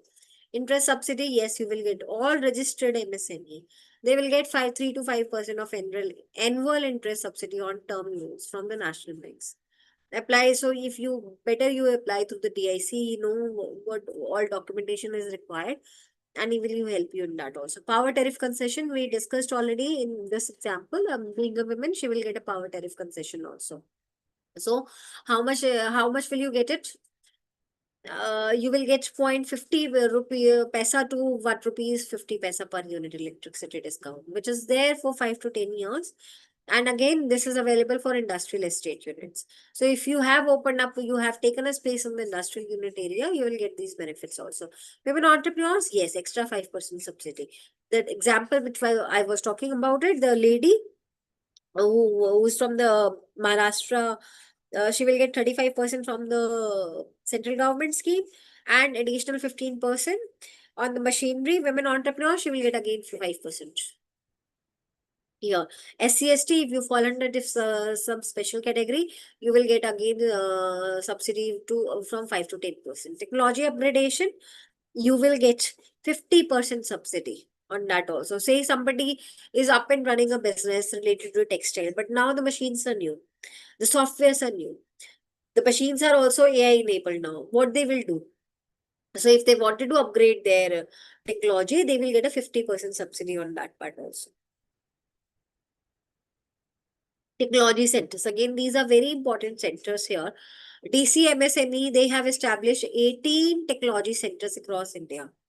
And this Furti scheme, which we were talking about it, these are the people, the district centers, technology centers, they will be implementing Furti schemes also, which is a government grant funding for the traditional clusters. So if you will see here,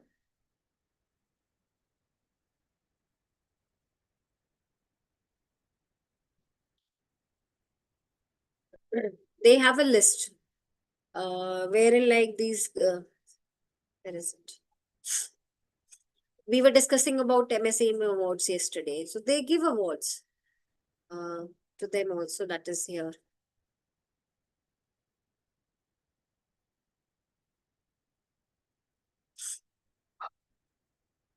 These are the testing centers which are there. They've already listed here in all different four zones. That is here. And then, yeah.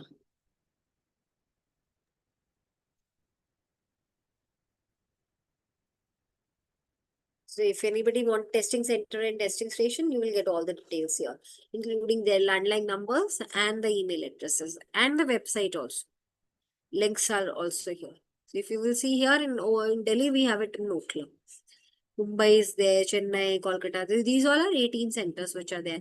And then 7 MSME stations, testing stations are also there apart from that. So all are listed here.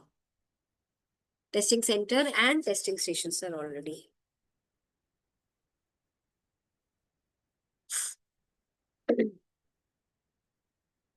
So 18 TCs and 30 tool rooms, they already have it.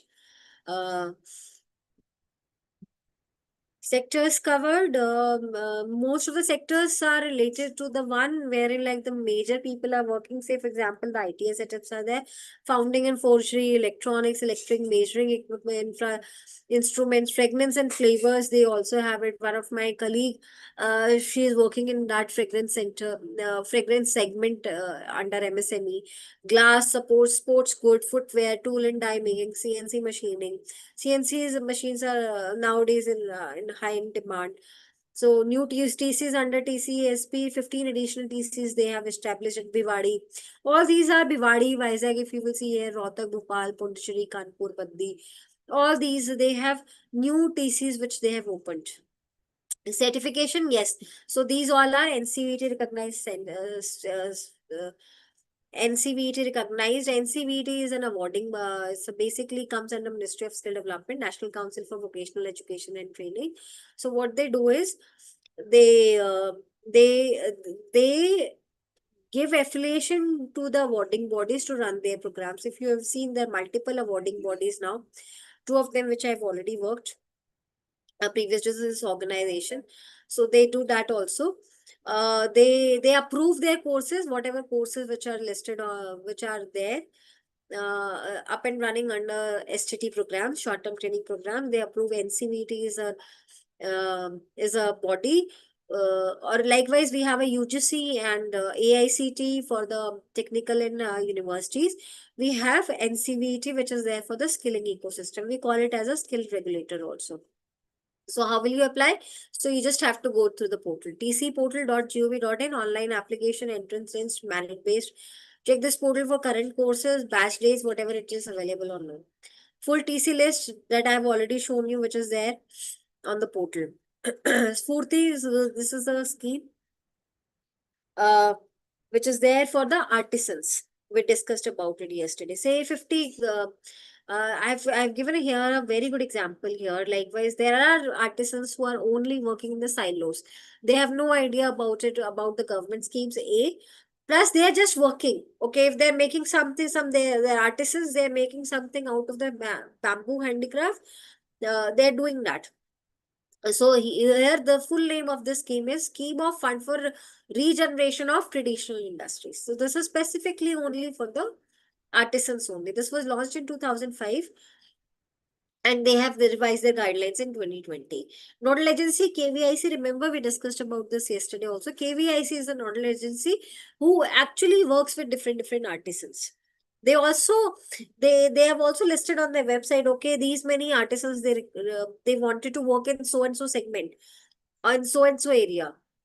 They'll have schemes according to that also. Cluster size, yes. So minimum 500 beneficiary households should be there in order to take a grant under Spurti scheme. So there are 500 artisans altogether should be there. And obviously who will apply, because artisans, they have no knowledge about it. The NGOs can apply on behalf of that. So who gets funded? Common facility centers. They'll share a machinery. So when I was discussing about it, the clusters, they are working in all alone. But but there are 500 artisans in that particular area. Now what they can do is they can form a cluster there. They can form a self-help group kind of a thing. And the government will give them a grant. So altogether they can get a grant up to 5 crore rupees. They don't have to repay also. This is purely a grant. So you can again get benefit out until 5 crore rupees. What gets benefited now you have a common facility because under 5 if you will get a grant of 5 crore rupees, you can have a machinery set up there. So now you will have a shared machinery. Skill training would be there provided by them itself. Design, packaging and marketing. So previously they may be giving it to the different people, third parties involved, but now what they can do is they can sell it directly, because now they know, okay, what is how they can design there, because altogether 500 people are working. So it's basically a huge setup. So now the packaging would be same. They will market it together, and whatever the revenue they will generate, they can share it among themselves. So this is what they're now. Who can apply? Because obviously, this they have no idea about it. So NGOs, even Panchayati Raj institutions, they can apply. Cooperative societies can apply. Government field functionaries, semi-government institutions, you just have to submit a DPR to the KVIC state office. Sectors covered, yes, because this is for the artisans, so they have listed sectors here. So NGO, khadi, coir, bamboo, honey, handloom, leather, pottery, handicrafts, agro processing, and other village industry. So all these sectors are covered here. Portals.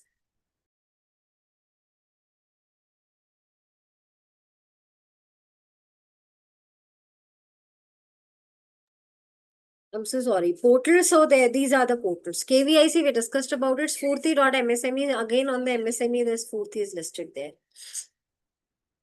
Z certification. So Z again, this has a full form. So what is that? Zero defect in the quality and zero effect. Zero defect and zero effect means the product quality should be of high, and there has to be a minimum environmental impact. So the government is promoting that, because again, this is something. So we must have heard about it, ISO certification. That is international certification. But how about your MSME products? So Z certification is there. Even they have a different levels also under Z certification. So what do you levels are there? Because likewise, you take a license for any category. This is also kind of a certification which certify, okay, now there is no defect in your product, and this will have a minimum impact on the environment. So bronze, basic level compliance with the basic quality and process norms. Silver, which is again a little bit higher, it requires some documentation. Customer feedback is also required, and safety concern is also there. Under gold, this is the advanced one, wherein like strong quality management, the one who are working towards the worker welfare, this green practices, they already have it. Diamond, which is best in class, comparable to the global standards. When we are saying no, our Z certification is equivalent to the ISO certification.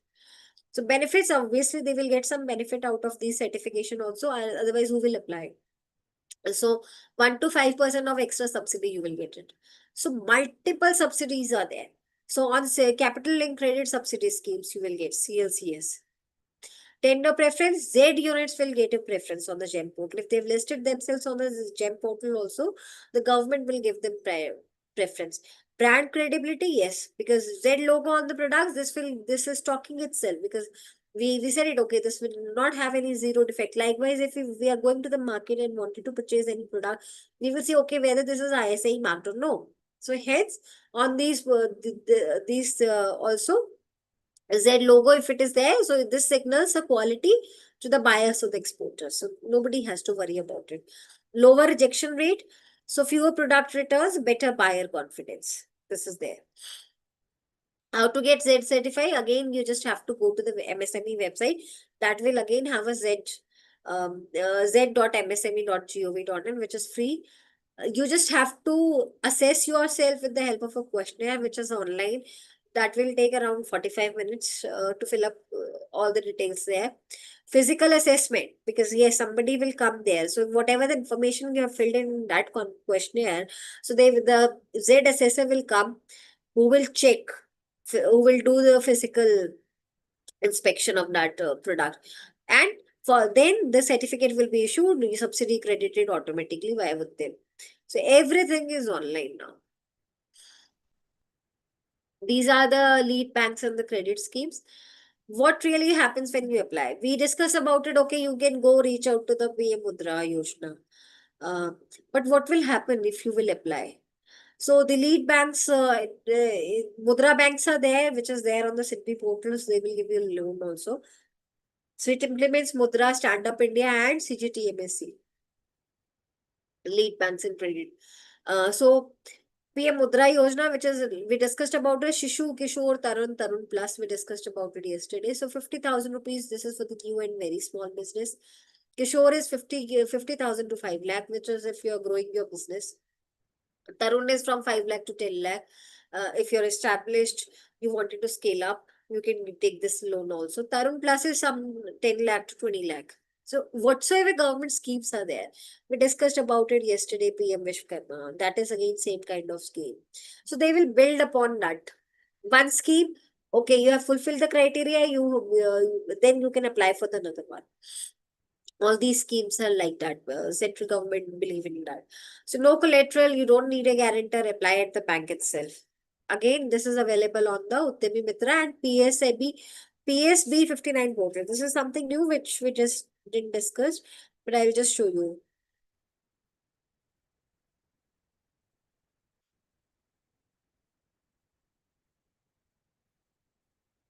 So this says you will get loans in 59 minutes. Whatever the loan products, they have different categories. So MSME loan, Mudra loan, home loan, personal loan, you can get it from here. So all these things are there. If you fall under that, then you just have to apply it digitally. You have to fill up all the details here. GST identification, they will do it themselves.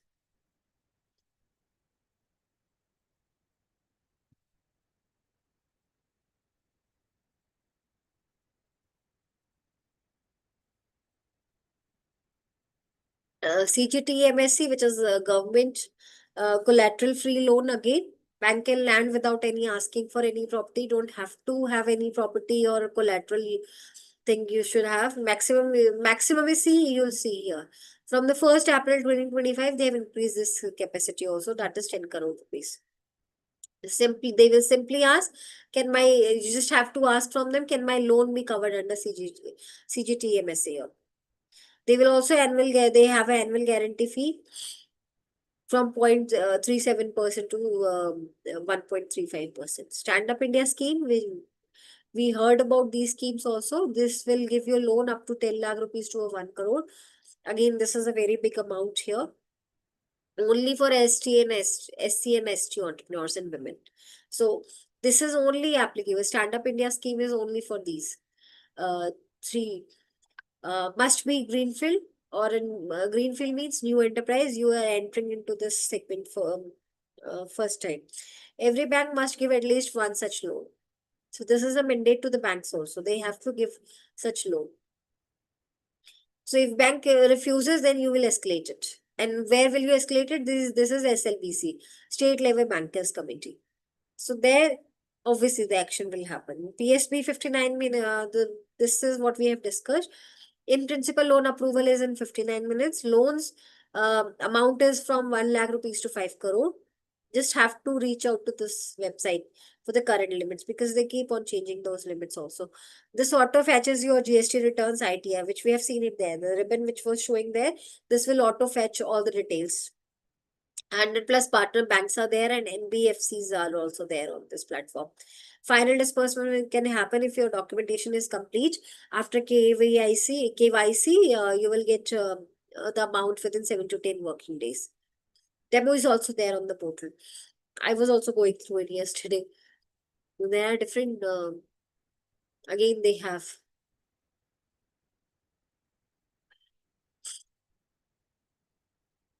This is here. Whatsoever loan you would like to have it, so they have a, if you would like to apply under MSME loan or a Mudra loan, home loan, personal loan, or auto loan, there are videos which are available here. If you will see here, this is a video.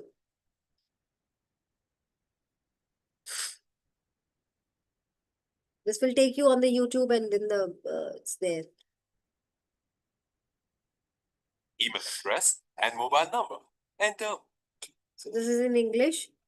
It's already there.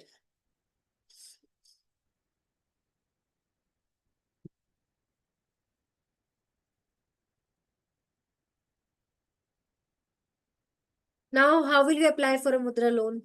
So this is a complete step-by-step process. Obviously, this is offline. If you are visiting any bank, nearby bank, which is PSU, which is available there, just ask for the Mudra loan application form. Prepare a basic business plan. Business plan, you should have it ready with you. This could be 1 to 2 pages. What all things will you have to cover under that? What you will do? How much revenue you expect? How will you repay? Because if you're taking a loan under Mudra, you have to repay that also. This is not a grant. Bank officers helps you if it is required. Otherwise, you can reach out to the DIC also. Submit your KYC documents, Aadhaar, PAN card, which is again required. Uddam certification because you are applying for the Mudra loan. Last 6 months bank certification. Submit quotations for Kishore and Tarun. So remember we discussed about 4 different types of loan facilities which is there. Get quotes for the machinery or equipment you want to buy. And bank will verify, okay, this quotation is whatever the quotations you are sharing with us. This is okay. This is as per the market rates. Bank assessment, loan officer visit your business location, and assessment can take 3 to 7 days. Even in the case of home loan also they visit. So this is the normal process. Sanction of the Mudra, they will sanction the loan. They will give you a Rupee Mudra card. You can withdraw it as per the sanctioned amount. So again, if you would like to apply for the online via PSB 59-minute portal, so again you just have to go through the portal, register using your PAN details. There is a simple 3-step process which you just have to follow. Provide your GST credentials, enter your GST number, portal password. System will automatically fetch your GST returns. So hence, that is why these all are linked to it, and it's taking less time also. Link bank account, provide account details. System will fetches your last 6 months of bank statements also automatically.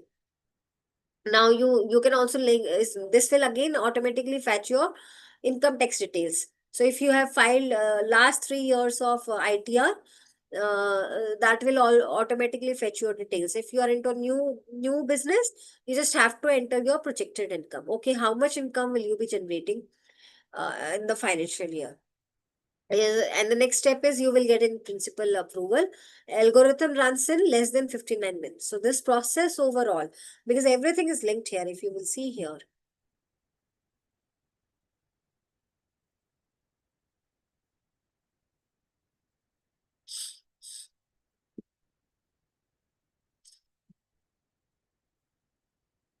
So all these things, they have listed here the steps also. All these things are interrelated to each other. You don't have to go, it will not take much time. Even the video is there. So in order to make MSME successful, government is doing lots and lots. Only the thing is the awareness is not there. They keep doing such sessions also. So visit your chosen bank. So they will also show you 100+ bank offers which are there listed on that. And then you can visit that particular branch with the KYC documents, whatever the documents are required to do your KYC. Reach there and final disbursement can happen within 7 to 10 days.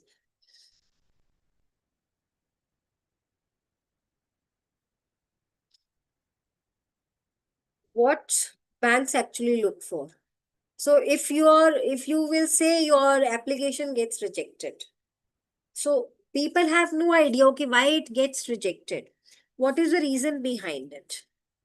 So there are 5 C's which a bank will evaluate on every application. So they have a checklist kind of a thing. They will evaluate your character. Will the person repay?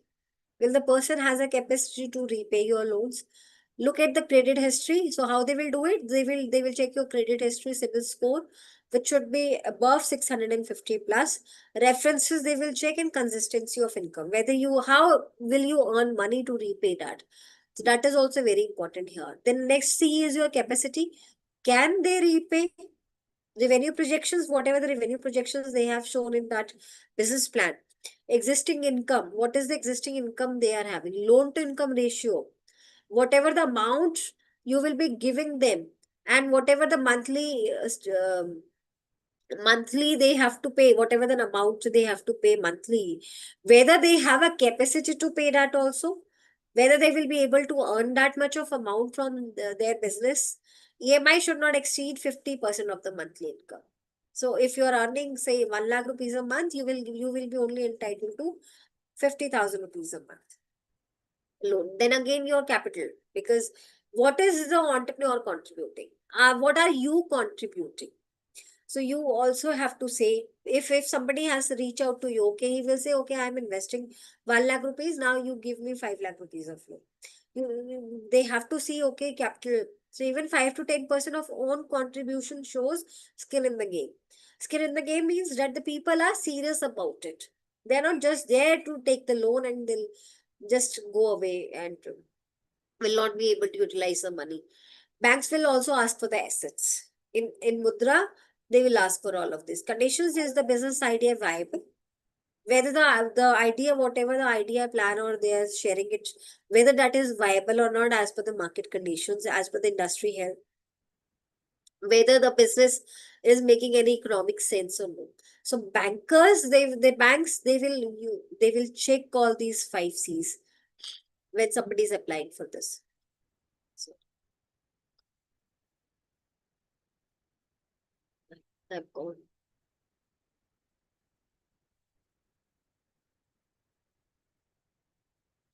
So top rejections, what are the reasons out here? So you have a low CIBIL score. Say, for example, start building credit from day one. If you have a plan in your mind, you wanted to become an entrepreneur or wanted to start some small business, you have to think from the day one. Get a credit card, pay on time. So if whosoever has got a credit card, to check their CIBIL score is the easiest thing. Say, I am using a credit card, but I didn't pay my monthly. I've received my monthly statement, but I didn't pay it on the time. I haven't paid it on the time. So you have to see that also. So better, the best way is to, how can you increase your CIBIL score is you get a credit card, pay on time. You have to pay on time. Even a 10,000 rupees limit card will score over 12 months. If weak business plan, herein like major people face. I said it on the MSME website. They have a proper project which is their project business plan template of 40 pages. They already have it on the website. Just have to fill in the information under the heads. So if you have a weak business plan, not for the format, project report format is not as per that template. Show market costing, revenue projections, repayment plan, which has to be 3 to 5 pages. So that's the 40 page they have listed here, but depending upon your type of venture, you can fill that information. Insufficient bank transactions. So how you can fix it here? Maintain a separate business bank account. Deposit all business income there. So whatever you are earning, you just deposit your income in that business account itself. Even rupees 500 plus day transactions can build up to a 6 months of bank history. So if you are, whatever the amount you have generated through your small business, so say you are into a micro, now you would like to enter into the medium. So how will you build up that score? So you can open your bank account for your business separately, and you give back whatever the earnings are there. You deposit that amount in that. Okay, then they will also understand, okay, this is the amount of revenue they're generating from their business, and we can give them to scale up. Wrong loan amount. So if you have applied for what you need and service, you cannot say, okay, if government is giving me 10,000 crore, I will apply for that. No, whatever you need, and whatever the service you can service, just apply for that. So calculate your EMI first. How you can calculate your EMI? So the loan plus 12 months. Sorry, divide by 12 months, multiply by, this is the interest, 1 plus interest. So EMI must be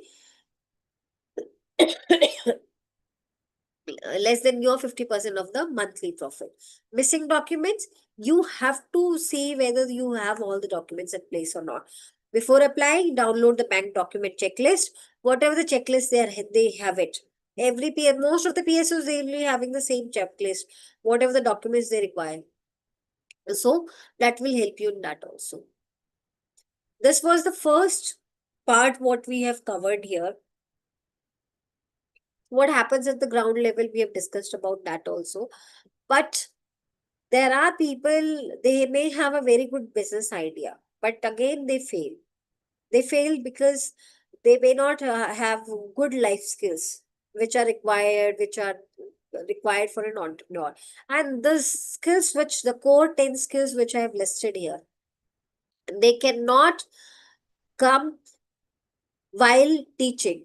I mean, more else, while if I am a faculty, I am just teaching these 10 core skills to my students. That will not serve the purpose. You have to get them do through the role plays. You have to give them case studies so that they will be able to understand whether they have those skills or no. And these will build up over a period of time. So if you have seen here Abraham Lincoln, he said it, give me 6 hours to chop down a tree and I will spend the first 4 hours to sharpening the axe. So somebody, if I have to pitch an idea, if somebody say, there are people who are sitting there and who, if they like your idea, we always say, no, you have to pitch your idea within 3 minutes. There is a way to pitch your idea also. You cannot just go haywire. Okay, what is your plan? Why it is important is very important. And so otherwise that will not click to the investors. So you always have to ensure whether whatever the idea, whatever the pitch you have, that should click to the other person. So maybe mock drills you can do, you can do role play situations here, you can discuss lots and lots of case studies about it. So these are the 10 core life skills which are required in order to be a successful entrepreneur. So decision making is one. Yes, you have to choose the right scheme. So we discussed about multiple schemes, state, central, mudra loan, grants and all that. But you have to choose the right scheme here. Loan, market timing, business partner. You have to think through all of this. Problem solving. So first thing is, when somebody is entering into any sort of a business, so what they have to see here is problem solving. Whether they, what will happen if the supply disruptions would happen. So we have faced lots and lots of issues when we had import export issues. Or if any of the countries say, likewise globally, they have, especially for the textile segment, what the government has done internationally is now they are focusing more on the environmental sustainability textile products, clothes. That will suffer a lot. So you should have those. You should be ready for those disruptions also. What will happen if the regulatory hurdles will happen? So that you have to have this thing in your mind. Okay, how will you match your cash flows? So if you're working in any of the crisis situations, how will you manage your cash flows? So cash flow crisis again important here. Creative thinking, this is very important. So to what extent your products are innovative, whether you're finding low cost solutions or no, pivoting when needed. This is very important here. Critical thinking, again, this should be reflected in your proposals also. When you're evaluating your proposals, you also have to have, there are multiple scams which are happening. So you should be able to know whether this is a right scheme, this is through the government or no.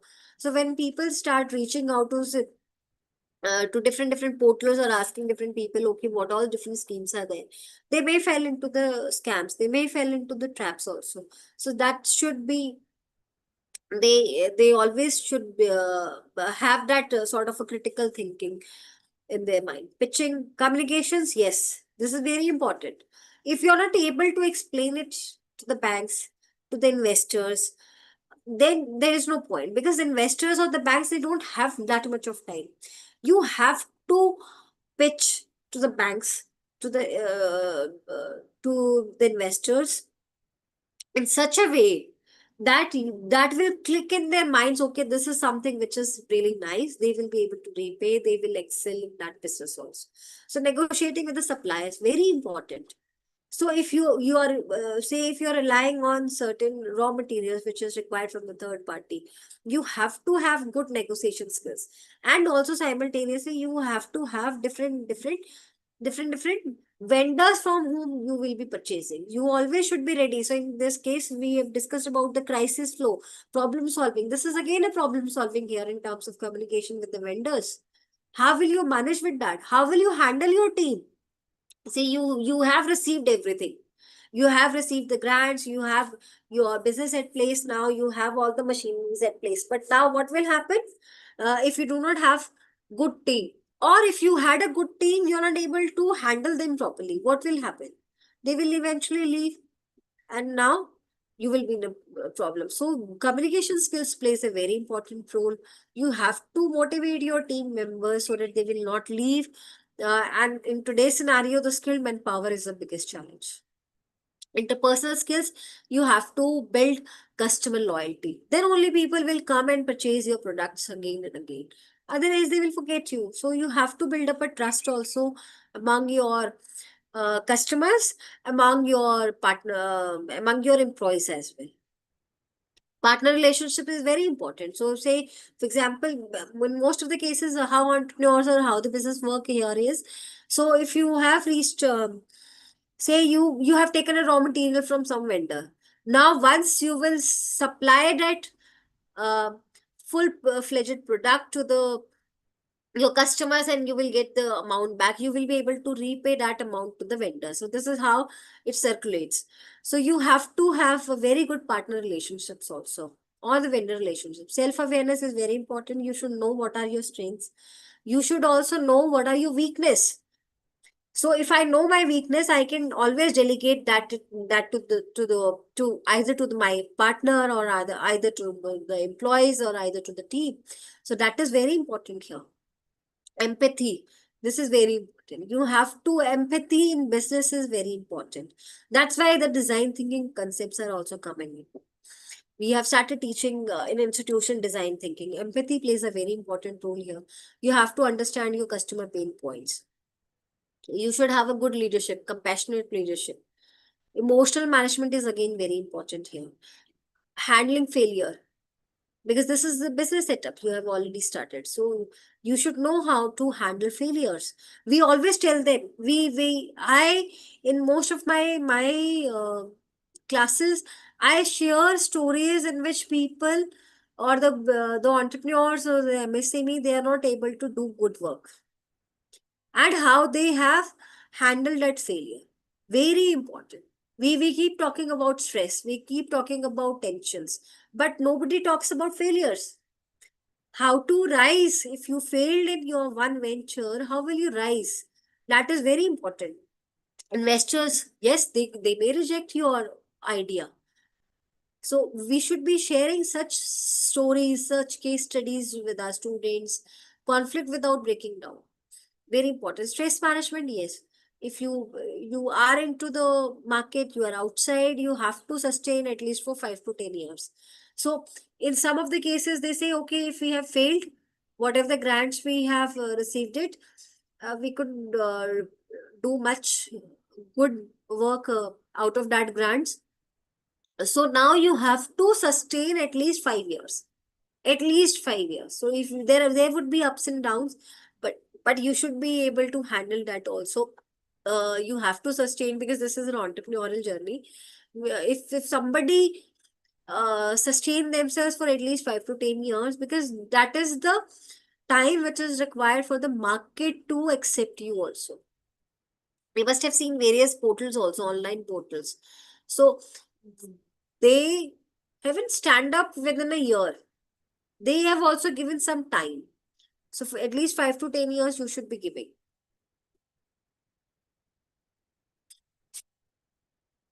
I'm sure most of you may be knowing it. I'm just taking you through this problem solving and creative thinking. What are tools or classroom activities you can do it in your classrooms also. So this is PDCA model. This has a full form: plan, do, check, and act. So in planning, what you have to do is you have to define your problem clearly. What is the root cause? What problems are people are facing? Even in the school also, we are promoting entrepreneurship modules. In Delhi, they are promoting under NEEV. So the students may have an idea, very good idea about. But what will you do? How will you reach out? So only the first thing is you should be able to define the problem clearly. what people are facing, or what a country or whatsoever, whosoever is facing a problem, you should be able to define that properly. Use 5 whys. Ask why 5 times to reach to the root cause. You should be asking yourself, or the teacher may ask from the students, or your colleagues may ask from each other. Identify 3 solutions with pros and cons. There cannot be only one solution to it. Just have to see, okay, whatever the solution you are giving, maybe somebody else is also giving a solution, or there could be a possible another solution to it. That could be there. Yes, you have to do a pilot of your solution, whatever this prototype we normally call it. So pilot the best solution on a small scale first. Very important. Assign responsibilities and set a timeline. If you're working in a team, you have to assign the responsibilities. And without timeline, I'm a firm believer you can't work. So you have to have a timeline. Okay, by this, under pressure. So there are people, especially I can give very good results under pressure. So if you will not have a timeline for that, you cannot ever succeed. Document everything, whatever you have done. Nowadays, we are so, we have become so I mean, we don't write anything. We do not document anything. We do not have a pen and paper also sometimes. So this is a very bad habit. So you should have inculcate this habit also. You have to document everything, whatever you have done. Okay, this is what I have done. This was helpful. This is what I have done. This was not helpful. So you start from the problem defining. You have to document each and everything. Build your own playbook. So this will give you an idea about it. Okay, what I have done, where I went wrong, what was the wrong decision which I have taken. So this is very important here. Check. You have to measure results again, expected outcomes. What you have decided here, what is the root cause, what are all the 3 possible solutions you have. So you have to also check that also. You have to measure results against expected outcome. This is what you thought about it. This was the possible solution of it. Get feedback from your customers, employees, and suppliers. Very important. Act. If all these things have worked, plan, do, and check. Then standardize it as your new process. This could be your new SOPs, which we call standard operating procedures. Again, this is a creative thinking or a design thinking. When I was teaching to my student design thinking subject, I used it, the scamper technique. So you have to see scamper again, this has a full form. Substitute, combine, adapt, modify, put, other, use, eliminate, reverse. So substitute, do you think there is a replacement to an ingredient? Do you think there is a replacement to what the material you are using? Process with something cheaper or better. So you just have to find out whether there is a substitute or no. Combine, merge 2 products or services into one. Say, you must have seen nowadays, cafe with the co-working space. They started actually with the cafe coffee day or the coffee shops wherein like people just used to take 1 cup of coffee and they all used to sit there and work. So why don't you offer them a co-working space? That could be a meeting space. So you just have to combine 1 or 2 services. Adapt, borrow ideas from another industry and apply to yours. This again, you can take ideas from others also and apply. Modify it, change. So if you feel like no, the change is required. So if you say, for example, you're supplying any products and you had only one kind of packaging, but now you would like to change it. If we have seen nowadays, there's lots of scope and potential only under packaging segment. Everything requires packaging. This is a huge business. So if you will change that also, modify size, shape, color, packaging, or branding, that will also help you a lot. Put other use. Find a new market. If you feel like, okay, this is something wherein like now there is no scope for my products, then you can also shift your market also. Eliminate. So if you feel like you can always eliminate, remove unnecessary steps of cost, make it simpler and cheaper.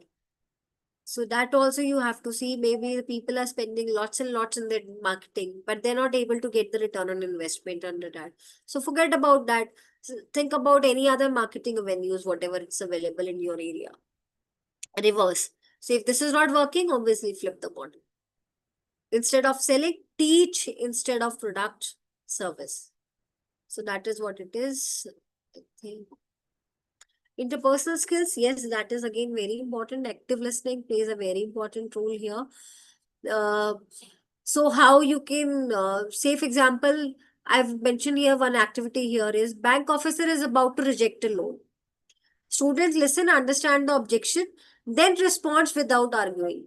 You just have to respond within 3 minutes. So in that ways, they're active listener, and they will be also do some critical thinking. Ask open-ended questions. This is very important because this is the AI era now. Student may be giving us projects with the help of AI only, but they themselves have not asked such questions. I keep telling my students also, why don't you ask questions from the AI itself? How, why, what will happen, why not? Ask question how this number have come, why this number, why these projections. Then assertive communication, again, this is very important. Say what you need clearly and respectfully. Use I statements. I need delivery by Friday. This is you just have to tell them, okay, what it is, what do you need it. Not aggressive. We don't have to be aggressive also here. Give and receive feedback professionally. Empathy in business is again important here. We discussed about it in my previous slide also. You have to understand customer pain before you pitch. And that is your problem. So if anybody is facing any issues and challenges, that can become your idea also to start your business. So acknowledge feelings before offering solutions. Read body language, silence and hesitation matters.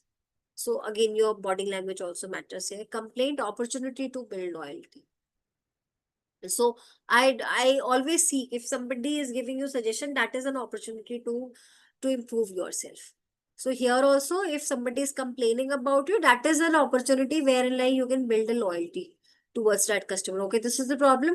And if the customer has shared a feedback, that means the customer, if you will look into that feedback also, they will, that is an opportunity to build loyalty. Conflict resolutions in business, this is always important. Focus on interest, not positions. Seek win-win, avoid will-lose thinking. Separate the person from the problem. Escalate to neutral party only if stuck. This is the plan which I have shared it. I mean, depends how will you would like to take it forward. So if somebody, maybe you yourself or somebody who is there around you, you can ask them to register themselves on the them registration experience, what students will experience, what challenges, or this can be applicable to you also if you would like to register yourself. Bookmark all portals. All these portals what we have discussed, MSME, NSIC, Udyam Mitra, KVIC, GEM. That will give you a whole lot of idea about it. Download the PMEGP project report template. I'll just show you that also.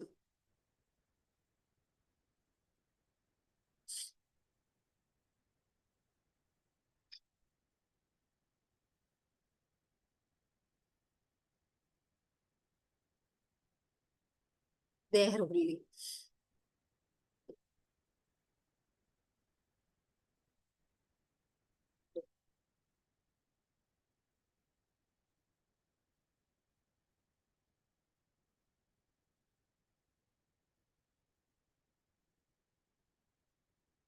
MSME DI list is also here. Nodal officer list is here. Where I was seeing today.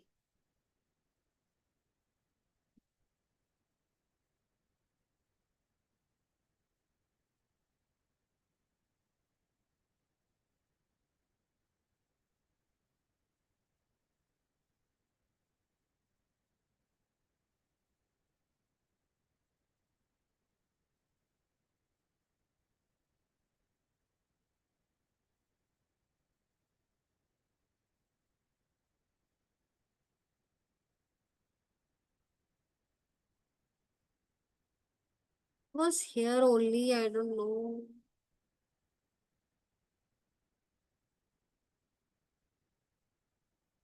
This is the DI list what we have seen. Ma'am, I have a question. Can I ask? Yes, ma'am. Yes, ma'am, please. Ma'am, I have met some women entrepreneurs as a part of my survey in economics. Many of these women entrepreneurs say that we have taken licenses from our organization. Suppose she is working in food industry, so she has that FSI license. If she is a saloon owner, then she has some license, but they are not registered on Udyam. And will my question is that if they have that license, are they automatically registered on Udyam, or they do have to do this separate exercise? Ma'am, they have to, that's what ma'am we discussed yesterday. Starting first point was you have to register on, you have to go to the MSME website and register on Udyam. That is a separate thing, no? Yes, yes. That's a You separate. can get license. FSSAI is only valid to sell your products. So if you are you have a FSSAI, say if you also purchase any of the food products that has a FSSAI ka stamp or a logo, that will say okay, this is FSSAI certified product. But in order to have all these schemes or the grants, they need to have their registration.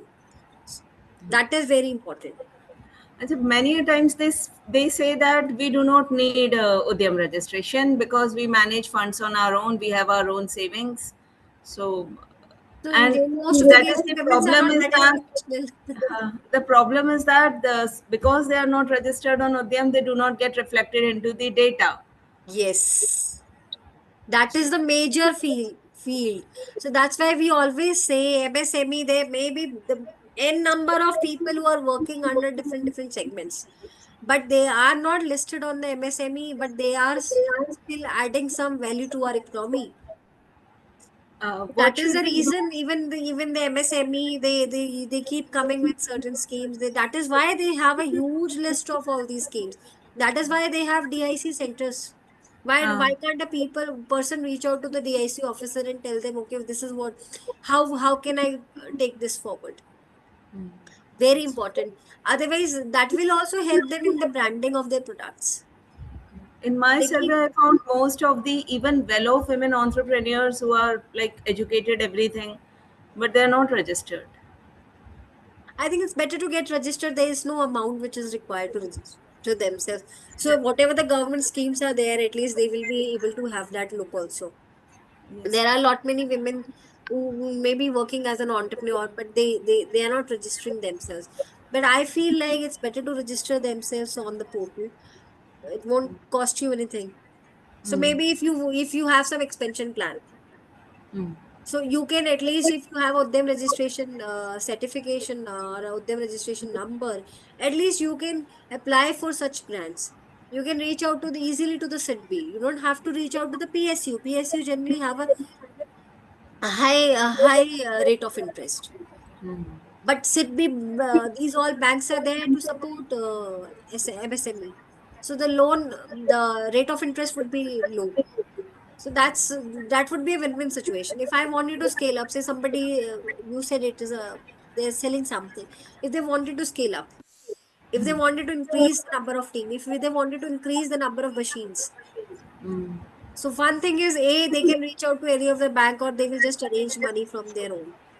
But I believe if you have some schemes from the government, that is the best way to utilize. Certainly, certainly. I think this is my last slide.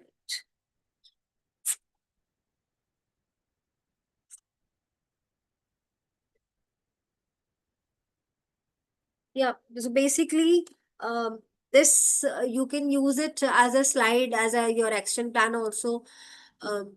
I still have a habit of writing, so that's why I thought of sharing this. Okay, what could be your the plan from this week to the long-term plan?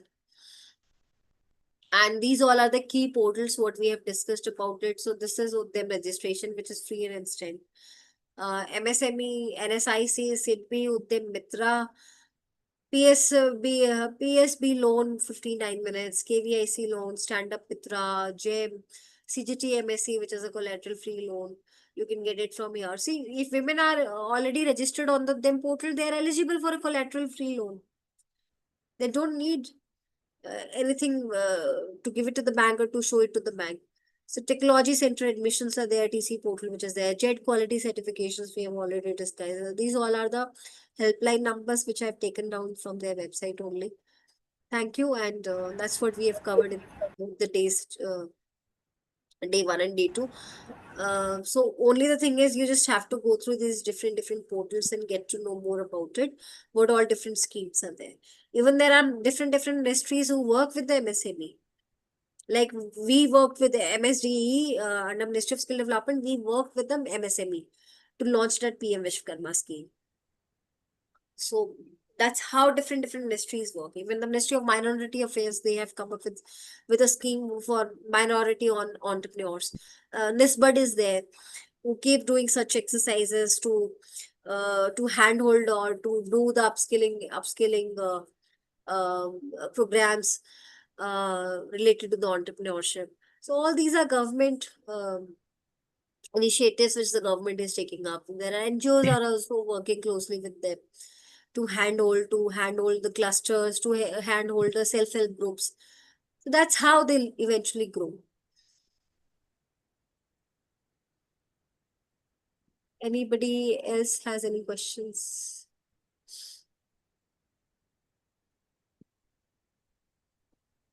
Hello. Excuse me, ma'am, I ask one question. Yes, sir. Hello. Yes, sir. Ma'am, suppose that Sir, मैंने I'm not able. MSc में उत्तराखंड में registration कराया और क्या मैं UP में business कर सकता हूँ? हेलो सर, आपकी आवाज क्लियर नहीं आ रही है। मैम, आवाज आ रही है आपको? मैम, सपोज दैट मैं उत्तराखंड में रजिस्ट्रेशन कराता हूँ MSME में। हाँ जी।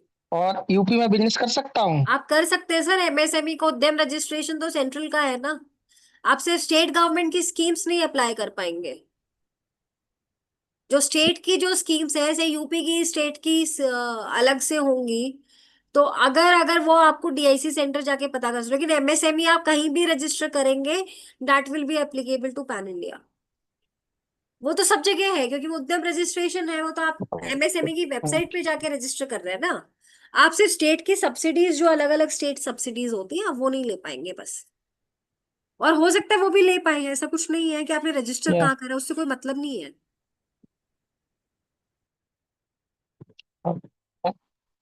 सिर्फ आपको इतना फर्क पड़ेगा कि आपको उत्तराखंड की Because जो अभी सब्सिडीज होगी sometime स्टेट की, वो अलग है। before 6 months I have faced some problem. Hello. Okay, thank you, ma'am. Sir, we lost you in between. You were saying something? I can't hear.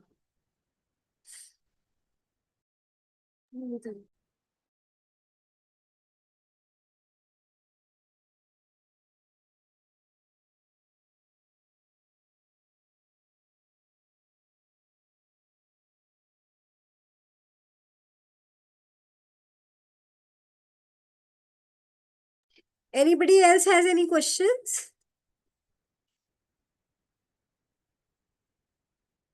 Good evening, ma'am. Yes, ma'am. Yeah, thank you so much, ma'am. I'm a big fan of your sessions. It's a very informative, well-paced, not too fast, not too slow. Thank you so much, ma'am. Thank you so much, ma'am. So just one question, ma'am. Do we get EMI loans, EMI options available, like a working capital loans? Do we get? Yes, ma'am. You can get loans, but then you have to see under which segment you would like to apply for a loan. You can easily get that loan. So there are two different things. One is loan, for which you have to pay monthly, EMI, which you're talking about it, and then there is one more grant. The government's Foorthi scheme, what likewise we have discussed about it. So that is a grant. So in that case, you don't have to even repay. So otherwise, if you're taking a loan from any of the segment, any of the PSU, any of the SEDB registered banks, you have to pay the payback in terms of EMI. Okay, so grant, what you mentioned, how much is the, suppose if you want to start an EV charging station, electric vehicle charging station. So in such cases, do the government give grant for that? What grants were you mentioning? So the grants which I have already discussed, ma'am, if you will see, I will share these PowerPoint presentations also with you. With the host institutions. The grants are separate. So Spurti scheme may be different. This is to handhold artisans. PM Vishwakarma is something different, which is again the one who are Vishwakarmas, the one who are doing it with the hands. That scheme is different. So there are various schemes which are available related to different product segments. Thank you so much. Mudra loan is there. Mudra loan is applicable to everybody. Okay. Okay, thank you, ma'am. You're welcome.